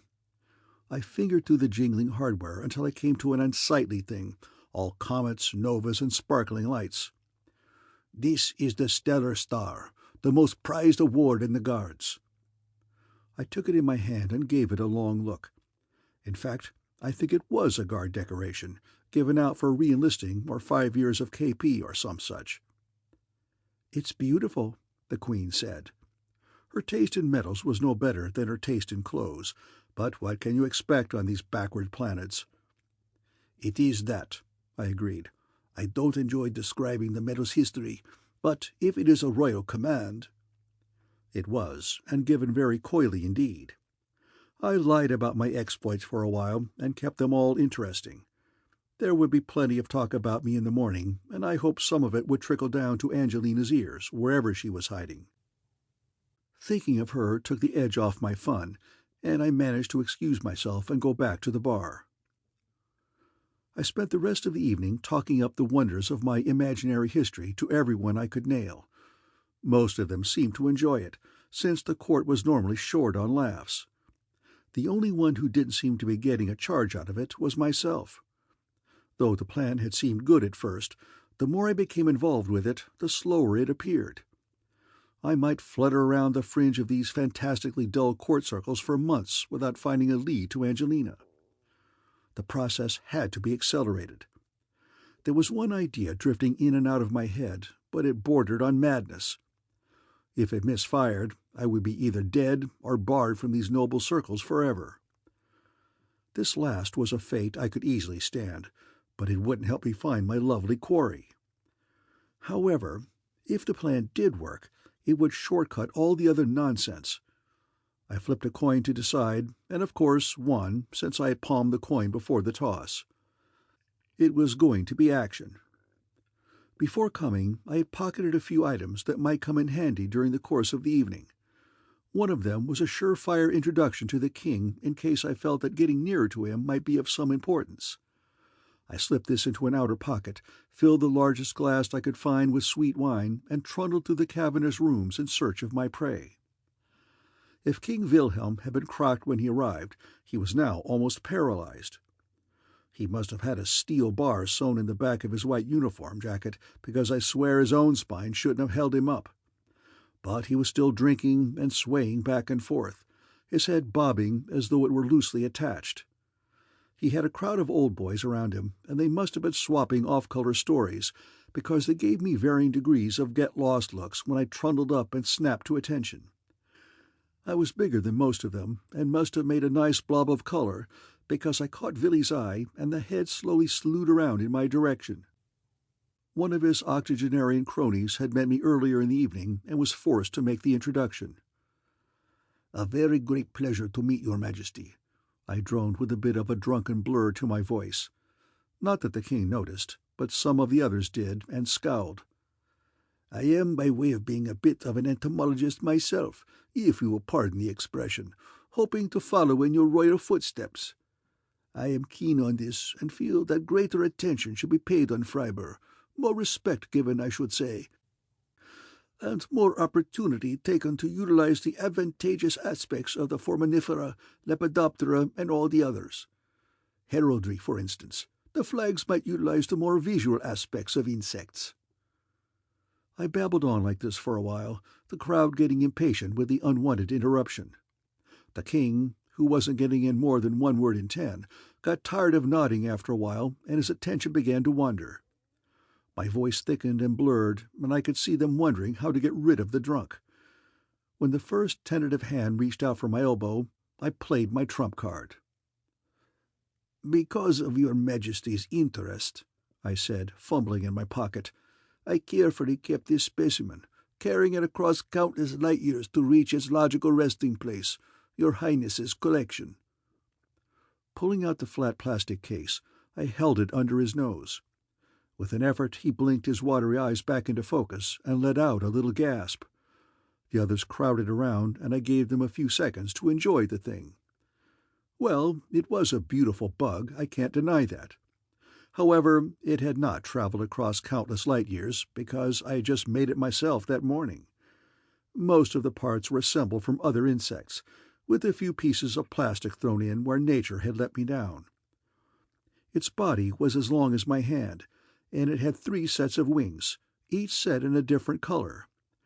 There were a lot of legs underneath, Pretty mismatched, I'm afraid, since they came from a dozen other insects, and a lot of them got mashed or misplaced during construction. Some other nice touches, like a massive stinger, 3 eyes, a corkscrew tail, and such like, were not lost on my rapt audience. I had had the foresight to make the case of tinted plastic, which blurred the contents nicely and hinted at rather than revealed them.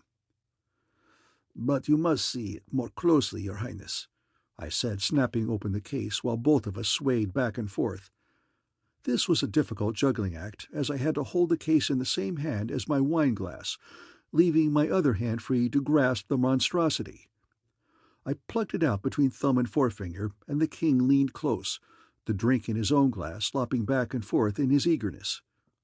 I squeezed just a bit with my thumb, and the bug popped forward in a lively fashion and dived into the king's glass. "Save it! Save it!" I cried. "A valuable specimen!" I plunged my fingers in after it and chased it around and around.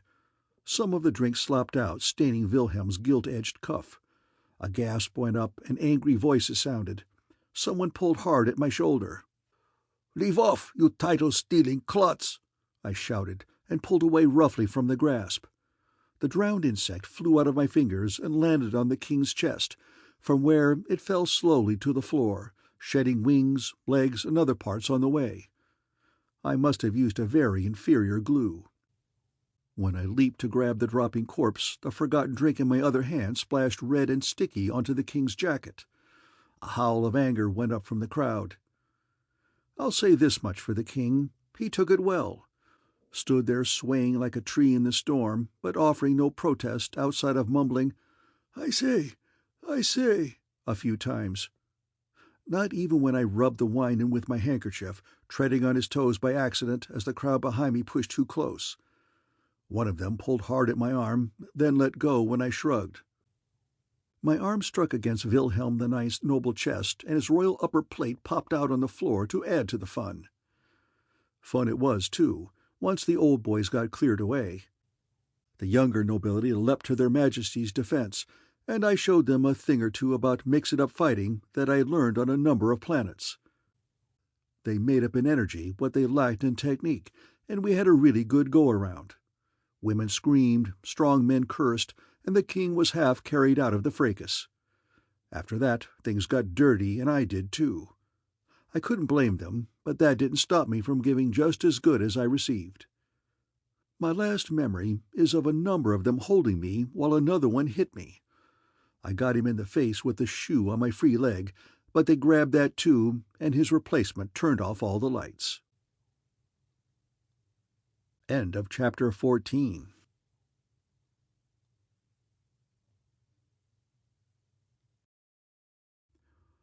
The Stainless Steel Rat, the Novel, Chapter 15. Uncivilized as my behavior had been, the jailers persisted in treating me in a most civilized fashion. I grumbled about this and made their job as hard as possible. I hadn't voluntarily entered prison in order to win a popularity contest. Pulling all those gags on the poor old king had been a risk. Lèse-majesté is the sort of crime that is usually punishable by death.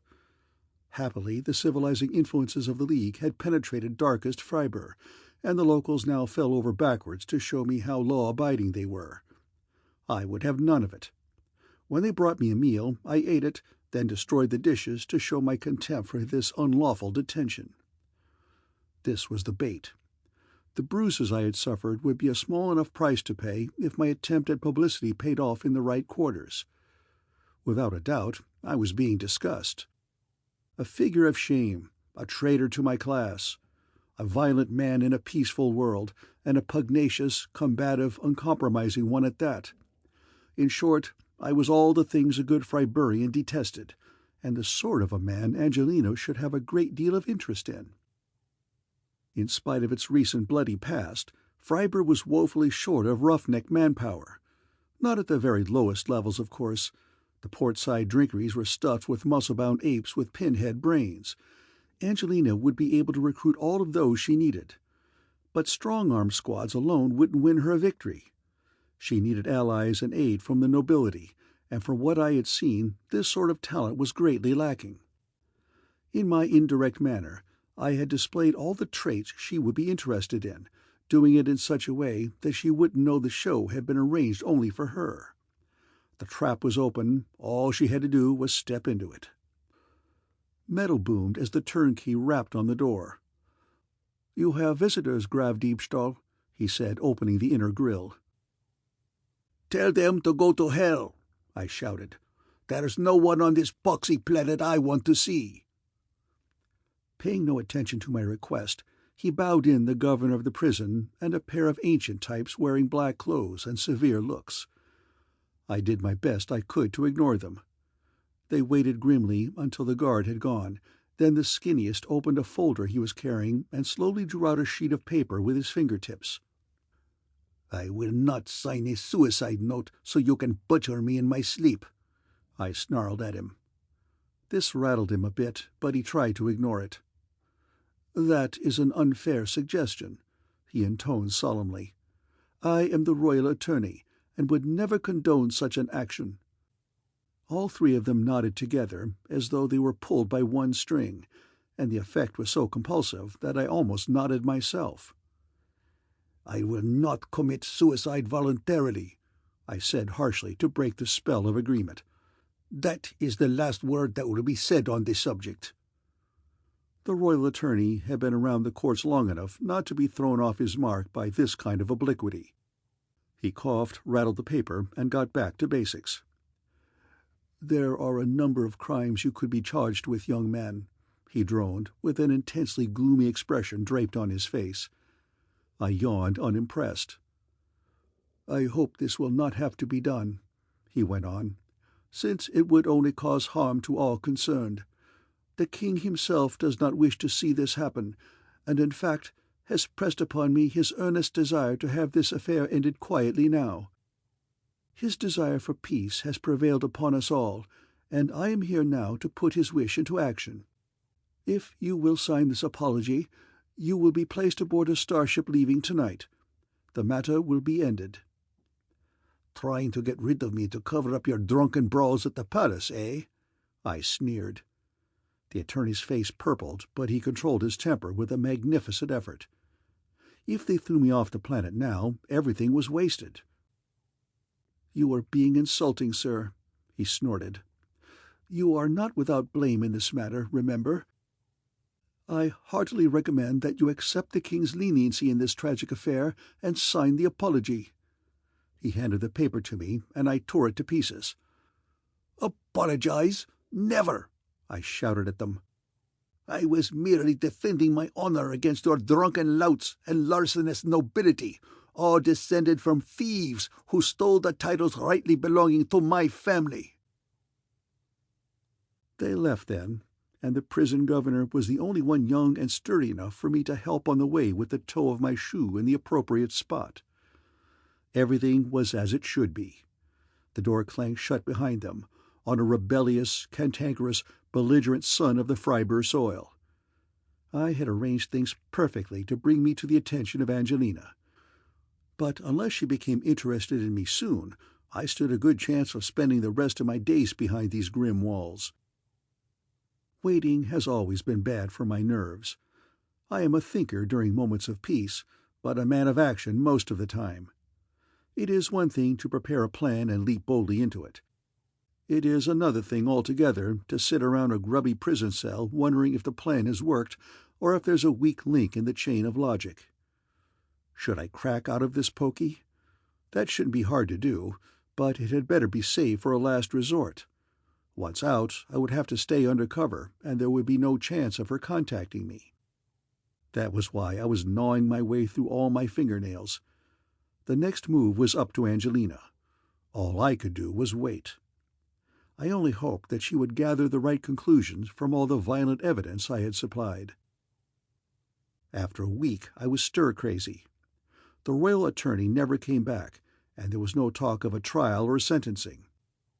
I had presented them with an annoying problem, and they must have been scratching their heads feebly over it and hoping I would go away. I almost did. Getting out of this backwoods jail would have been simplicity itself. But I was waiting for a message from my deadly love. I toyed with the possibilities of the things she might do. Perhaps arrange pressure through the court to have me freed, or smuggle in a file and a note to see if I could break out on my own. This second possibility appealed to me most, and I shredded my bread every time it arrived to see if anything had been baked into it. There was nothing.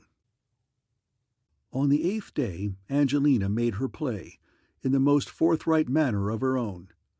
It was night, but something unaccustomed woke me up. Listening produced no answers, so I slipped over to the barred opening in the door and saw a most attractive sight at the end of the hall. The night guard was sprawled on the floor, and a burly masked figure dressed completely in black stood over him with a kosh in one meaty hand. Another stranger, dressed like the first, came up, and they dragged the guard further along the hall towards me. One of them rummaged in his waist wallet and produced a scrap of red cloth that he put between the guard's limp fingers. Then they turned towards my cell, and I moved back out of sight, climbing noiselessly into bed. A key grated in the lock, and the lights came on. I sat up blinking, giving a fine imitation of a man waking up. "Who's there? What do you want?" I asked. "Up, quickly, and get dressed, Deepstall. You're getting out of here." This was the first thug I had seen, the blackjack still hanging from his hand. I sagged my jaw a bit, then leapt out of the bed with my back to the wall. "Assassins!" I hissed. "So that's why King Viri's bright idea, is it? Going to put a rope around my neck and swear I hung myself? Well, come on, but don't think it will be easy." "Don't be an idiot," the man whispered, "and shut the big mouth. We're here to get you out. We're friends." 2 more men, dressed the same way, pushed in behind him, and I had a glimpse of a 4th one in the hall. "Friends!" I shouted. "Murderers is more like it. You'll pay dearly for this crime." The 4th man, still in the hall, whispered something, and they charged me. I wanted a better glimpse of the boss. He was a small man, if he was a man. His clothes were loose and bulky, and there was a stocking mask over his entire head. Angelina would be just about that tall. But before I could get a better look, the thugs were on me. I kicked one in the stomach and ducked away. This was fighting barroom style, and they had all the advantages. Without shoes or a weapon, I didn't stand a chance, and they weren't afraid to use their koshes. I tried hard not to smile with victory as they worked me over. Only reluctantly did I allow myself to be dragged to the place where I wanted to go. End of chapter 15.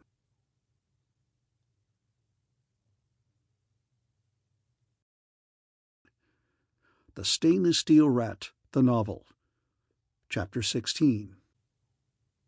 Because the pounding on the head had only made me groggy, one of them broke a sleep capsule under my nose, and that was that for a while. So, of course, I had no idea of how far we had traveled or where on Freiburg I was. They must have given me the antidote, because the next thing I saw was a scrawny type with a hypodermic injector in his hand. He was peeling back my eyelid to look, and I slapped his hand away.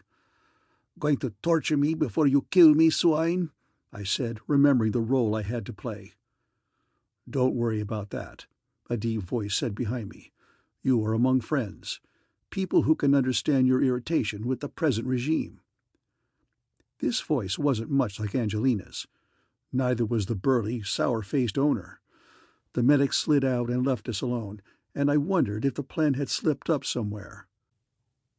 Ironjaw with the beady eyes had a familiar look. I recognized him as one of the Freiburgian nobility. I had memorized the lot, and looking at his ugly face, I dredged up a mnemonic. A midget painted bright red. "Erdenrot, the Count of Erdenrot," I said, trying to remember what else I had read about him. "I might believe you were telling me the truth if you weren't His Highness's first cousin. I find it hard to consider that you would steal a man from the royal jail for your own purposes." "It is not important what you believe," he snapped angrily. He had a short fuse, and it took him a moment to get his temper back under control. "Wilhelm may be my cousin. That doesn't mean I think he is the perfect ruler for our planet. You talked a lot about your claims to higher rank and the fact that you have been cheated. Did you mean that? Or are you just another parlor windbag? Think well before you answer. You may be committing yourself. There may be other people who feel as you do, that there is change in the wind. Impulsive, enthusiastic, that was me. Loyal friend and deadly enemy, and just solid guts when it came to a fight. Jumping forward, I grabbed his hand and pumped it. If you are telling me the truth, then you have a man at your side who will go the whole course. If you are lying to me, and this is some trick of the king's, well then, Count, be ready to fight. No need to fight, he said, extracting his hand with some difficulty from my clutch. Not between us, at least. We have a difficult course ahead of us, and we must learn to rely upon each other. He cracked his knuckles and looked glumly out the window. I sincerely hope that I will be able to rely on you. Freiburg is a far different world from the one our ancestors ruled. The League has sapped the fight from our people.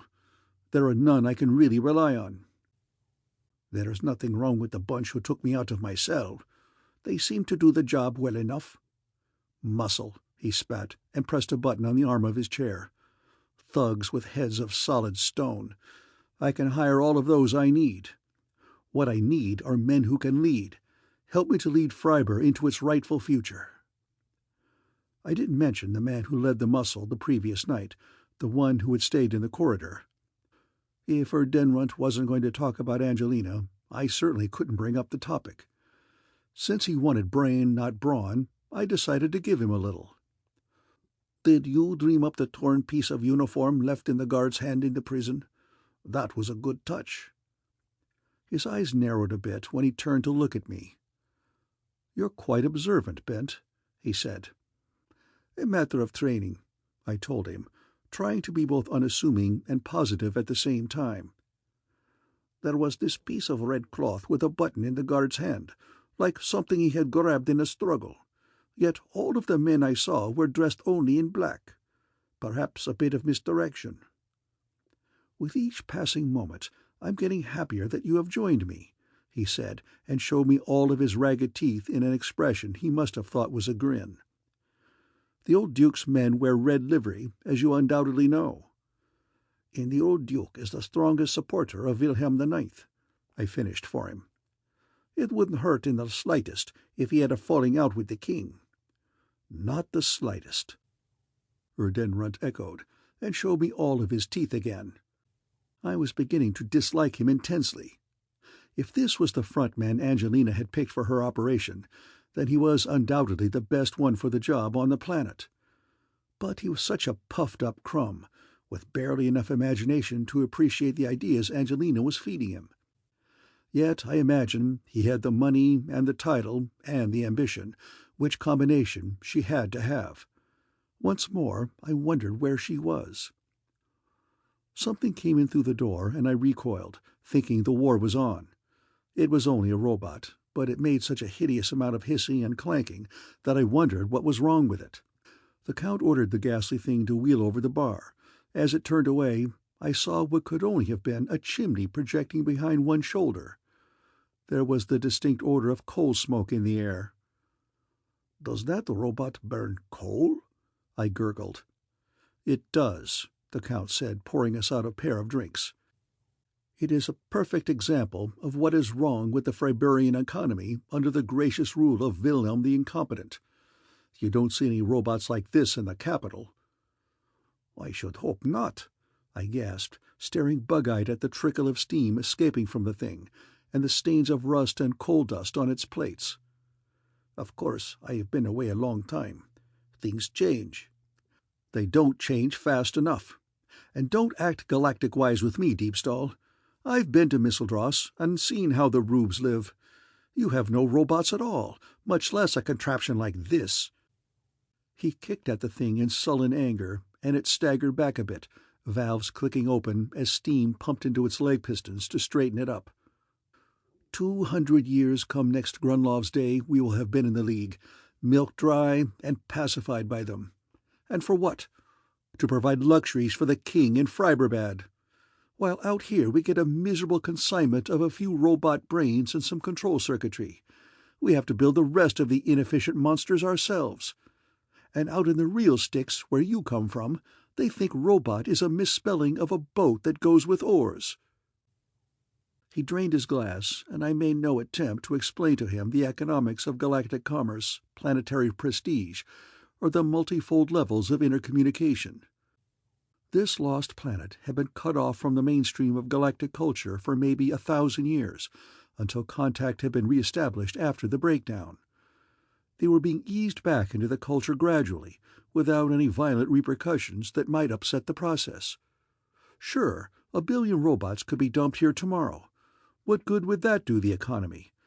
It was certainly much better to bring in the control units and let the locals build the things for themselves. If they didn't like the final product, they could improve the design instead of complaining. The Count, of course, didn't see it this way. Angelina had done a nice job of playing upon his prejudices and desires. He was still glaring at the robot when he leaned forward and suddenly tapped a dial on the thing's side. "Look at that!" he shouted. "Down to 80 pounds pressure. Next thing you know, the thing will be falling on its face and burning the place down. Stoke, you idiot! Stoke!" A couple of relays closed inside the contraption, and the robot clanked and put the tray of glasses down. I took a very long drag on my drink and enjoyed the scene. Trundling over to the fireplace, at a slower pace now, I'll admit, it opened a door in its stomach and flame belched out. Using the coal scoop in the pail, it shoveled in a good portion of anthracite and banged the fire door shut again.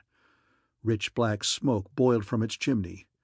At least it was housebroken, and it didn't shake out its grate here. "Outside, damn it! Outside!" the Count shouted, coughing at the same time. The smoke was a little thick. I poured another drink and decided right then that I was going to like Erdenrunt. I would have liked it a lot better if I could have found Angelina. This whole affair bore every sign of her light touch, yet she was nowhere in sight. I was shown to a room and met some of the officers on the Count's staff. One of them, Kurt, a youth of noble lineage but no money, showed me around the grounds. The place was a cross between a feudal keep and a small town, with a high wall cutting it off from the city proper. There appeared to be no obvious signs of the Count's plans, outside of the number of armed retainers who lounged about and practiced uninterestedly in the shooting ranges. It all looked too peaceful to be true, yet I had to be brought here. That was no accident. I tried a little delicate questioning, and Kurt was frank with his answers. Like a lot of the far country gentry, he bore a grudge against the central authorities, although he would, of course, never have gotten around to doing anything about it on his own. Somehow he had been recruited and was ready to go along with the plans, all of which were very vague to him. I doubt if he had ever seen a corpse. That he was telling me the truth about everything was obvious when I caught him in his first lie. We had passed some women and bent a knee, and Kurt had volunteered the advice that they were the wives of 2 of the other officers. "And you're married too?" I asked. "No, never had the time, I guess. Now I suppose it's too late, at least for a while. When this whole business is over and life is a little more peaceful, there'll be plenty of time to settle down." "How right," I agreed. "What about the Count? Is he married? I've been away so many years that it's hard to keep track of that kind of thing. Wives, children, and such." Without being obvious, I was watching him when I asked this, and he gave a little start. "Well, yes, you might say. I mean, the Count was married, but there was an accident. He's not married now." His voice tapered away, and he drew my attention to something else, happy to leave the topic. Now, if there was one thing that always marks Angelina's trail, it is a corpse or two. It took no great amount of inspiration to connect her with the accidental death of the Count's wife. If the death had been natural, Kurt would not have been afraid to talk about it. He didn't mention the topic again, and I made no attempt to pump him. I had my lead. Angelina may not have been in sight, but her spoor was around me on all sides. It was just a matter of time now. As soon as I was able to, I would shake Kurt and hunt up the bully boys who had spirited me out of the jail, buy them a few drinks to assure them that there were no hard feelings about the beating they had given me, then pump them adroitly about the men who had led them. Angelina made her move first. One of the coal-burning robots came hissing and clanking around with a message. The Count would like to see me. I slicked my hair, tucked in my shirt, and reported for duty. I was pleased to see that the Count was a steady and solitary daytime drinker. In addition, there was very little tobacco in his cigarette. The sweet smoke filled the room. All this meant he was due for early dissolution, and I would not be numbered among his mourners. None of this showed in my expression or attitude, of course. I was all flashing eye and hell-cracking attention. "Is it action, sir? Is that why you sent for me?" I asked.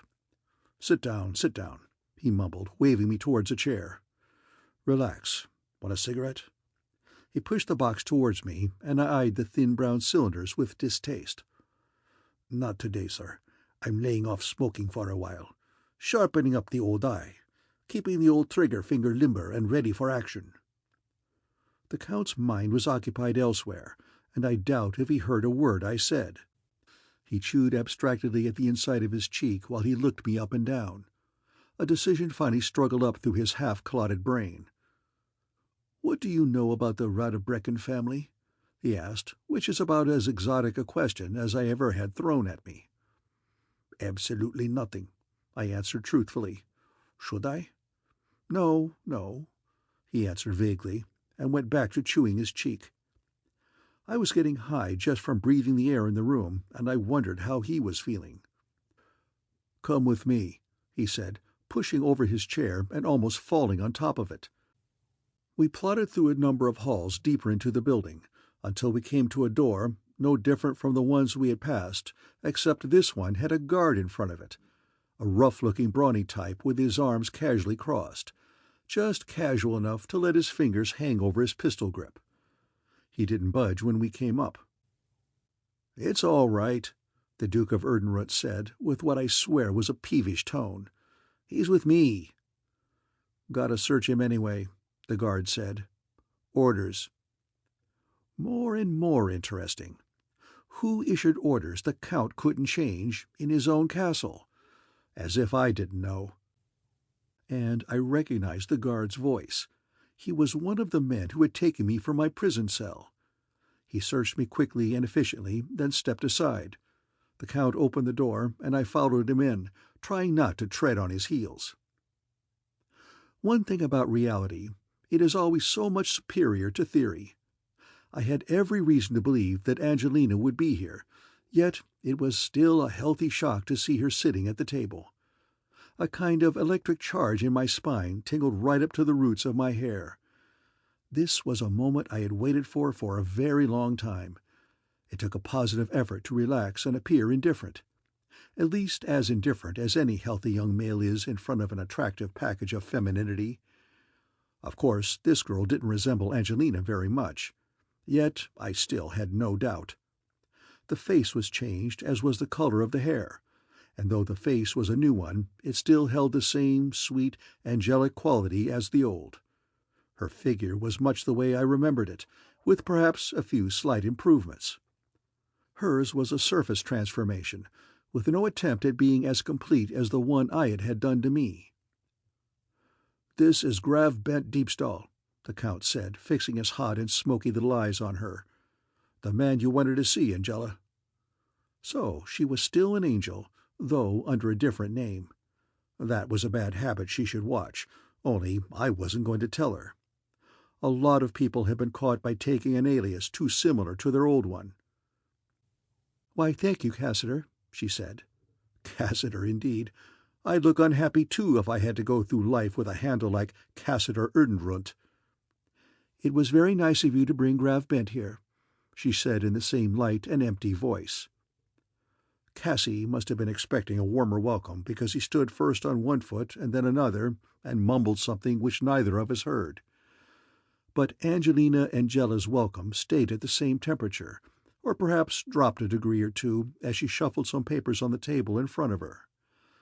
Even through his fog the Count caught on and went out mumbling something else under his breath that I was pretty sure was one of the shorter and more unwholesome words in the local dialect. We were alone. "Why did you tell all those lies about being in the Stellar Guard?" she asked in a quiet voice, apparently still busy at the papers. This was my cue to smile sardonically and flick some imaginary dust from my sleeve. "Well, I certainly couldn't tell all those nice people what I've really been doing all these years I've been away, could I?" I responded with wide-eyed simplicity. "What were you doing, Bent?"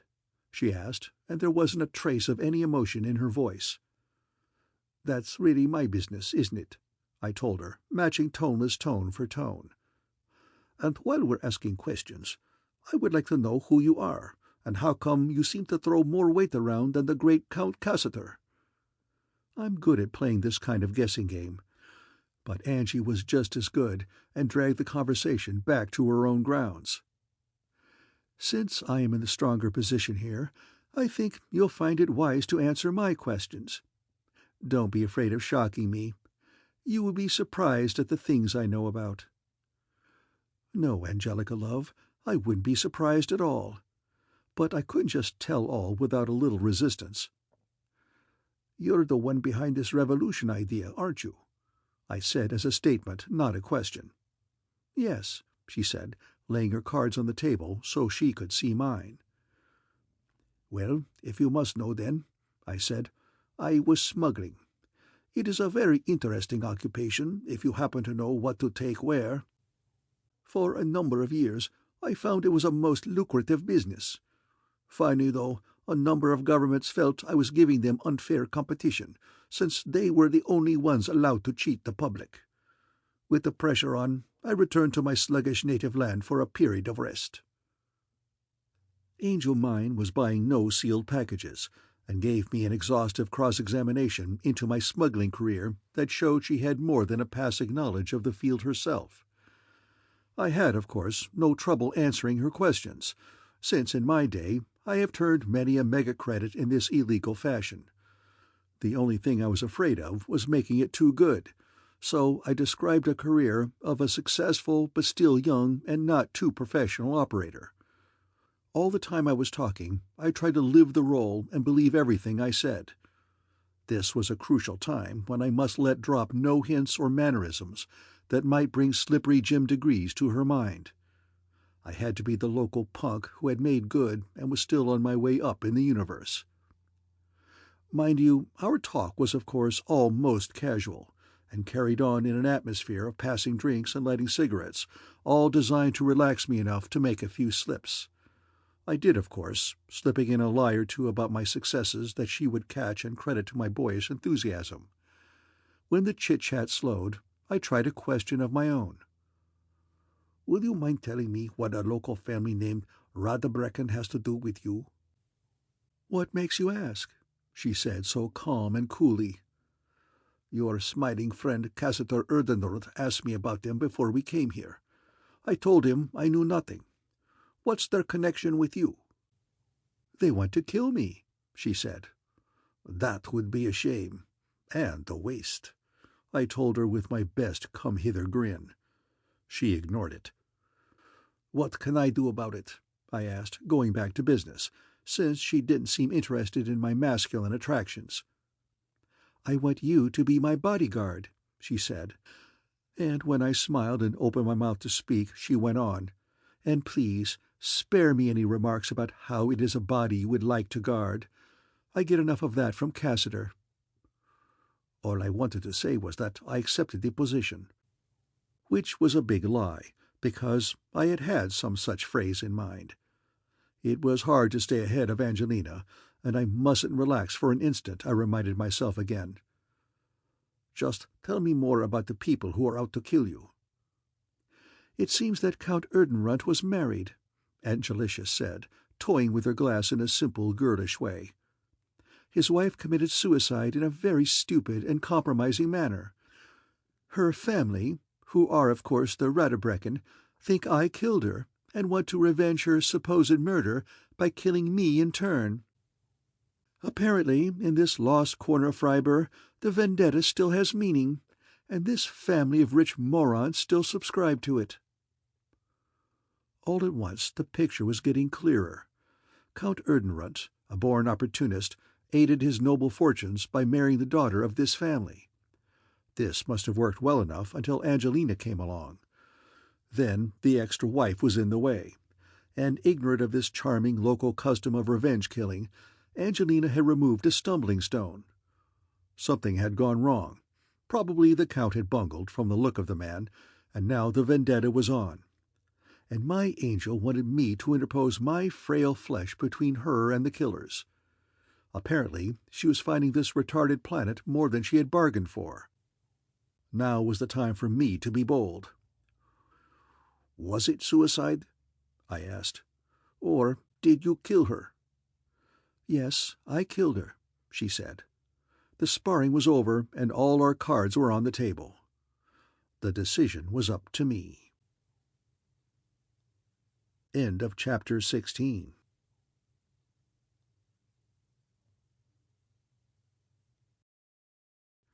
The Stainless Steel Rat, the novel, Chapter 17. Well, what else was there to do? I hadn't come this far, getting myself shot, bashed on the head, and well stomped, just to arrest her. I mean, I was going to arrest her, of course, but it was next to impossible in the center of the Count's stronghold. Besides that, I wanted to find out a bit more about the Count's proposed uprising, since this would certainly come within the jurisdiction of the Special Corps. If I was going to re-enlist, I had better bring along a few prizes to show my good intentions. Anyway, I wasn't so sure I wanted to re-enlist. It was a little hard to forget that scuttling charge they had tried to blow up under me. The whole thing wasn't so simple. There were a lot of things mixed up in this. One fact being that I enjoyed Angelina, and most of the time I was with her I forgot about those bodies floating in space. They returned at night all right and chopped at my conscience, but I was always tired and went to sleep quickly before they could get through and bother me. Life was a bed of roses, and I might as well enjoy it before the blossoms withered.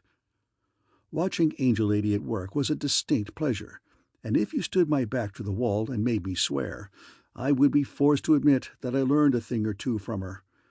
Single-handedly, she was organizing a revolution on a peaceful planet, and it stood every chance of succeeding. In my small way, I helped. The few times she mentioned a problem to me, I had a ready answer, and in all the cases she went along with my suggestions. Of course, I had never toppled governments before, but there are basic laws in crime as in everything else, and it is just a matter of application. This didn't happen often. Most of the time during those first few weeks, I was a plain bodyguard, keeping a wary eye out for assassins. This position had a certain ironical angle that appealed to me greatly. However, there was a serpent in our little Eden of insurrection, and his name was Udenrut. I never heard much, but from a word caught here and there, I began to see that the Count wasn't really cut out to be a revolutionary. The closer we came to the day, the more pallid he became. His little physical vices began to add up, and one day the whole thing came to a head. Angelicant and the Count were in a business session, and I sat in the ante-room outside. I shamelessly eavesdropped whenever I could, and this time I had managed to leave the door open a crack after I checked her into the room. Careful manipulation with my toe opened it a bit more, until I could hear the murmur of their voices. An argument was progressing nicely. There were a lot of them at this time, and I could catch a word here and there. The Count was shouting, and it was obvious that he wouldn't give in on some simple and necessary piece of blackmail to advance the cause. Then his tone changed, and his voice dropped so I couldn't hear his words, strain as I might. There was a saccharine wheedle and whine in his voice, and Angelina's answer was clear enough. A loud and positive no. His bellow brought me to my feet. "Why not? It's always no now, and I've had enough of it." There was the sound of tearing cloth, and something fell to the floor and broke. I was through the door in a single bound. For a brief instant I had a glimpse of a struggling tableau as he pulled at her. Angelina's clothing was torn from one shoulder, and his fingers were sunk into her arms like claws. Clubbing my pistol, I ran forward. Angelina was a bit faster. She pulled a bottle from the table and banged it into the side of his head with neat efficiency. The Count dropped as if he had been shot. She was pulling up her torn blouse when I came roaring to a halt. "Put the gun away, Bent. It's all over," she said in a calm voice. I did, but only after making sure the Count was really out, hoping an extra slam might be needed. But she had done a good job. When I stood up, Angelina was already halfway out of the room, and I had to run to catch up with her. The only other thing she said was, "Wait here," when she steamed into her room. It took no great power of divination to see that there was trouble coming, if it hadn't already arrived. When the Count came to with a busted head, he would undoubtedly have some second thoughts about Angelina and revolutions. I thought on these unrelated subjects while I matched coins with the guards. A few minutes later, Angelina called me in. A long robe covered her arms so the bruises he had made weren't visible. Though outwardly composed, there was a telltale glint in her eyes that meant she was doing a slow burn. I spoke what was undoubtedly the uppermost thought in her mind. "Want me to fix it so the Count joins his noble ancestors in the family crypt?" She shook her head no. "He still has his uses. I managed to control my temper, so you had better hold yours." "Mine's in great shape. But what makes you think you can still get work on cooperation out of him? He's going to have an awful sore head when he comes to." Minor factors like this didn't bother her. She dismissed the thought with a wave of her hand. "I can still handle him and make him do whatever I want, within limits. The limitations are his own natural abilities, which I didn't realize were so slight when I picked him to head this revolt. I'm afraid his cowardice is slowly destroying any large hopes I might have had for him. He will still have value as a figurehead, and we must use him for that. But the power and decisions must be ours." I wasn't being slow, just wary. I chewed around her statements from all sides before I answered. "Just what is this we and ours business? Where do I fit in?" Angela Lilith leaned back in her chair and tossed a lock of her lovely golden hair to one side. Her smile had about a 2,000-volt charge and was aimed at me. "I want you to come in with me on this thing," she said with a voice rich as warm honey. "A partnership. We'll keep the Count of Erdenrunt out in front until the plan succeeds, then eliminate him and go the rest of the way ourselves. Do you agree?" "Well," I said. Then, with brilliant inspiration, "Well," again. For the first time in a lifetime of verbal pyrotechnics, I found the flow shut off. I paced the room and pulled my scattered wits together. "I hate to look a gift rocket in the tubes," I told her. "Nevertheless, why me? A simple but hard-working bodyguard who will guard your person, labor for the cause, and look forward to the restoration of his stolen lands and title. How come the big jump from office boy to board chairman?" "You know better than to ask that," she said and smiled, and the temperature of the room rose 10 degrees. "I think you can handle this job as well as I can and enjoy doing it. Working together, you and I will make this the cleanest revolt that ever took over a planet. What do you say?" I was pacing behind her as she talked. She stood up and took me by the arm, stilling my restless walking. I could feel the warmth of her fingers burning through my thin shirt. Her face was in front of me, smiling, and her voice pitched so low that I barely heard it. "It would be something, wouldn't it? You and I, together?" Wouldn't it? There are occasions when words can't say it all and your body speaks for you. This was a time like that. Without physical deliberation, my arms were around her, pulling her to me, my mouth pushing down on hers. For the briefest of instants, she was the same, her arms tight on my shoulders, her lips alive. Just for a sliver of time so brief that afterwards I couldn't be sure that I hadn't imagined it. Then the warmth was suddenly drained away, and everything was wrong. She didn't fight me or attempt to push back, but her lips were lifeless under mine, and her eyes open, looking at me with a sterile emptiness. She did nothing until I dropped my arms and stepped away. Then she seated herself stiffly in the chair again. "What's wrong?" I asked, not trusting myself to say more. "A pretty face. Is that all you think of?" she asked, and the words seemed pulled from her in sobs. Expressing real emotions didn't come easily with her. "Are you men all alike? All the same?" "Nonsense!" I shouted, angered in spite of myself. "You wanted me to kiss you. Don't deny it. What changed your mind?" "Would you want to kiss her?" Angelina screamed, torn by emotions I couldn't understand. She pulled at a thin chain around her neck. It snapped and she half threw it at me. There was a tiny locket on the chain, still warm from her body. It had an image enlarger in it, and when held at the right angle, the picture inside could be seen clearly.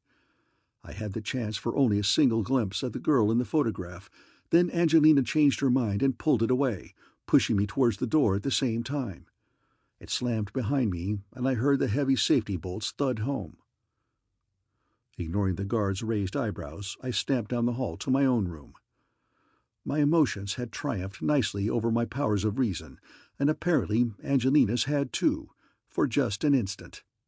Yet I couldn't understand her cold withdrawal or the significance of the picture. Why did she wear it? I had only had a single glimpse of the contents, but that was enough. It was the photo of a young girl, a sister perhaps. A tragic thing, one of those horrible proofs of the law of chance that an almost infinite number of combinations are possible. This girl was cursed with ugliness. That is the only way to describe it. It was no single factor of a bent back, adenoidal jaw, or protruding nose. Instead, it was the damning combination of traits that combined to form a single repellent whole. I didn't like it, but what did it matter? I sat down suddenly with the clear realization that I was being incredibly stupid. Angelina had given me a single brief glimpse into the dark motivations that had made her, shaped her life. Of course, the girl in the picture was Angelina herself. With this realization, so many other things became clear. Many times when looking at her, I had wondered why that deadly mind should be housed in such an attractive package. The answer was clearly that I wasn't looking at the original package that had shaped the mind. To be a man and to be ugly is bad enough. What must it feel like to be a woman? How do you live when mirrors are your enemies and people turn away rather than look at you? How do you bear life when at the same time you are blessed, or cursed, with a keen and intelligent mind that sees and is aware of everything, makes the inescapable conclusions and misses not the slightest hint of repulsion? Some girls might commit suicide, but not Angelina. I could guess what she had done. Hating herself, loathing and detesting her world and the people in it, she would have had no compunction about committing a crime to gain the money she wanted. Money for an operation to correct one of those imperfections. Then more money for more operations. Then someone who dared to stop her in this task, and the ease and perhaps pleasure with which she killed him. The slow upward climb through crime and murder to beauty. And during the climb, the wonderful brain that had been housed in the ill-formed flesh had been warped and changed. Poor Angelina. I could be sorry for her without forgetting the one she had killed. Poor, tragic, alone girl, who in winning half the battle had lost the other half. Purchased skill had shaped the body into a lovely, truthfully an angelic form. Yet in succeeding, the strength of the mind that had accomplished all this had been deformed until it had been made as ugly as the body had been in the beginning. Yet if you could change a body, couldn't you change a mind? Could something be done for her? The very pressure and magnitude of my thoughts drove me out of the small room and into the air. It was nearing midnight, and the guards would be stationed below, and all the doors locked. Rather than face the explanations and simple mechanical difficulties, I climbed upwards instead. There would be no one in the roof gardens and walkways this time of night. I could be alone. Freiburg has no moon, but it was a clear night, and the stars cast enough light to see by. The roof guard saluted when I went by, and I could see the red spark of a cigarette in his hand. I should have said something about it, but my mind was too occupied. Passing on, I turned a corner and stood leaning on the parapet, looking out unseeingly at the black bulk of the mountains. Something kept gnawing for attention, and after a few minutes I recognized what it was. The guard. He was there for a purpose, and smoking on duty wasn't considered the best behavior for a sentry. Perhaps I was being finicky, but it is a failing of mine. Take care of all the small factors, and the big ones take care of themselves. In any case, simply thinking about it was bothering me, so I might as well go around and say a word to him. He wasn't at his usual post, which was optimistic. At least he was making the rounds and keeping an eye on things. I started to walk back when I noticed the broken flowers hanging from the edge of the garden. This was most unusual because the roof gardens were the Count's special pleasure and were practically manicured daily. Then I saw the dark patch in among the flowers and had the first intimation that something was very, very wrong.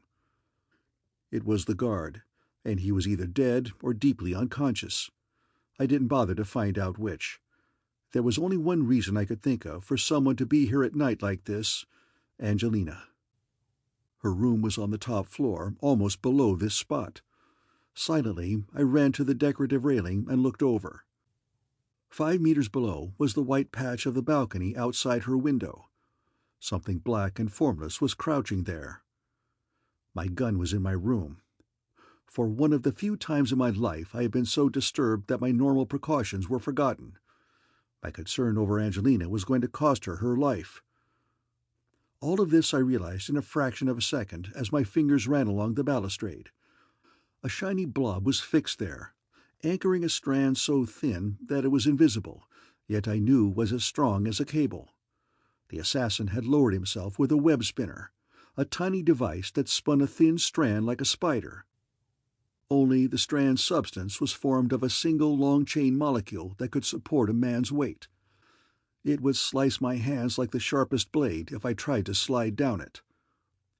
There was only one way I could reach that balcony, a tiny square above the 2-kilometer drop into the valley below. I made the decision even as I was leaping up onto the rail. It had a wide flat top, and I sat for an instant to catch my balance. Below me, the window swung open noiselessly, and I dropped, my heels extended, aiming for the man below. I turned in the air, and instead of hitting him squarely, I caromed off his shoulder, and we both sprawled onto the balcony. It shivered under the impact, but the ancient stone held. The fall had half stunned me, and with pain-blurred reasoning, I hoped that his shoulder felt as bad as my leg. For a few moments I could do nothing but gasp for breath and try to scramble towards him. A long, thin-bladed knife had been knocked from his hand by the impact, and I could see it glittering where he reached for it. His fingers clutched it just as I attacked. He grunted and made a vicious stab at me that brushed my sleeve. Before he could draw back, I had his knife wrist in my hand and clamped on. It was a silent nightmare battle. Both of us were half dazed from my drop, yet we knew it was life we were battling for. I couldn't stand because of my bruised leg, and he was instantly on top of me, heavier and stronger. He couldn't use the arm I had landed on, but it took all the strength of both my arms to hold away the menacing blade. There was no sound other than our horse panting. This assassin was going to win, as weight and remorseless strength brought the knife down. Sweat almost blinded me, but I could still see well enough to notice the twisted way his other arm hung. I had broken a bone when I hit, yet he had never made a sound. There is no such thing as fair fighting when you are struggling for your life. I squirmed my leg out from under him and managed to bend it enough to dig the knee into his broken arm. His whole body shuddered. I did it again, harder. He twisted, trying to pull away from the pain. I heaved sideways, throwing him off balance. His elbow bent as he tried to save himself from falling, and I put all my strength in both hands, turning that sinewy wrist and driving the hand backwards. It almost worked, but he was still stronger than I was, and the point of the blade merely scratched his chest. Even as I was fighting to turn the hand again, he shuddered and died. A ruse would not have tricked me, but this was no ruse. I felt every muscle in his body tighten rock hard in a spasm as he fell sideways. My grip on his wrist didn't lessen until the light came on in the room behind me. Only then did I see the ugly yellow stain halfway up the blade of the knife. A quick-acting nerve poison, silent and deadly. There, on the sleeve of my shirt, was a thin yellow mark where the blade had brushed me. I knew these poisons didn't need a puncture. They could work just as well on the naked skin. With infinite caution, struggling against the fatigue that wanted my hands to shake, I peeled my shirt slowly off. Only when it had been hurled on top of the corpse did I let myself drop backwards, gasping for air. My leg could work now, though it hurt hideously. It must have been bruised but not broken, since it supported my weight. Turning, I stumbled to the high window and threw it open. Light streamed out on the body behind me. Angelina was sitting up in bed, her face smooth and her hands folded on the covers in front of her, only her eyes showing any awareness of what had happened. "Dead," I said with a dry throat and spat to clear it. "Killed by his own poison." I stumped into the room, testing my leg. "I was sleeping. I didn't hear him open the window," she said. "Thank you." Actress, liar, cheat, murderess. She had played 100 roles in countless voices. Yet when she said those final words, there was a ring of unforged feeling to them. This murder attempt had come too soon after the earlier traumatic scene. Her defenses were still down, her real emotion showing. Her hair hung to her shoulders, brushing the single ribbons of her nightgown, which was made of some thin and soft fabric, intimate. This sight, on top of the events of the evening, removed any reserve I might have had. I was kneeling by the bed, holding her shoulders and staring deep into her eyes, trying to reach what lay behind them. The locket with the broken chain lay on the bedside table. I grabbed it in my fist. "Don't you realize this girl doesn't exist except in your own memory?" I said, and Angelina didn't move. "It's past, like everything else. You were a baby. Now you're a woman. You were a little girl. Now you're a woman. You may have been this girl, but you are not any more." With a convulsive movement, I turned and hurled the thing out of the window into the darkness. "You're none of those things of the past, Angelina," I said with an intensity louder than a shout. "You are yourself. Just yourself." I kissed her then, and there was no trace of the pushing away or rejection there had been before. As I needed her, she needed me. End of Chapter 17.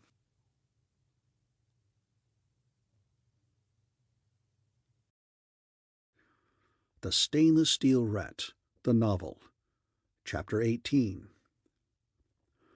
Dawn was just touching the sky when I brought the assassin's body into the Count. I was deprived of the pleasure of waking him, since the sergeant of the guard had already done this when the roof sentry had been discovered. The guard was dead, too, from a tiny puncture of the same poison-tipped blade. The guardsmen and the Count were all gathered around the body on the floor of the Count's sitting room, and chattering away about this mystery, the inexplicable death of a sentry. They didn't see me until I dropped my corpse down by the other one, and they all jumped back. "Here's the killer," I told them, not without a certain amount of pride. Count Cassiter must have recognized the thug because he gave a shuddering start and popped his eyes. No doubt an ex-relative, brother-in-law or something. I imagined he hadn't believed that the Radebrecken family would really go through with their threats of revenge. A certain uneasiness about the guard sergeant gave me my first cue that I was imagining wrong. The sergeant glanced back and forth from the corpse to the Count, and I wondered what thoughts were going through his shaven and thick-skulled military head. There were wheels within wheels here, and I would like to have known what was going on. I made a mental note to have a buddy-to-buddy talk with the Sarge at the first opportunity. The Count chewed his cheek and cracked his knuckles over the bodies, and finally ordered them dragged out. "Stay here, Bent," he said as I started to leave with the others. I dropped into a chair while he locked the rest out. Then he made a rush for the bar and choked down about a water-glass full of the local spirits. Only when he was working on his second glass did he remember to offer me some of the potable aqua regia. I wasn't saying no, and while I sipped at it, I wondered what he was so upset about. First, the Count checked the locks on all the doors and sealed the single window. His ring key unlocked the bottom drawer of his desk, and he took out a small electronic device with controls and an extendable aerial on top. "Well, look at that," I said when he pulled out the aerial. He didn't answer me, just shot a long look at me from under his eyebrows and went back to adjusting the thing. Only when it was turned on and the green light glowed on the top did he relax a bit. "You know what this is?" he asked, pointing at the gadget. "Of course," I said, "but not from seeing them on Freiburg. They aren't that common." "They aren't common at all," he mumbled, staring at the green light, which glowed steadily. "As far as I know, this is the only one on the planet, so I wish you wouldn't mention it to anybody." "Anybody," he repeated with emphasis. "Not my business," I told him with disarming lack of interest. "I think a man's entitled to his privacy." I liked privacy myself, and had used snooper detectors like this one plenty of times. They could sense electronic or radiation snoopers and gave instant warning. There were ways of fooling them, but it wasn't easy to do.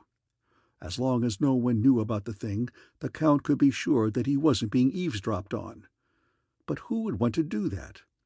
He was in the middle of his own building, and even he must know that snooper devices couldn't be worked from a distance.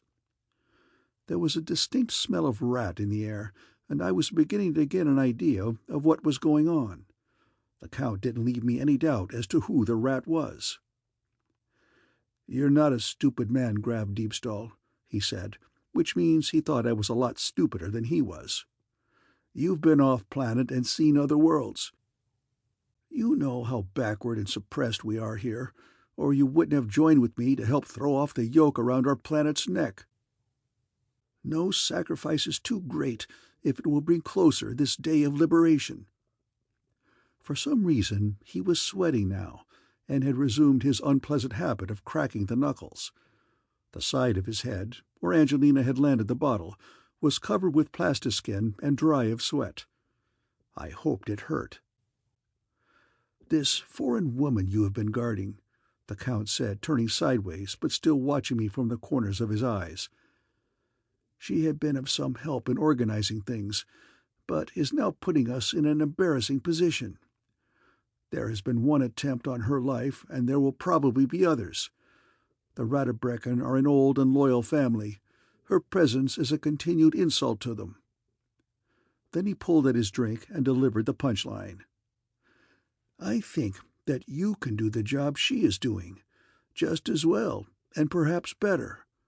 How would you like that?" Without a doubt, I was just brimming over with talent, or there was a shortage of revolutionaries on this planet. This was the second time within 12 hours that I had been offered a partnership in the New Order. One thing I was sure of, though, Angel Lovely's offer had been sincere. Cassie Duke of Erdendrun's proposition had a distinctly bad odor to it. I played along to see what he was leading up to.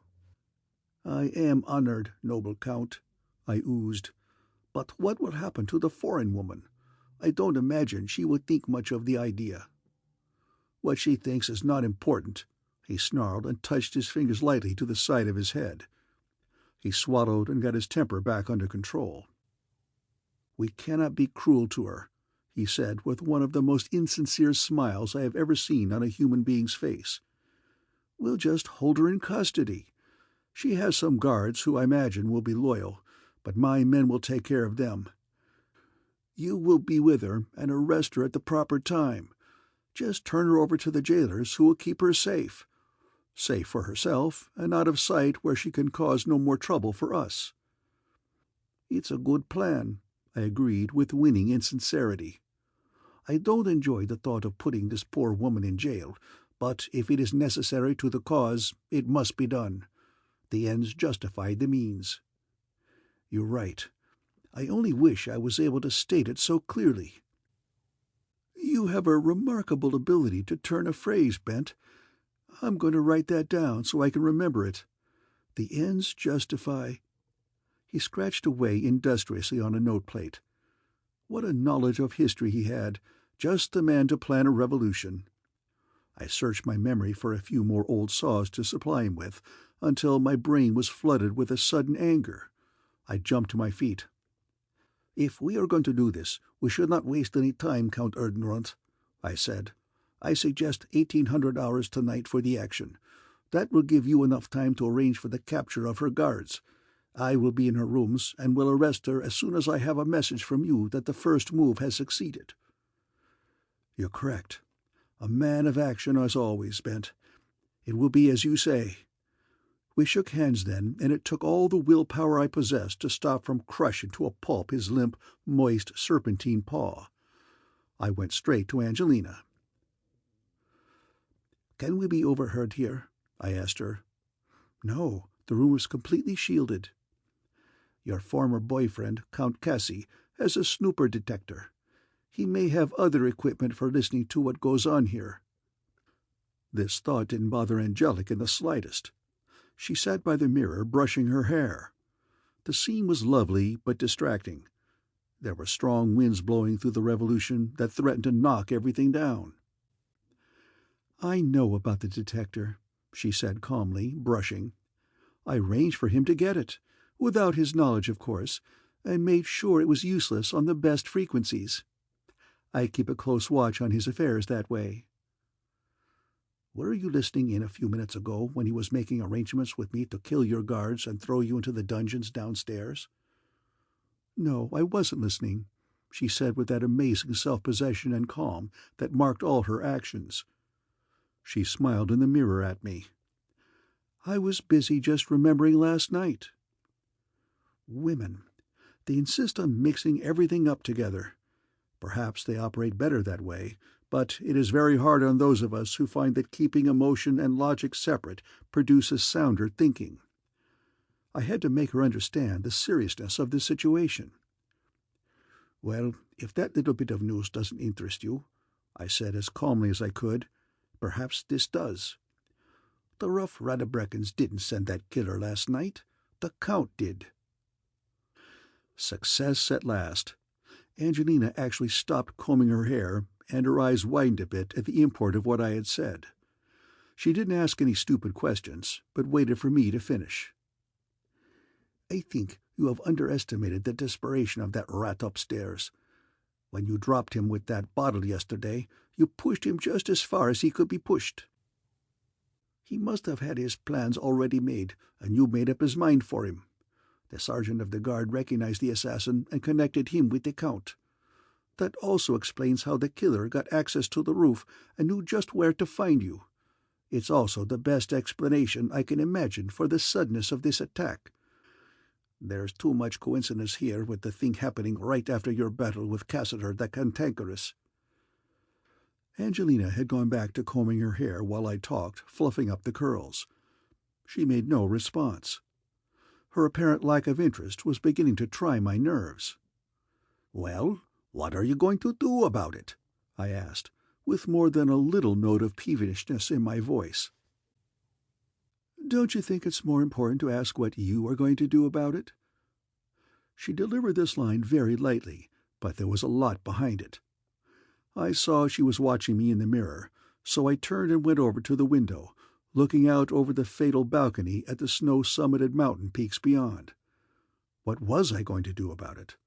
Of course, that was the question here, much bigger than she realized. What was I going to do about the whole thing? Everyone was offering me half-interests in a revolution I hadn't the slightest interest in. Or did I? What was I doing here? Had I come to arrest Angelina for the Special Corps? That assignment seemed to have been forgotten a while back. A decision had to be reached soon. My body disguise was good, but not that good. It wasn't intended to stand up to long inspection.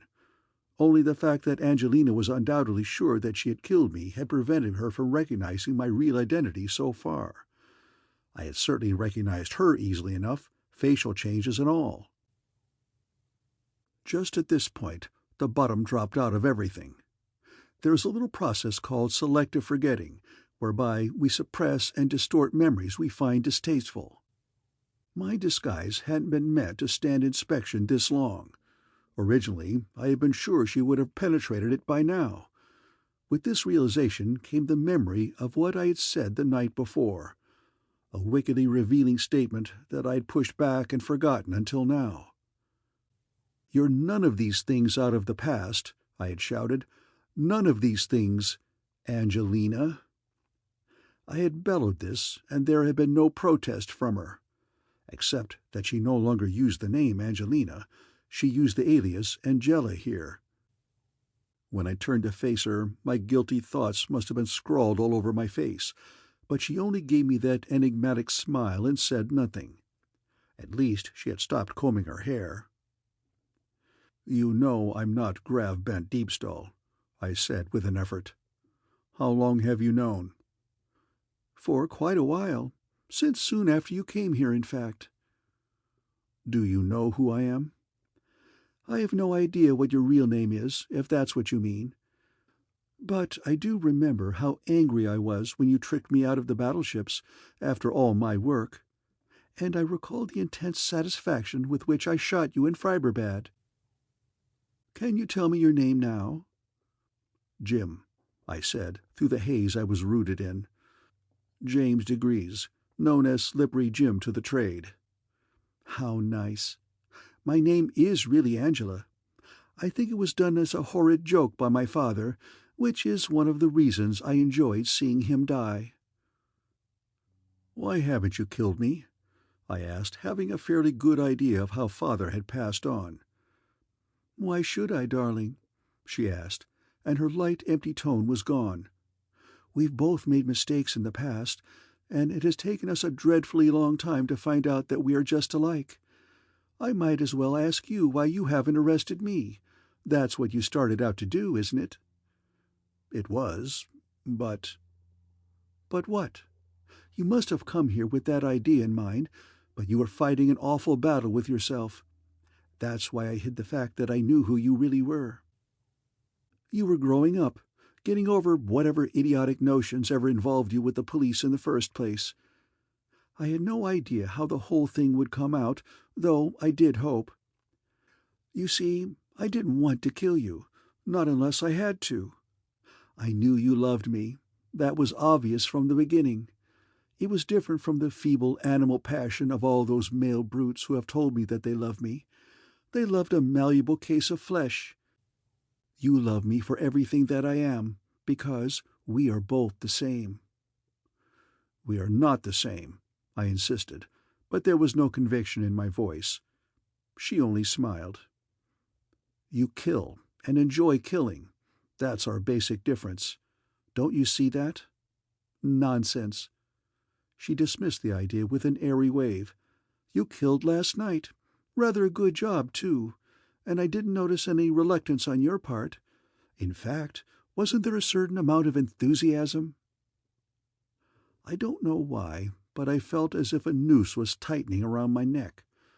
Everything she said was wrong, but I couldn't see where it was wrong. Where was the way out, the solution that would solve everything? "Let's leave Freiburg," I said. "Get away from this monstrous and unnecessary rebellion. There will be deaths and killing, and no need for them." "We'll go, if we go someplace where we can do just as well," Angela said, and there was a hardness back in her voice. "That's not the major point, though. There's something you are going to have to settle in your own mind before you will be happy. This stupid importance you attach to death. Don't you realize how completely trivial it is? 200 years from now, you, I, and every person now living in the galaxy will be dead. What does it matter if a few of them are helped along and reach their destination a bit quicker? They'd do the same to you if they had the chance." "You're wrong," I insisted, knowing that there's more to living and dying than just this pessimistic philosophy, but unable in this moment of stress to clarify and speak my ideas. Angela was a powerful drug, and my tiny remaining shard of compassionate reserve didn't stand a chance, washed under by the flood of stronger emotions. I pulled her to me, kissing her, knowing that this solved most of the problems, although it made the final solution that much more difficult. A thin and irritating buzz scratched at my ears, and Angela heard it too. Separating was difficult for both of us. I sat and watched unseeingly while she went to the videophone. She blanked the video circuits and snapped a query into it. I couldn't hear the answer because she had the speaker off and listened through the earpiece. Once or twice she said yes and looked up suddenly at me. There was no indication of whom she was talking to, and I hadn't the slightest interest. There were problems enough around. After hanging up, she just stood quietly for a moment, and I waited for her to speak. Instead, she walked to her dressing table and opened the drawer. There were a lot of things that could have been concealed there, but she took out the one thing I was least expecting. A gun, big-barreled and deadly, pointing at me. "Why did you do it, Jim?" she asked, tears in the corners of her eyes. "Why did you want to do it?" She didn't even hear my baffled answer. Her thoughts were on herself, though the recoilless never wavered from a point aimed midway in my skull. With alarming suddenness, she straightened up and angrily brushed at her eyes. "You didn't do anything," she said with the old hard chill on her words. "I did it myself, because I let myself believe that one man could be any different from the others. You have taught me a valuable lesson, and out of gratitude I will kill you quickly, instead of in the way I would much prefer." "What the hell are you talking about?" I roared, completely baffled. "Don't play the innocent to the very end," she said, as he reached carefully behind her and drew a small heavy bag from under the bed. "That was the radar post. I installed the equipment myself and have the operators bribed to give me first notice. A ring of ships, as you well know, has dropped from space and surrounded this area. Your job was to keep me occupied so I wouldn't notice this. The plan came perilously close to succeeding." She put a coat over her arm and backed across the room. "If I told you I was innocent, gave you my most sincere word of honor, would you believe me?" I asked. "I have nothing to do with this and know nothing about it." "Hooray for the boy Space Scout," Angela said with bitter mockery. "Why don't you admit the truth, since you will be dead in 20 seconds no matter what you say?" "I've told you the truth." I wondered if I could reach her before she fired, but knew it was impossible. "Goodbye, James diGriz. It was nice knowing you, for a while. Let me leave you with a last pleasant thought. All this was in vain. There is a door and an exit behind me that no one knows about. Before your police get here, I shall be safely gone, and if the thought tortures you a bit, I intend to go on killing and killing and killing, and you will never be able to stop me." My Angela raised the gun for a surer aim as she touched a switch in the molding. A panel rolled back, revealing a square of blackness in the wall. "Spare me the histrionics, Jim," she said disgustedly, her eyes looking into mine over the sight of her gun. Her finger tightened. "I wouldn't expect that kind of juvenile trick from you, staring over my shoulder and widening your eyes as if there were someone behind me. I'm not going to turn and look. You're not getting out of this one alive." "Famous last words," I said as I jumped sideways. The gun boomed, but the bullet plowed into the ceiling. Inskip stood behind her, twisting the gun into the air, pulling it out of her hand. Angela just stared at me in horror and made no move to resist. There were handcuffs locked on her tiny wrists, and she still didn't struggle or cry out. I jumped forward, shouting her name. There were 2 burly types in patrol uniforms behind Inskip, and they took her. Before I could reach the door, he stepped through and closed it behind him. I stumbled to a halt before it, as unable to fight as Angela had been a minute ago. End of Chapter 18.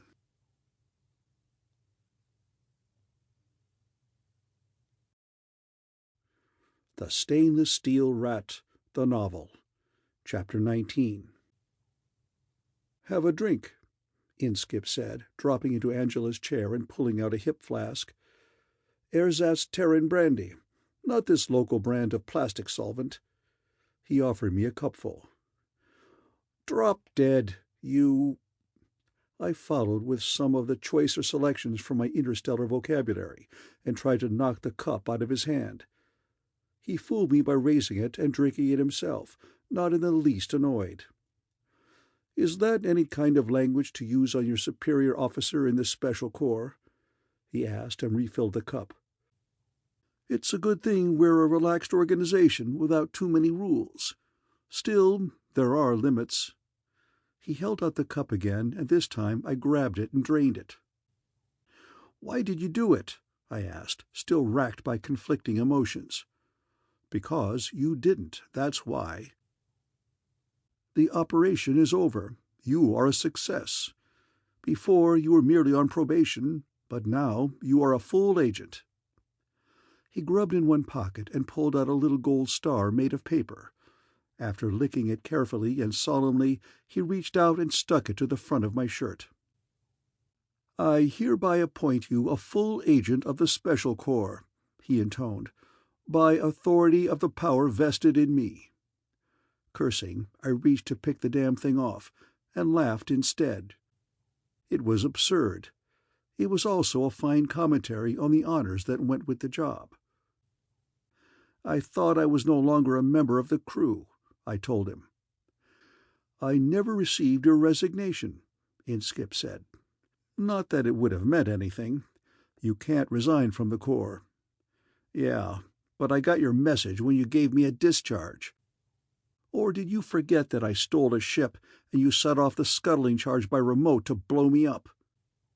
As you see, I managed to pull the fuse just before it let go." "Nothing of the sort, my boy," he said, settling back to sip his second drink. "You were so insistent about looking for the fair Angelina that I thought you might want to borrow a ship before we had a chance to assign you one. The one you took had the fuse rigged as it always is on these occasions. The fuse, not the charge, is set to explode 5 seconds after it is removed. I find this gives a certain independence of mind to prospective agents who regret their manner of departure." "You mean the whole thing was a frame-up?" I gurgled. "You might say that. I prefer the term graduating exercise. This is the time when we find out if our crooked novices really will devote the rest of their lives to the pursuit of law and order. When they find out, too. We don't want there to be any regrets in later years. You found out, didn't you, Jim?" "I found out something. I'm not quite sure what yet," I said, still not able to talk about the one thing closest to me. "It was a fine operation. I must say you showed a lot of imagination in the way you carried it out." Then he frowned. "But that business with the bank, I can't say I approve of it. The Corps has all the funds you will need." "Same money," I snapped. "Where does the Corps get it? From planetary governments. And where do they get it from? Taxes, of course. So I take it directly from the bank. The insurance company pays the bank for the loss, then declares a smaller income that year, pays less taxes to the government, and the result is exactly the same as your way." Inskip was well acquainted with this brand of logic, so didn't even bother to answer. I still didn't want to talk about Angela. "How did you find me?" I asked. "There was no bug on the ship." "Simple child of nature that you are," Inskip said, raising his hands in feigned horror. "Do you really think that any of our ships aren't bugged? And the job done so well, it cannot be detected if you don't know where to look. For your information, the apparently solid outer door of the spacelock contains quite a complex transmitter, strong enough for us to detect at quite a distance." "Then why didn't I hear it?" "For the simple reason that it wasn't broadcasting. I should add that the door also contains a receiver. The device only transmits when it receives the proper signal. We gave you time to reach your destination and then followed you. We lost you for a while in Freiberbad, but picked up your trail again in the hospital, right after you played musical chairs with the corpses. We lent you a hand there. The hospital was justifiably annoyed, but we managed to keep them quiet. After that, it was just a matter of keeping an eye on doctors and surgical equipment, since your next move was obvious. I hope you'll be pleased to know that you are carrying a very compact little transmitter in your sternum." I looked at my chest, but of course saw nothing. "It was too good an opportunity to miss," Inskip went on. There was no stopping the man. "One night when you were under sedation, the good doctor found the alcohol we had seen fit to include in one of your supply packages. He, of course, took advantage of this shipping error, and a corps surgeon made a little operation of his own." "Then you have been following me and watching ever since?" "That's right. But this was your case, just as much as it would have been if you knew we were there." "Then why did you move in for the kill like this?" I snapped. "I didn't blow the whistle for the Marines." This was the big question of the hour, and the only one that mattered to me. Inskip took his time about answering. "It's like this," he drawled and took a sip of his drink. "I like a new man to have enough rope, but not so much that he will hang himself. You were here for what might be called a goodly good time, and I wasn't receiving any reports about revolutions or arrests you had made." What could I say? His voice was quieter, more sympathetic. "Would you have arrested her if we hadn't moved in?" That was the question. "I don't know," was all I could say. "Well, I damn well knew what I was going to do," he said with the old venom. "So I did it. The plot is well nipped before it could bud, and our multiple murderess is off planet by now." "Let her go!" I shouted as I grabbed him by the front of the jacket and swung him free of the ground and shook him. "Let her go, I tell you!" "Would you turn her loose again, the way she is?" was all he answered. Would I? I suppose I wouldn't. I dropped him while I was thinking about it, and he straightened out the wrinkles in the front of his suit. "This has been a rough assignment for you," he said as he started to put the flask away. "At times there can be a very thin line between right and wrong. If you are emotionally involved, the line is almost impossible to see." "What will happen to her?" I asked. He hesitated before he answered. "The truth, for a change," I told him. "All right, the truth. No promises, but the psych boys might be able to do something with her, if they can find the cause of the basic aberration, but that can be impossible to find at times. Not in this case. I can tell them." He looked surprised at that, giving me some small satisfaction. "In that case, there might be a chance. I'll give positive orders that everything is to be tried before they even consider anything like personality removal. If that is done, she is just another body, of which there are plenty in the galaxy. Sentenced to death, she's just another corpse, of which there is an equal multitude." I grabbed the flask away from him before it reached his pocket and opened it. "I know you, Inskip," I said as I poured. "You're a born recruiting sergeant. When you lick them, make them join." "What else?" he said. "She'd make a great agent." "We'd make a great team," I told him, and we raised our cups. Here's to crime. End of Chapter 19. The End of The Stainless Steel Rat, the Novel, by Harry Harrison.